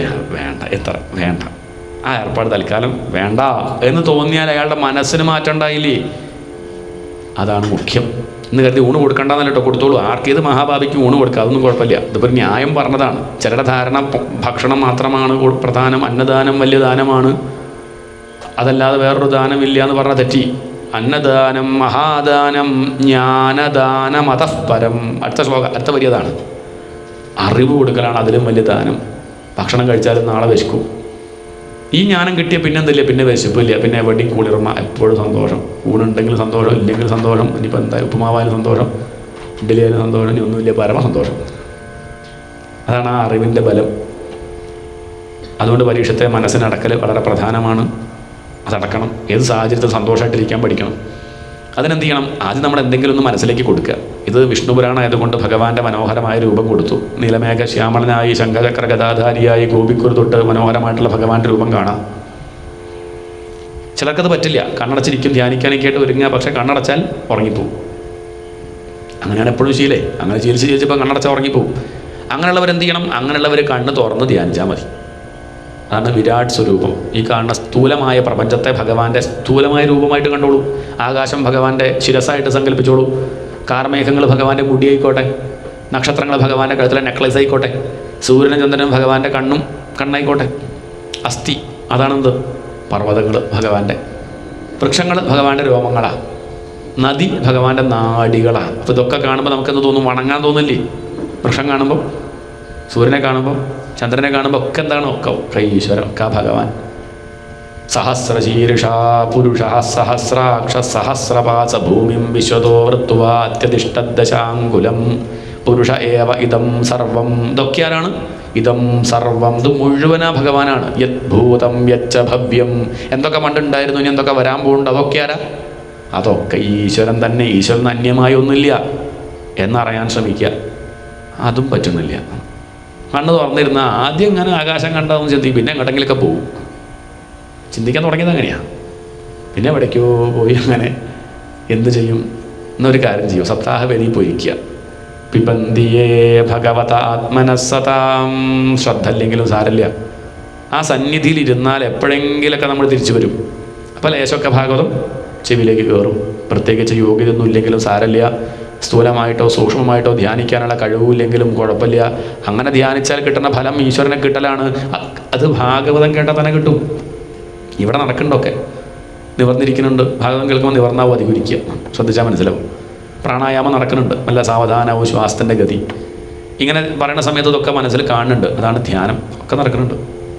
അതുകൊണ്ട് ഭാഗവതം കേട്ടാലും സമാധി, മുക്തി, മോഹക്ഷയം, ദുഃഖങ്ങൾ നീങ്ങും, സംശയമില്ല. അപ്പോഴാണ് സൃഷ്ടിയെ പറ്റി ചോദിച്ചത്. അത് പറയണമെച്ചാൽ ഭഗവാന്റെ കാരുണ്യം ഇല്ലാണ്ട് പറ്റില്ല. ഭഗവാനെ അങ്ങ് അനുഗ്രഹിക്കണേ, പരീക്ഷത്തിന് മനസ്സിലാവണ വിധം എന്നെക്കൊണ്ട് പറയിപ്പിക്കണേ ഭഗവാനെ എന്ന് ഭഗവാനോട് പ്രാർത്ഥിച്ചു. അതാണ് വേണ്ടത്. ഓരോ നാട്ടിലെത്തുമ്പോൾ അവർക്ക് മനസ്സിലാവണ വിധം പറയിപ്പിക്കണേ, എല്ലാതെങ്കിലും ഒരുപോലെ മതിയാവില്ല. അപ്പോൾ ഭഗവാനോട് പ്രാർത്ഥിക്കുക, വേണ്ടതുപോലെ ആവണേ, പരീക്ഷത്തിന് മനസ്സിലാവണ വിധം ഭഗവാനെ അങ്ങനെ കൊണ്ട് പറയിപ്പിക്കണേ എന്ന് പ്രാർത്ഥിച്ചു. അതാണ് ശുഖസാരസ്വതം. ഭഗവാനാണ് പിന്നെ ശ്രീശുഖരുടെ മുഖത്തിരുന്ന് പറയണത് ആരാ? ഭഗവാൻ പറയണു എന്നാണ്. സൃഷ്ടിയെ പറ്റി ചോദിച്ചു. വാസ്തവത്തിൽ പരീക്ഷത്തെ സൃഷ്ടി എന്നൊന്നുമില്ല, എന്നാലും കഥയായിട്ട് പറയുമ്പോൾ എന്തെങ്കിലും പറഞ്ഞല്ലേ പറ്റൂ, ഒരു തുടക്കം വേണ്ടേ? അതിനുവേണ്ടി കഥാരൂപത്തിൽ പറയാം, അതിൽ പിടിച്ച് തൂങ്ങരുത്. പക്ഷെ കഥാരൂപത്തിൽ പറയാം. പണ്ട് വിഷ്ണു ഭഗവാനേ ഉണ്ടായിരുന്നുള്ളൂ. ആരെയുള്ളൂ? പണ്ട് നമ്മളൊക്കെ ഉണ്ടാവുന്നതിൻ്റെ മുമ്പ് ആരേ ഉണ്ടായിരുന്നുള്ളൂ? ഭഗവാൻ മാത്രം. പാലായിൽ ഭഗവാൻ പള്ളി കൊള്ളുന്നു. ആ ഭഗവാന് പെട്ടെന്ന് തോന്നിയ ഒരു സത്സംഗമായാൽ എന്താണ്? ആ ചിന്ത അങ്ങോട്ട് വന്നതും തൻ്റെ നാഭിയിലേക്ക് നോക്കി അവിടുന്ന് ഒരു താമര വിടർന്നു. അതിൽ നിന്നൊരാളുണ്ടായി, അയാളാണ് ബ്രഹ്മാവ്. അദ്ദേഹം ചുറ്റും നോക്കി, ഞാൻ ആരെന്ന് അന്വേഷിച്ചു. അങ്ങനെ അദ്ദേഹത്തിന് കഹ എന്നൊരു പേര് കിട്ടി, ഞാൻ ആരെന്ന് അന്വേഷിച്ചതുകൊണ്ട്. ചുറ്റും നോക്കിയപ്പോൾ 4 തലകളുണ്ടായി. അതാണ് മനസ്സ്, ബുദ്ധി, അഹങ്കാരം, ചിത്തം. ആരാണ്? മനസ്സ്, ബുദ്ധി, അഹങ്കാരം, ചിത്തം. വിഷ്ണു ഭഗവാൻ ബോധം. നമ്മളിലൊക്കെ ഉണ്ട് ബോധം. നമ്മൾ ഉറങ്ങുക എന്ന് പറഞ്ഞാൽ പാലാഴി പള്ളി കൊള്ളുക, ഒന്നുമില്ല അവിടെ. എന്തെങ്കിലും ഉണ്ടോ ഉറങ്ങുമ്പോൾ? വ്യക്താവ്യക്തമിതം ന കിഞ്ചിത് അഭവത് പ്രാഗ് പ്രാകൃത പ്രക്ഷയേ. ഉറങ്ങുമ്പോൾ വ്യക്തമായോ അവ്യക്തമായോ ഒന്നുമില്ല. പക്ഷെ ഒന്നുണ്ട്, ഞാനുണ്ട്. ഇത് മരിച്ചു പോയില്ലല്ലോ, ഞാനുണ്ട്, ബോധമുണ്ട്. അതാണ് ഈശ്വരൻ, അതാണ് വിഷ്ണു ഭഗവാൻ. അതിൽ നിന്ന് ആര് വന്നു? ബ്രഹ്മാവ്, സൃഷ്ടികർത്താവ്. അതാണ് മനസ്സ്. മനസ്സാണ് സൃഷ്ടിക്കുന്നത്. എല്ലാം ചെയ്യണത് ആരാ? ആരാ? ഒക്കെ സൃഷ്ടിക്കണത് ആദ്യം മനസ്സിലല്ലേ? നമ്മൾ വീട് വയ്ക്കുമ്പോൾ ആദ്യം ബ്ലൂ പ്രിൻ്റ് ഉണ്ടാക്കിയില്ലേ? മനസ്സുകൊണ്ട് ആദ്യമേ വെച്ച് കഴിഞ്ഞില്ലേ? ഇല്ലേ? പിന്നല്ലേ വെക്കുന്നത്? ഒക്കെ മനസ്സിൽ കഴിഞ്ഞു. ആദ്യം ഇപ്പോൾ ഒരാൾ എണീറ്റ് പോകുന്നുണ്ടെങ്കിൽ ആദ്യം അയാൾ നീറ്റിട്ടുണ്ട്. നീക്കണം വേണ്ട, നീക്കണം വേണ്ട, നീറ്റേക്കാം അല്ലേ? അല്ല, ആദ്യം നീറ്റിട്ട് പിന്നെ മനസ്സിൽ എണീക്കുകയാണോ? അല്ല, മനസ്സുകൊണ്ട് എണീറ്റ് കഴിഞ്ഞു. അപ്പം ആദ്യം ഒക്കെ ചെയ്യണത് എവിടെയാണ്? ആദ്യം സൃഷ്ടിക്കുന്നത് മനസ്സാണ്. മനസ്സില്ലെങ്കിൽ സൃഷ്ടിയുണ്ടോ? ഇല്ല. അതുകൊണ്ടാണ് ബ്രഹ്മാവ് വിശ്വമനസ്സാണെന്ന് പറയും. എല്ലാവരുടെയും ബോധം, അതാണ് ബ്രഹ്മം, അതാണ് ഈശ്വരൻ, വിഷ്ണു. ചുറ്റും നോക്കി 4 തലകളുണ്ടായി. മനസ്സ്, ബുദ്ധി, അഹങ്കാരം, ചിത്തം. ഇതാണ് 4 തലകൾ എന്ന് പറയും. താമര, അതാണ് 14 ലോകങ്ങൾ, അല്ലെങ്കിൽ ഈ കാണുന്ന ലോകം, അത് താമര ദളങ്ങളായിട്ട് പറയും. ഇതൊക്കെ ഒരു സങ്കല്പമാണ്. ചുറ്റും നോക്കി ഞാൻ ആരെന്ന് മനസ്സിലാവണില്ല. ആർക്ക്? ഈ മനസ്സിന്. നമുക്കും അങ്ങനെയാണ്. ഞാൻ ആരെന്ന് അറിയണില്ല. ഞാൻ ആരാ, എവിടുന്ന് വന്ന്, എന്തേ ഇപ്പം അങ്ങനെ ഉണ്ടാവാൻ കാരണം? ഈ ചോദ്യം നമുക്കുണ്ട്. എന്നിട്ട് ഇങ്ങനെ കണ്ടുപിടിക്കുന്നത്, ഓരോന്നോരോന്നായിട്ട് കണ്ടുപിടിക്കുന്നത്. ഇപ്പോഴും ഉത്തരം കിട്ടിയിട്ടില്ല. ബ്രഹ്മാവിന് മനസ്സിലായി, പുറമെ അന്വേഷിച്ചാൽ കിട്ടില്ല എന്ന് മനസ്സിലാക്കി അദ്ദേഹം എങ്ങോട്ട് തിരിഞ്ഞു? അകത്തേക്ക് തിരിഞ്ഞു. കണ്ണുകളഞ്ചുമുള്ളടക്കി തെരുതര വീണു വണങ്ങിയോതിടേണം. ഇന്ദ്രിയങ്ങളടക്കി ഉള്ളിലേക്ക് തിരിഞ്ഞു. അപ്പോൾ അവിടുന്ന് വിഷ്ണു ഭഗവാനെ കണ്ടു. ഹൃദയം കൊണ്ട് ഉപദേശിച്ചു, ബ്രഹ്മാവേ, അങ്ങ് സൃഷ്ടികർത്താവാണ്. അങ്ങ് ചെയ്യേണ്ട പ്രവൃത്തി ഞാൻ കൃത്യമായിട്ട് പറഞ്ഞു തരാം. ഇവിടെ സൃഷ്ടിക്കുക, പഞ്ചഭൂതങ്ങളെ കൊണ്ട് ഓരോന്നും സൃഷ്ടിക്കുക, മനുഷ്യരെയും മൃഗങ്ങളെയും പക്ഷികളൊക്കെ സൃഷ്ടിക്കുക. ബ്രഹ്മാവ് ചോദിച്ചു, അതിലൂടെ എനിക്ക് മമത ഉണ്ടാവില്ലേ? അതിൻ്റെ നാശത്തിൽ ഞാൻ ദുഃഖിക്കില്ലേ? ആ ദുഃഖം ഇല്ലാണ്ടിരിക്കാൻ ഞാനൊരു കാര്യം പറഞ്ഞു തരാം, ഇത് ഓർത്താൽ മതി. അതാണ് ചതുശ്ലോകീ ഭാഗവതം. എന്താണ് ചതുശ്ലോകീ ഭാഗവതം? എന്താ അതിൻ്റെ സാരം? അഹമേവ ആസം ഏവ അഗ്രേ. ഞാൻ മാത്രമേ ഇവിടെ ഉള്ളൂ, വേറെ ഒന്നുമില്ല. നമുക്ക് ആകെ അനുഭവമുള്ള ഒരൊറ്റ കാര്യം എന്താ? ഞാനുണ്ട് എന്നുള്ളത് നിങ്ങൾക്ക് അനുഭവം ഉണ്ടോ? ഉറങ്ങുമ്പോൾ, നിങ്ങൾ ഉറങ്ങുമ്പോൾ ഞാനുണ്ട് എന്നുള്ള അനുഭവം ഉണ്ടോ? പക്ഷെ നിങ്ങൾക്ക് നിങ്ങളുണ്ടെന്നുള്ള കാര്യം അനുഭവമില്ലേ? അത് ഉറങ്ങുമ്പോഴും ഉണർന്നിരിക്കുമ്പോഴും സ്വപ്നം കാണുമ്പോൾ ഒരൊറ്റ അനുഭവം നോക്കുള്ളൂ, ഞാനുണ്ട്. അത് ഓർക്കൂ. അങ്ങ് എൻ്റെ കയ്യിലെ കളിപ്പാട്ടമാണ്, അതെപ്പോഴും ഓർക്കാം. താൻ ചട്ടുകം, ഞാനാണ് ദേഹണ്ണക്കാരൻ. നമ്മുടെ കുഴപ്പം എന്താ വെച്ചാൽ ദുഃഖിക്കാൻ കാരണം ഞാൻ ചട്ടുകമാണെന്ന് സത്യം മറന്നുപോകും. ദേഹണ്ണക്കാരൻ ആണ് പായസം ഉണ്ടാക്കുന്നത്, ചട്ടുകാണോ? ചട്ടുക അടക്കി വിചാരിക്കും ഞാനാണ് ഉണ്ടാക്കുന്നത്. ചട്ടുകത്തിന് ആരെങ്കിലും അഭിനന്ദിക്കാറുണ്ടോ? പായസം അസലേ, ചട്ടുകം സ്റ്റേജിലേക്ക് വരും, ഒരു പൊന്നാട അണിയിക്കട്ടെ. ഇല്ലില്ല. അത് നാശമായാലും നന്നായാലും ആരുടെ പറയുള്ളൂ? ദേഹണ്ണക്കാരനോട് പറയും. അതുപോലെ നന്നായാലും മോശമായാലും ഭഗവാൻ ബ്രഹ്മാവല്ല എന്ന് പറഞ്ഞാൽ നമുക്കുള്ള പാഠ. മരിച്ചുകൊണ്ടിരിക്കുന്ന ഒരാൾ പരീക്ഷത്തെ ഞാൻ ചെയ്യണമെന്നുള്ള ഭാവം വേണ്ട. ഞാൻ ഭഗവാന്റെ കയ്യിലെ കളിപ്പാട്ടം, ഭഗവാൻ എന്നെ നിമിത്തമാക്കി ചെയ്യിക്കുന്നു, നടക്കട്ടെ. ഭഗവാന്റെ സങ്കല്പം എന്താ വെച്ചാൽ അത് വൃത്തിയിൽ നടക്കട്ടെ. അതിന് ഞാൻ നിമിത്തമായി. ഭാഗ്യം എന്നെ ഭഗവാൻ അവിടെ കൊണ്ടിരുത്തി. നിങ്ങളൊക്കെ ആരെ കൊണ്ടിരുത്തിയത്? ഞാൻ പുറപ്പെട്ട് വന്നത് തന്നെയാണ്. അല്ലല്ല, അങ്ങനെ വെച്ചാൽ പുറപ്പെട്ടിട്ടും വരാത്തവരുണ്ട് ഇവിടെ. ചോദിച്ചു നോക്കൂ, നാളെ ചോദിച്ചാൽ മതി. എന്നാലും ഇത്ര ദിവസമായി പുറപ്പെടണമെന്ന് ഇഷ്ടമുണ്ടോ? ഇത്രയില്ല. പുറപ്പെടാണ്ട് എത്തിയവരും ഉണ്ടാവും. അങ്ങനെ വന്നതെന്തോ ശബ്ദം കേട്ടു, കേട്ട് കയറിയിരിക്കുക. നോക്കിയപ്പോൾ എങ്ങനെ എത്തി ആലോചിക്കൂ. അപ്പോഴാണ് മനസ്സിലാവുക നിമിത്തമാത്രം ഭവ. അർജുന, ഇതൊക്കെ ഞാൻ പണ്ടേ ചെയ്തതാ. താൻ തൽക്കാലം ഒന്ന് അഭിനയിച്ചാൽ മതി. ഭീഷ്മരെയൊക്കെ ഞാൻ പണ്ടേ കൊന്നിട്ടുണ്ട്. താനൊന്ന് അസ്ത്രം വയ്ക്കാൻ ബുദ്ധിമുട്ടുണ്ടോ? അത്രേ വേണ്ടൂ. നമ്മളെ കൊണ്ട് ഭഗവാൻ ചെയ്യിക്കുക എന്നുള്ള സത്യം അറിഞ്ഞാൽ പിന്നെ വിഷമല്ല. ആ സത്യം തിരിച്ചറിയൂ. അങ്ങനെ ബ്രഹ്മാവ് സൃഷ്ടിച്ചു. ആദ്യമൊക്കെ അജ്ഞാനവൃത്തികളെ സൃഷ്ടിച്ചത്. അതുകൊണ്ടൊക്കെ വിഷമമുണ്ടായി, ശരിയായില്ല. പിന്നെ ഭഗവാന്റെ ചതുശ്ലോകി ഭാഗവതം ഓർത്തു സൃഷ്ടിച്ചു. അങ്ങനെയാണ് സനകാദികൾ ഉണ്ടായത്. നന്നായി സൃഷ്ടി. എപ്പോഴും സൃഷ്ടി എങ്ങനെ വേണം? നല്ല സങ്കല്പത്തോടു കൂടി വേണം. എന്ത് സൃഷ്ടിയാണെങ്കിലും നന്നായി വരട്ടെ എന്നുള്ള ഭാവത്തിൽ വേണം സൃഷ്ടിക്കാൻ. എന്ത് കർമ്മവും നന്നാവട്ടെ, അങ്ങനെ പറയാവൂ, ഭംഗിയാവട്ടെ, ആർക്കും വിഷമമില്ലാണ്ടിരിക്കട്ടെ. ഈ ഭാവനയിലാണ് വേണ്ടത്. നശിച്ചു പോട്ടെന്ന് പറഞ്ഞിട്ടല്ല. അതുകൊണ്ട് അദ്ദേഹം ഭഗവാനെ ചിന്തിച്ച് സൃഷ്ടിച്ചത് വേണ്ടതുപോലെ. പരീക്ഷത്തെ മരിച്ചുകൊണ്ടിരിക്കുന്ന ഒരു മനുഷ്യൻ എന്ത് കർമ്മം ചെയ്യുമ്പോഴും നന്നായി വരണം എന്നുള്ള സങ്കല്പം വേണം. അങ്ങനെ വേണം സൃഷ്ടിക്കാൻ. പക്ഷേ സനകാദികൾ വിവാഹം കഴിക്കാൻ തയ്യാറായില്ല. വലിയ വിഷമം തോന്നി. അവർ ഭഗവാനെ സേവിക്കാൻ പുറപ്പെട്ടു. അതിഷ്ടമായി. പക്ഷേ അച്ഛൻ പറഞ്ഞത് കേട്ടില്ല. സന്തതികളൊക്കെ ഉണ്ടാവട്ടെ പറഞ്ഞപ്പോൾ അവർ കേട്ടില്ല. അവർക്കത് താല്പര്യമില്ല. അവർ പറഞ്ഞു, ഞങ്ങൾ വിവാഹം കഴിച്ചാൽ ആ കുട്ടിക്ക് കൂടി ഉപദ്രവം ഉണ്ടാവുക. അതുകൊണ്ട് ഞങ്ങൾ എന്ത് ചെയ്യട്ടെ? ഞങ്ങൾക്ക് ഈശ്വരനല്ലാണ്ട് വേറൊരാളെ ചിന്തിക്കാൻ പറ്റില്ല. അപ്പോൾ വിഷമല്ലേ എന്ന് പറഞ്ഞ് അവരങ്ങോട്ട് പോയി ഭഗവാനെ സേവിക്കാൻ പോയി. ബ്രഹ്മാവിന് ദേഷ്യം വന്നു. അത് അടക്കി വെച്ചു, പുറത്തേക്ക് കാണിച്ചില്ല. അത് ഭ്രൂമധ്യത്തിൽ നിന്ന് പുറത്തേക്ക് ചാടി. അതാണ് രുദ്രൻ. കരഞ്ഞുകൊണ്ട് വന്നതുകൊണ്ട് രുദ്രൻ എന്ന് പേര്. രോദനാഥ രുദ്ര. എല്ലാം വേണമെന്ന് പറഞ്ഞിട്ടാണ് വരുന്നത്. എനിക്ക് സ്ഥലം വേണം, സമ്പത്ത് വേണം, ഭാര്യ വേണം, കുട്ടികൾ വേണം. ബ്രഹ്മാവിന് ഇഷ്ടമായി. അങ്ങനെ 11 ഭാഗിച്ചു. 11 രുദ്രന്മാർ. അവർക്ക് വിവാഹം കഴിക്കാനായിട്ട് 11 സ്ത്രീകളെ കൽപ്പിച്ചു കൊടുത്തു. രുദ്രനും സൃഷ്ടി ഒട്ടും താല്പര്യമില്ല. സംഹാരമൂർത്തിയാണ്, ദക്ഷിണാമൂർത്തി, ജ്ഞാനസ്വരൂപനാണ്. അദ്ദേഹത്തിന് എന്ത് സൃഷ്ടി? പക്ഷേ അച്ഛൻ പറയുമ്പം കേട്ടില്ലെങ്കിൽ വയ്യല്ലോ. ഒന്നെങ്കിൽ വയ്യാന്ന് പറയാം. പക്ഷേ വയ്യാന്ന് പറഞ്ഞാൽ അച്ഛന് വിഷമാവും. നേരത്തെ ഏട്ടന്മാർ കേൾക്കാനായിട്ട് വലിയ വിഷമമായിരുന്നു. എന്നിട്ട് താണ്ടായത് പോകുന്നതാണ്. ഞാനൊന്നും ചെയ്യില്ല എന്ന് പറഞ്ഞാൽ വലിയ വിഷമം അച്ഛനുണ്ടാവും. വിഷമിപ്പിക്കണ്ട. ഇനി നേരാവണ്ണം ചെയ്താലോ ഈ പണി വീണ്ടും വീണ്ടും ഏൽപ്പിക്കും. തനിക്ക് ഇഷ്ടമില്ലാത്തൊരു പണി വീണ്ടും വീണ്ടും ഏൽപ്പിച്ച് അത് ബുദ്ധിമുട്ടാണ്. അതുകൊണ്ട് ഇത് അപകടമാക്കിയിട്ട് അങ്ങോട്ട് ചെയ്യാം, എന്നാൽ പിന്നെ ഏൽപ്പിക്കില്ലല്ലോ എന്ന് കരുതി ഭൂതഗണങ്ങളെ സൃഷ്ടിച്ചു ആര്? രുദ്രൻ. അവരുടെ സ്വഭാവം പരസ്പരം പിടിച്ച് വിഴുങ്ങല. ബ്രഹ്മാവ് ഉച്ചയായി പോയി നോക്കിയപ്പോൾ നല്ല തിരക്കുണ്ട്. ധാരാളം ആൾക്കാരുണ്ടല്ലോ, സപ്താഹം പോലെ തന്നെ. ഉച്ചയാകുമ്പോൾ നോക്കുമ്പോൾ നല്ല ഒരു 3-3:15 നല്ലോണം ഉണ്ടാവും എന്ന് കരുതി അദ്ദേഹം പോയി നോക്കുമ്പം ഒറ്റ ആളുകളോ. അയാൾ ചോദിച്ചു, ബാക്കിയുള്ളവരൊക്കെ എവിടെ പോയടോ? കുമ്പേല. പരസ്പരം പിടിച്ച് വിഴുങ്ങി പിന്നെ ഇയാൾ ബാക്കിയത് ഇയാളെ വിഴുങ്ങാൻ ആളില്ലാത്തതുകൊണ്ടാണ്. അല്ലെങ്കിൽ ഇയാളും ഉണ്ടാവില്ല. ഞാൻ വിഴുങ്ങട്ടെ ബ്രഹ്മാവിനെന്ന് ചോദിച്ചു. ബ്രഹ്മാവ് പറഞ്ഞു, ശിവ ചെല്ലു, എവിടെയെങ്കിലും പോയി ഏകാന്തത്തിൽ ഇരിക്കുക, മനസ്സ് ശുദ്ധാക്കുക എന്ന് പറഞ്ഞു. ശുദ്ധായതാ. നാടകമാണ് പരമശിവൻ്റെ. സന്തോഷമായി. ഞാൻ പോട്ടെ എന്ന് പറഞ്ഞാൽ ആര് പോയി? ആ രുദ്രൻ കൈലാസത്തിൽ സമാധാനമായിട്ട് ശാന്തനായിട്ടിരിക്കുന്നു. അതാണ് ശിവൻ്റെ കഥ. പക്ഷെ ഇപ്പോഴും സൃഷ്ടി വേണ്ടതുപോലെ ആയില്ല. അദ്ദേഹം മനസ്സുകൊണ്ട് പറഞ്ഞ് സൃഷ്ടിച്ചു. മരീചി, അത്രിയ, അങ്കിരസ്, പുലഹൻ, പുലസ്ത്യൻ, ക്രതു, വസിഷ്ഠൻ, ദക്ഷൻ, പത്താമനായി, നാരദൻ. പക്ഷെ ഇപ്പോഴും താൻ സൃഷ്ടിക്കുന്നല്ലാണ്ട് സൃഷ്ടിച്ചത് വേറൊന്നിനെ സൃഷ്ടിക്കുന്നില്ല. അച്ഛനമ്മമാരെ സംബന്ധിച്ച് മക്കളുണ്ടായാൽ മാത്രം പോരാ, തൃപ്തിയാവണിച്ച് എന്ത് വേണം? ശ്രീമേനി മകൻ്റെ കല്യാണം കഴിഞ്ഞില്ല. കല്യാണം കഴിഞ്ഞു, മകന് കുഞ്ഞിക്കാല് ഇല്ലേ? ഒരു മുത്തശ്ശിയാവണം, മുത്തശ്ശനാവണം. ഇതാണ് ബ്രഹ്മാവിൻ്റെ പ്രശ്നം. ബ്രഹ്മാവ് സൃഷ്ടിക്കുന്നുണ്ട്, പക്ഷെ ബ്രഹ്മാവ് സൃഷ്ടിച്ചവർ വേറെ ഒന്നിനെ സൃഷ്ടിക്കണില്ല. അവസാനം ബ്രഹ്മാവ് ഭഗവാനെ ആശ്രയിച്ചു. വേറെ വഴിയൊന്നുമില്ല. ഭഗവാൻ അങ്ങോട്ട് ആശ്രയിച്ചു. ഭഗവാനെ എന്ത് വേണമെന്ന് അങ്ങ് പറഞ്ഞു തരിക എന്നങ്ങോട്ട് പറഞ്ഞതും അദ്ദേഹത്തിൻ്റെ ശരീരം 2ആയിട്ട് മാറി. പുരുഷൻ, സ്ത്രീ, 2 പേർക്ക് തുല്യ പ്രാധാന്യം. പുരുഷനും സ്ത്രീയും. ഒരു നാളികേരം കണ്ട് മുറിച്ചു. ഏത് മുറി ആദ്യം ഉണ്ടായത്? 2 മുറി ഒരുമിച്ചാണ്. ഇതുപോലെ പുരുഷനും സ്ത്രീയും ഒരുമിച്ചുണ്ടായി. അതാണ് പുരുഷൻ സ്വയംഭൂ മനു, സ്ത്രീ ശതരൂപ. അവരോട് വിവാഹം കഴിച്ച് കുട്ടികളൊക്കെ ആയിട്ട് കഴിയാൻ പറഞ്ഞു. ഞങ്ങൾ എവിടേക്കാണ് പോകണ്ടു? നിങ്ങൾക്ക് വേണ്ടി ഉണ്ടാക്കി വെച്ച സ്ഥലമാണ് ഭൂമി. ആ മനുവിൻ്റെ വംശത്തിൽപ്പെട്ടത് കൊണ്ടാണ് നമ്മളൊക്കെ മാൻ അല്ലെങ്കിൽ മനുഷ്യൻ അല്ലെങ്കിൽ മാനവൻ എന്ന് പറയുന്നത്.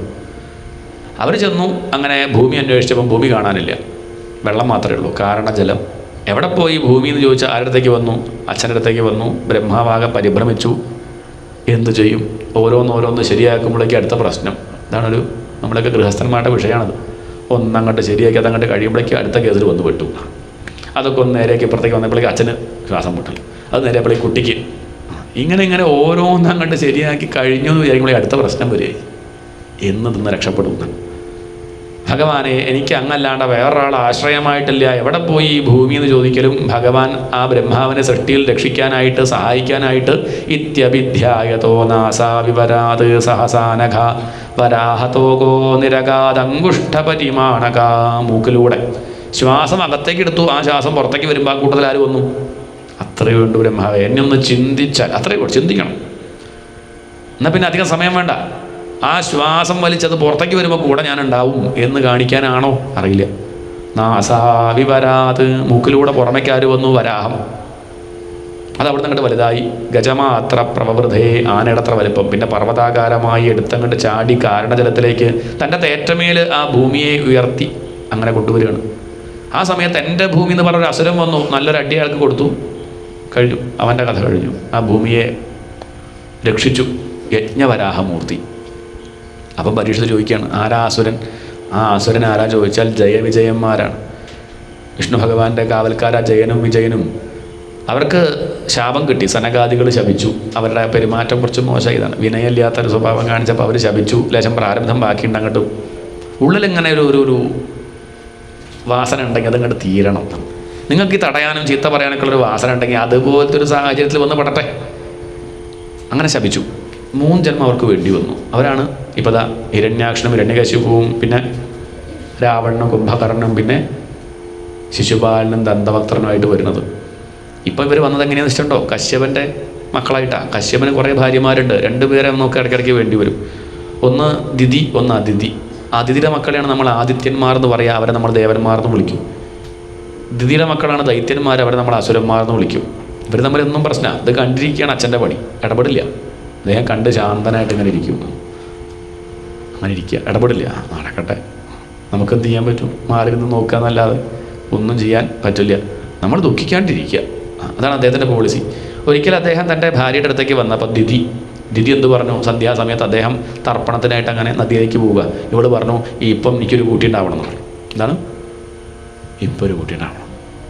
അങ്ങ് മറ്റൊരു ഭാര്യമാരോടൊക്കെ വലിയ സ്നേഹമാണ്, അവർക്കൊക്കെ സന്തതികൾ ഉണ്ടായി, എനിക്കിപ്പോൾ ഇത്രയും കാലമായിട്ടൊരു കുട്ടിയൊന്നും ഉണ്ടായില്ല പറഞ്ഞപ്പോൾ അദ്ദേഹം പറഞ്ഞു, നല്ല കാര്യം, കല്യാണം കഴിച്ചാൽ അങ്ങനെയൊക്കെ വേണ്ടത് തന്നെയാണ്, പക്ഷേ ഇപ്പം അതിനുള്ള സമയമല്ല. സൃഷ്ടിയാണ് വിഷയം കേട്ടോ. എന്താ വിഷയം? സൃഷ്ടിയാണ് വിഷയം. ഭാഗവത്തിൽ കൃത്യം പറയുകയാണ്. ഇപ്പോൾ സന്ധ്യാസമയമാണ്, രജോ ഗുണവും തമോ ഗുണവും കൂടിയിരിക്കുന്ന സമയമാണ്. സ്വാഭാവികമായിട്ടൊരു മനുഷ്യൻ്റെ മനസ്സിൽ കാമവും ക്രോധവും വളർന്നു വരാൻ സാധ്യതയുള്ള സമയമാണെന്ത്? സന്ധ്യ. സങ്കടം വരുന്ന സമയം, കുറച്ച് അപകടമൊക്കെ ചെയ്തു പോകുന്ന സമയമാണെന്ത്? സന്ധ്യ. അതുകൊണ്ടാണ് പണ്ടുള്ളവരെന്ത് പറഞ്ഞു? അപകടം ചെയ്തു പോകാണ്ടിരിക്കാൻ വിളക്കത്തിച്ച് നാമം ചോദിച്ചിരുന്നാൽ മതി, വേറെ ഒന്നും സന്ധ്യയ്ക്ക് വേണ്ട. ചിത്ത വിചാരം വരാണ്ടിരിക്കട്ടെ കരുതിയിട്ടാണ്. പ്രകൃതിക്ക് തന്നെ ലേശൊരു പ്രശ്നമുള്ള സമയമാണ്. പ്രഭാതത്തിൽ അങ്ങനെ സത്വഗുണമാണ്, അങ്ങനെ എപ്പോഴും ശാന്തമായിട്ട് നല്ല സമയമാണ്. ഉച്ചയാകുമ്പോൾ രജോ ഗുണം, നല്ല ചൂടാണ്. വൈകുന്നേരം ആകുമ്പം രാത്രിയിലെ തമസും ഈ രജസ്സും രണ്ടും കൂടി കൂടിയിരിക്കുന്ന സമയമാണ്. കാമവും ക്രോധവും എന്നാണ്. കാമ ഏഷ ക്രോധ ഏഷ രജോ ഗുണസമുദ്ഭവ. അർജുനോട് പറയും, അർജുന, ഒരു മനുഷ്യൻ നശിക്കാൻ കാരണം എന്നെയാണെന്ന് പറയണ്ട. കൃഷ്ണൻ പറയാ, നമ്മളൊക്കെ ഭഗവാനെന്ന് പറയും. അപകടമൊക്കെ ചെയ്തില്ലേ? ഭഗവാന്റെ കളിയാ. അല്ലല്ല, എന്നെ പറയണ്ട. നിങ്ങളുടെ ഉള്ളിലുള്ള രജോ ഗുണം കാമവും ക്രോധവുമാണ് ഈ അപകടമൊക്കെ ചെയ്തത്, എന്നെ പറയണ്ട എന്നാണ് ആര് പറയണത്? ഭഗവാൻ തന്നെ പറയണത്. അപ്പം അദ്ദേഹം പറഞ്ഞു, ഇതിപ്പം പുത്രോത്പാദനം അത് മൈഥുനയാമത്തിലാണ്, ഒരു 8:45 കഴിയട്ടെ. ഇപ്പം എന്താ വെച്ചാൽ സന്ധ്യാവന്തന, ഒരു 1008 ഗായത്രി ജപിക്കണം, ഞാൻ പോട്ടെ എന്ന് പറഞ്ഞെങ്കിലും അവൾ കേട്ടില്ല, നിർബന്ധിച്ചു. ശരി, നിർബന്ധിച്ചപ്പോൾ അദ്ദേഹം കണക്കാക്കി, ഞാൻ ചതുശ്ലോകി ഭാഗവത് ഓർത്തു. ഭഗവാന്റെ സങ്കല്പം പലതവണ പറഞ്ഞു, കേൾക്കണില്ല. ശരി, അങ്ങനെ ഭാര്യാഗമനം ചെയ്തു. കഴിഞ്ഞപ്പോൾ അവൾക്ക് സങ്കടമായി, പശ്ചാത്താപ വിവശയായി അവൾ കാൽക്കൽ വീണ്ടും ചോദിക്കുകയാണ്, അങ്ങയുടെ തപസ് ഞാൻ ഇല്ലേണ്ടിയാക്കിയില്ലേ? ഇത് അങ്ങ് നാമം ജപിക്കാൻ പുറപ്പെട്ടതല്ല. അദ്ദേഹം പറഞ്ഞു, സാരമില്ല, കഴിഞ്ഞു. എന്തായാലും ഇതിൻ്റെ ഫലം ഇല്ലാണ്ടിരിക്കില്ല. സന്ധ്യാസമയത്ത് ഇങ്ങനൊരു കർമ്മം ചെയ്തതുകൊണ്ട് നമുക്കുണ്ടാവുന്ന കുട്ടികൾ വളരെ മോശക്കാരായിട്ട് മാറും. ഹിരണ്യാക്ഷനും ഹിരണ്യകശിപുവും രണ്ടുപേരും ലോകഭയങ്കരന്മാരായിട്ട് മാറും. അവർ രണ്ടുപേരും ഭഗവാന്റെ കൈകൊണ്ട് മരിക്കും. അത് കേട്ടപ്പോൾ അവർക്ക് സമാധാനമായി. എന്തായാലും മരിക്കാരുടെ കൈ കൊണ്ടാണ്? ഏതെങ്കിലും ഇടപാടുടെ കൈ കൊണ്ടല്ലല്ലോ, ഭഗവാന്റെ കൈ കൊണ്ടല്ലേ. നന്നായി, പിന്നെ നീ വിഷമിക്കണ്ട, എന്ത് ചെയ്യാൻ പറ്റും? നടക്കേണ്ടതൊക്കെ നടക്കണു. ആ വംശത്തിൽ ഹിരണ്യകശിപുവിൻ്റെ മകൻ പ്രഹ്ലാദൻ, അവൻ കാരണം ഈ കുലം അങ്ങോട്ട് ശുദ്ധാവും, അസുരവംശം ശുദ്ധാവും പോരെ എന്ന് പറഞ്ഞ് അനുഗ്രഹിച്ച് അദ്ദേഹം വേഗം തന്നെ പഴയ തേജസ് വീണ്ടെടുത്തു. അദ്ദേഹം പോയി കുളിച്ചു, നാമം ജപിച്ചു. അദ്ദേഹത്തിന് കുഴപ്പമില്ല, പക്ഷെ ദിതിക്ക് വിഷമുണ്ട്. അവൾക്ക് വലിയ പരിഭ്രമം. താൻ കാരണമല്ലേ ഈ കുട്ടികൾ പുറത്തു വന്ന അപകടക്കാരാവില്ലേ കരുതിയിട്ട് 100 വർഷക്കാലം ഗർഭത്തിൽ വെച്ചു ഹിരണ്യാക്ഷനെ ഹിരണ്യകശിപുവിനെ. കശ്യപനോ? കശ്യപന് ഒരു പ്രശ്നമില്ല, അദ്ദേഹം ശാന്തനായിട്ടിരിക്കണം. അതാണ് ഈ കഥ കാണിച്ചിരുന്നത്. ഒന്നും അദ്ദേഹത്തെ ബാധിക്കുന്നില്ല. അങ്ങനെ ആവാൻ ശ്രമിക്കൂ എന്നാണ് ഈ പാഠം. ഏതായാലും ഹിരണ്യാക്ഷൻ ഹിരണ്യകശിപു മുതലേ ഹിരണ്യാക്ഷൻ വളരെ മോശക്കാരനാണ്. ഹിരണ്യത്തിലേക്ക് കണ്ണുവെച്ചവൻ എന്നാണ് ആ പേരിൻ്റെ അർത്ഥം. ഹിരണ്യം എന്ന് പറഞ്ഞ സ്വർണം അല്ലെങ്കിൽ ഭൗതികമായിട്ടുള്ള നേട്ടം, അതിലേക്ക് കണ്ണുവെച്ചവൻ. അങ്ങനെ കണ്ണുവെച്ച് പോയാൽ വല്ല കാട്ടുപന്നിയുടെ തല്ലുകൊണ്ട് മരിക്കേണ്ടി വരും. കണ്ണങ്ങോട്ട് വെക്കണം, ഈശ്വരനിലേക്ക് വെക്കണം, ശ്രദ്ധ ഈശ്വരനിലേക്ക് വെക്കണം, ഭൗതിക നേട്ടത്തിലേക്കല്ല. ആ സ്വഭാവമാണ് ഹിരണ്യാക്ഷന്. കൈക്കരുത്തുണ്ട്, എല്ലാവരുടെ മേക്കട്ടം കയറുകയാണ്. ഇങ്ങനെ പോയപ്പോൾ ഒരിക്കലും വരുൺ ഇവനെ നേരെയാക്കണം എന്ന് കരുതി പറഞ്ഞു, തനിക്ക് യുദ്ധം ചെയ്യാൻ പറ്റിയ ഒരാളുണ്ട് കേട്ടോ. ആരാത്? തനിക്ക് സമമായിട്ട് യുദ്ധം ചെയ്യാൻ പറ്റിയ ആൾ വിഷ്ണു. ആരാണ്? എവിടെയാണ് ഉണ്ടാവുക? കൂടുതലൊന്നും ഇപ്പം എനിക്ക് നിശ്ചയില്ല. ഇതൊക്കെ ഭാഗവതം വായിക്കുന്നവരോട് ചോദിക്കൂ. നാരദ മഹർഷിയോട് അന്വേഷിച്ചോളൂ. നാരദ മഹർഷിക്ക് പിന്നെ ഭഗവാൻ എവിടെയായിരിക്കണത് എന്താ കഥ നമുക്ക് നിശ്ചയുണ്ട് എന്ന് പറഞ്ഞു. നേരെ ആരെ കണ്ടു? നാരദ മഹർഷിയെ കണ്ടു. ഈശ്വരൻ അന്വേഷിക്കാനുള്ള വഴി പറയുക.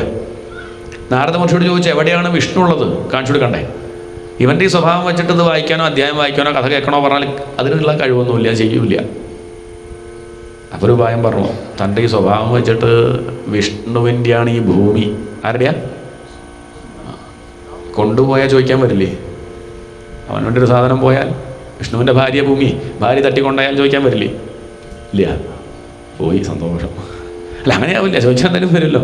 അങ്ങനെ ചോദിക്കാൻ വരുമ്പോൾ തനിക്ക് കാണും ചെയ്യാം, തനിക്ക് യുദ്ധവും ചെയ്യാമെന്ന് പറഞ്ഞു. അതങ്ങോട്ട് കേട്ടപ്പം ഇവൻ പറയുകയാണ്, വിഷ്ണുവിൻ്റെ അന്ന് അങ്ങയോടാരാ പറഞ്ഞത്? എൻ്റെ ഭൂമിയാണെന്നും പറഞ്ഞ് ചവിട്ടി അങ്ങോട്ട് താഴ്ത്തി. ചവിട്ടി താഴ്ത്താൻ പറഞ്ഞു. ഇതൊക്കെ കഥാരൂപത്തിൽ പറയട്ടോ, ഇതൊക്കെ അങ്ങനെ അങ്ങോട്ട് വിചാരിച്ചാൽ പെടും. ഭൂമിയിൽ തൻ്റെ സുഖത്തിന് പ്രാധാന്യം കൊടുത്ത് ഭൗതികമായിട്ടുള്ള നേട്ടം മാത്രം ആഗ്രഹിച്ച് കർമ്മം ചെയ്താൽ ഭൂമിയെ നമ്മൾ താഴ്ത്തുകയാണ് ചെയ്യണതെന്നാണ് താല്പര്യം. ഭൂമിയെ കാണാനില്ല. അപ്പോഴാണ് നമ്മൾ നേരത്തെ പറഞ്ഞ കഥ. സ്വയംഭൂ മനുഷ്യരൂപയും കൂടി വന്നപ്പം ഭൂമി കാണുന്നില്ല. തൻ്റെ അച്ഛനടുത്ത് വന്ന് വിഷമം പറഞ്ഞു. അദ്ദേഹം ഭഗവാനെ സ്മരിച്ചു. ഭഗവാൻ നാസികയിലൂടെ പുറമേക്ക് വന്നു. ഭൂമിയെ അന്വേഷിക്കാൻ വന്നതുകൊണ്ട് വരാഹമായി, പന്നി അങ്ങനെ വരാഹം. ചിലർ സംശയം, എന്തിനെ ഭഗവാൻ ഇങ്ങനെ ഒരു വരാഹമായിട്ട് വന്നു? കഷ്ടമായിപ്പോയി. എന്താ കുഴപ്പം? പന്നി എന്താ മോശം ആണോ? ഏതാ കേമം? പിന്നെ മനുഷ്യൻ അല്ലേ? അതും കൂത്താട്ടക്കുളത്തുള്ളവരാണ്. അതിൽ തന്നെ എൻ്റെ പഞ്ചായത്തിൽ, എൻ്റെ വീട്ടിൽ ഞാൻ ആണോ? അങ്ങനെയാണോ? നമ്മുടെ ഒരു കുഴപ്പമാണത്. മനുഷ്യരുടെ വിചാരം മനുഷ്യൻ മാത്രമാണ് കേമം, അതിൽ തന്നെ ഞാനാണ് കേമം, ബാക്കിയുള്ളവരൊക്കെ മോശക്കാർ, ബാക്കിയുള്ളതൊക്കെ മോശം, കഴുത മോശം, പന്നി മോശം, പല്ലി മോശം, ഓന്ത് മോശം, തവള മോശം, അയ്യേ തവള. അങ്ങനെയൊന്നും പറയരുത്. ഇതൊക്കെ ഭഗവാന്റെ ചൈതന്യമാണ്. ഇനി നിന്ദിച്ചില്ലെങ്കിൽ, വന്ദിച്ചില്ലെങ്കിൽ നിന്ദിക്കാണ്ടിരുന്നൂടെ? അയ്യെന്ന് പറയാൻ നമ്മളെ നോക്കി അയ്യേ പറഞ്ഞാൽ നമുക്ക് ഇഷ്ടപ്പെടുമോ? ചിലപ്പോൾ തവളയൊക്കെ പറയണ്ടാവും അയ്യേ മനുഷ്യൻ. തവള പറയില്ല കേട്ടോ, തവള സ്കൂളിൽ പോയില്ല, അവിടെ ഈ ദുരിതമില്ല, വേണ്ടാത്തൊന്നും പഠിച്ചിട്ടില്ല എന്നാണ്. അതുകൊണ്ട് പിന്നെ അവർ കുഴപ്പമില്ലാണ്ട് പോണു. നമ്മുടെ ഈ ബുദ്ധിമുട്ടാണ് ഇതൊക്കെ. എന്താ ഇപ്പം പ്രശ്നം? വരാഹത്തിന് എന്താ കുഴപ്പം? അതിൽ ഭഗവാനില്ലേ? ഉണ്ട്. മത്സ്യത്തിൽ ഭഗവാനുണ്ട്, ആമയിൽ ഭഗവാനുണ്ട്, എല്ലാത്തിലും. അമീബ മുതൽ ബ്രഹ്മാവിൽ വരെ ആരാളുള്ളത്? അത് കാണിക്കാനാണ് ഇപ്പോൾ ഈ കഥയൊക്കെ. അല്ലെങ്കിൽ ഭഗവാൻ കൃഷ്ണനായിട്ട് വന്നാൽ പോരെ, ഗോവർദ്ധനം എടുക്കുന്നത് പോലെ ഭൂമി എടുക്കായിരുന്നല്ലോ എന്ന് ആരും കുറ്റം പറയില്ല.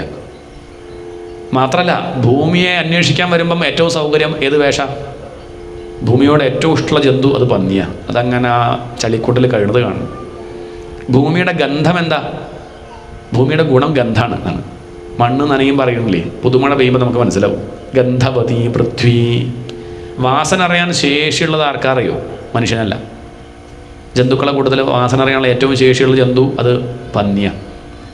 നമ്മൾ നായയാണെന്ന് വിചാരിക്കുക. നായയ്ക്ക് വാസന അറിയും, പന്നിയുടെ അത്രയൊന്നും അറിയില്ല. പിന്നെ നായയെ പോലീസിലെടുക്കാൻ കാരണം എന്താ വെച്ചാൽ നായ ഈ വാസന അറിയാൻ മാത്രമല്ല പറഞ്ഞു കൊടുക്കാനുള്ള ബുദ്ധി ഉണ്ട് എന്നാണ്. പന്നിയേക്കാൾ ബുദ്ധി ആർക്കുണ്ട്? നായക്കുണ്ട്. അതുകൊണ്ടാണ് ഇന്ന ആളുടെ അത് കണ്ടുപിടിച്ച് പറഞ്ഞു കൊടുക്കാനുള്ള ബുദ്ധിയുണ്ട്. എന്തായാലും അവരൊക്കെ നമ്മളെക്കാൾ ഭേദമാണ്. നമുക്ക് പോലീസിന് വാസം ചോക്കിയിട്ട് പറഞ്ഞു കൊടുക്കാൻ പറ്റില്ലല്ലോ. അപ്പം മനുഷ്യരെക്കാൾ ഭേദമാണ് ഈ രണ്ടും. അതാണ് വരാഹാവാൻ കാരണം. ഇത് പറയാൻ കാരണം എന്താ ചോദിച്ചാൽ പലരും ധാരണ ഉണ്ട്. അങ്ങനെ ആരെങ്കിലും എന്തെങ്കിലുമൊക്കെ പറയുമ്പോഴേക്കും നമുക്ക് വിഷ്ണു ഭഗവാൻ വരാഹമായിട്ട് വന്നു, കഷ്ടമായില്ലേ ചോദിച്ചാൽ ആ കഷ്ടമായി പോയി. അങ്ങനെ പറയരുത്. ഇതെന്തിനാ മനസ്സിലാക്കണം. അതുകൊണ്ടാണ് മൂക്കിലൂടെ വന്നത്. ഗന്ധം അറിയാൻ ശേഷി ഏത് ഇന്ദ്രിയത്തിനാ? മൂക്കിനല്ലേ? മൂക്കിലൂടെ വന്നു. വരാഹം ഭൂമിയെ അന്വേഷിച്ചു, കണ്ടെത്തി. ആ ഹിരണ്യാക്ഷൻ ചവിട്ടിത്താഴ്ത്തുന്നത് ആര് പൊന്തിച്ചു? തൻ്റെ തേറ്റമേലെടുത്ത് ആ വരാഹമൂർത്തി ഉയർത്തുകയാണ്. വരാഹം എന്ന് പറഞ്ഞാൽ അർത്ഥം, വരാഹ എന്ന് പറഞ്ഞാൽ ശ്രേഷ്ഠം എന്നാണ് അർത്ഥം. അഹസ് എന്ന് പറഞ്ഞാൽ ദിവസം. ശ്രേഷ്ഠമായ ദിവസമാവണം ഓരോന്നും എന്ന് ആഗ്രഹിക്കുന്നുണ്ടെങ്കിൽ ഭൂമിയെ ഉയർത്താൻ ശ്രമിക്കൂ. അതെങ്ങനെ? യജ്ഞവരാഹമായിട്ട്. വെറും വരാഹം എന്നല്ല പറയുക. എന്താ പറയുക? യജ്ഞവരാഹമൂർത്തി. യജ്ഞം എന്ന് പറഞ്ഞ അർത്ഥം എന്താണെന്നറിയോ? യജ്ഞം എന്ന് പറഞ്ഞാൽ ലോക നന്മ. എന്താണ്? ചുരുക്കി പച്ച മലയാളത്തിൽ പറഞ്ഞാൽ അത്രയേ ഉള്ളൂ, ലോക നന്മ. അതിൻ്റെ നേരെ വിപരീതമാണ് തൻ്റെ നേട്ടം. എന്താണ്? അതാണ് ഹിരണ്യാക്ഷൻ. തൻ്റെ നേട്ടം, എൻ്റെ പോക്കറ്റ് വീർപ്പിക്കുക, മറ്റുള്ളവർക്ക് ഉപദ്രവാലും സാരമില്ല. ഈ സ്വഭാവമാണ് ഹിരണ്യാക്ഷന്. തിരിച്ച് വിഷ്ണു ഭഗവാനോ വരാഹായപ്പോഴോ ഇതം ന മമ. ഇതാണ് യാഗത്തിലെ മന്ത്രം. യജ്ഞത്തിലെ മന്ത്രം എന്താ? ഇതെൻ്റെ അല്ല, ഞാൻ ഈ ചെയ്യണതൊന്നും എനിക്ക് വേണ്ടിയല്ല കേട്ടോ, ലോകത്തിന് വേണ്ടി. കൂട്ടത്തിൽ ഞാനും ഉണ്ടാവാം, പക്ഷേ മുഖ്യമായിട്ടും എനിക്ക് വേണ്ടി, ലോകത്തിന് വേണ്ടി. ഈ ഒരു ചിന്തയാണെന്ത്? അതാണ് യജ്ഞം. അതുകൊണ്ടാണ് ഭാഗവത സപ്താഹ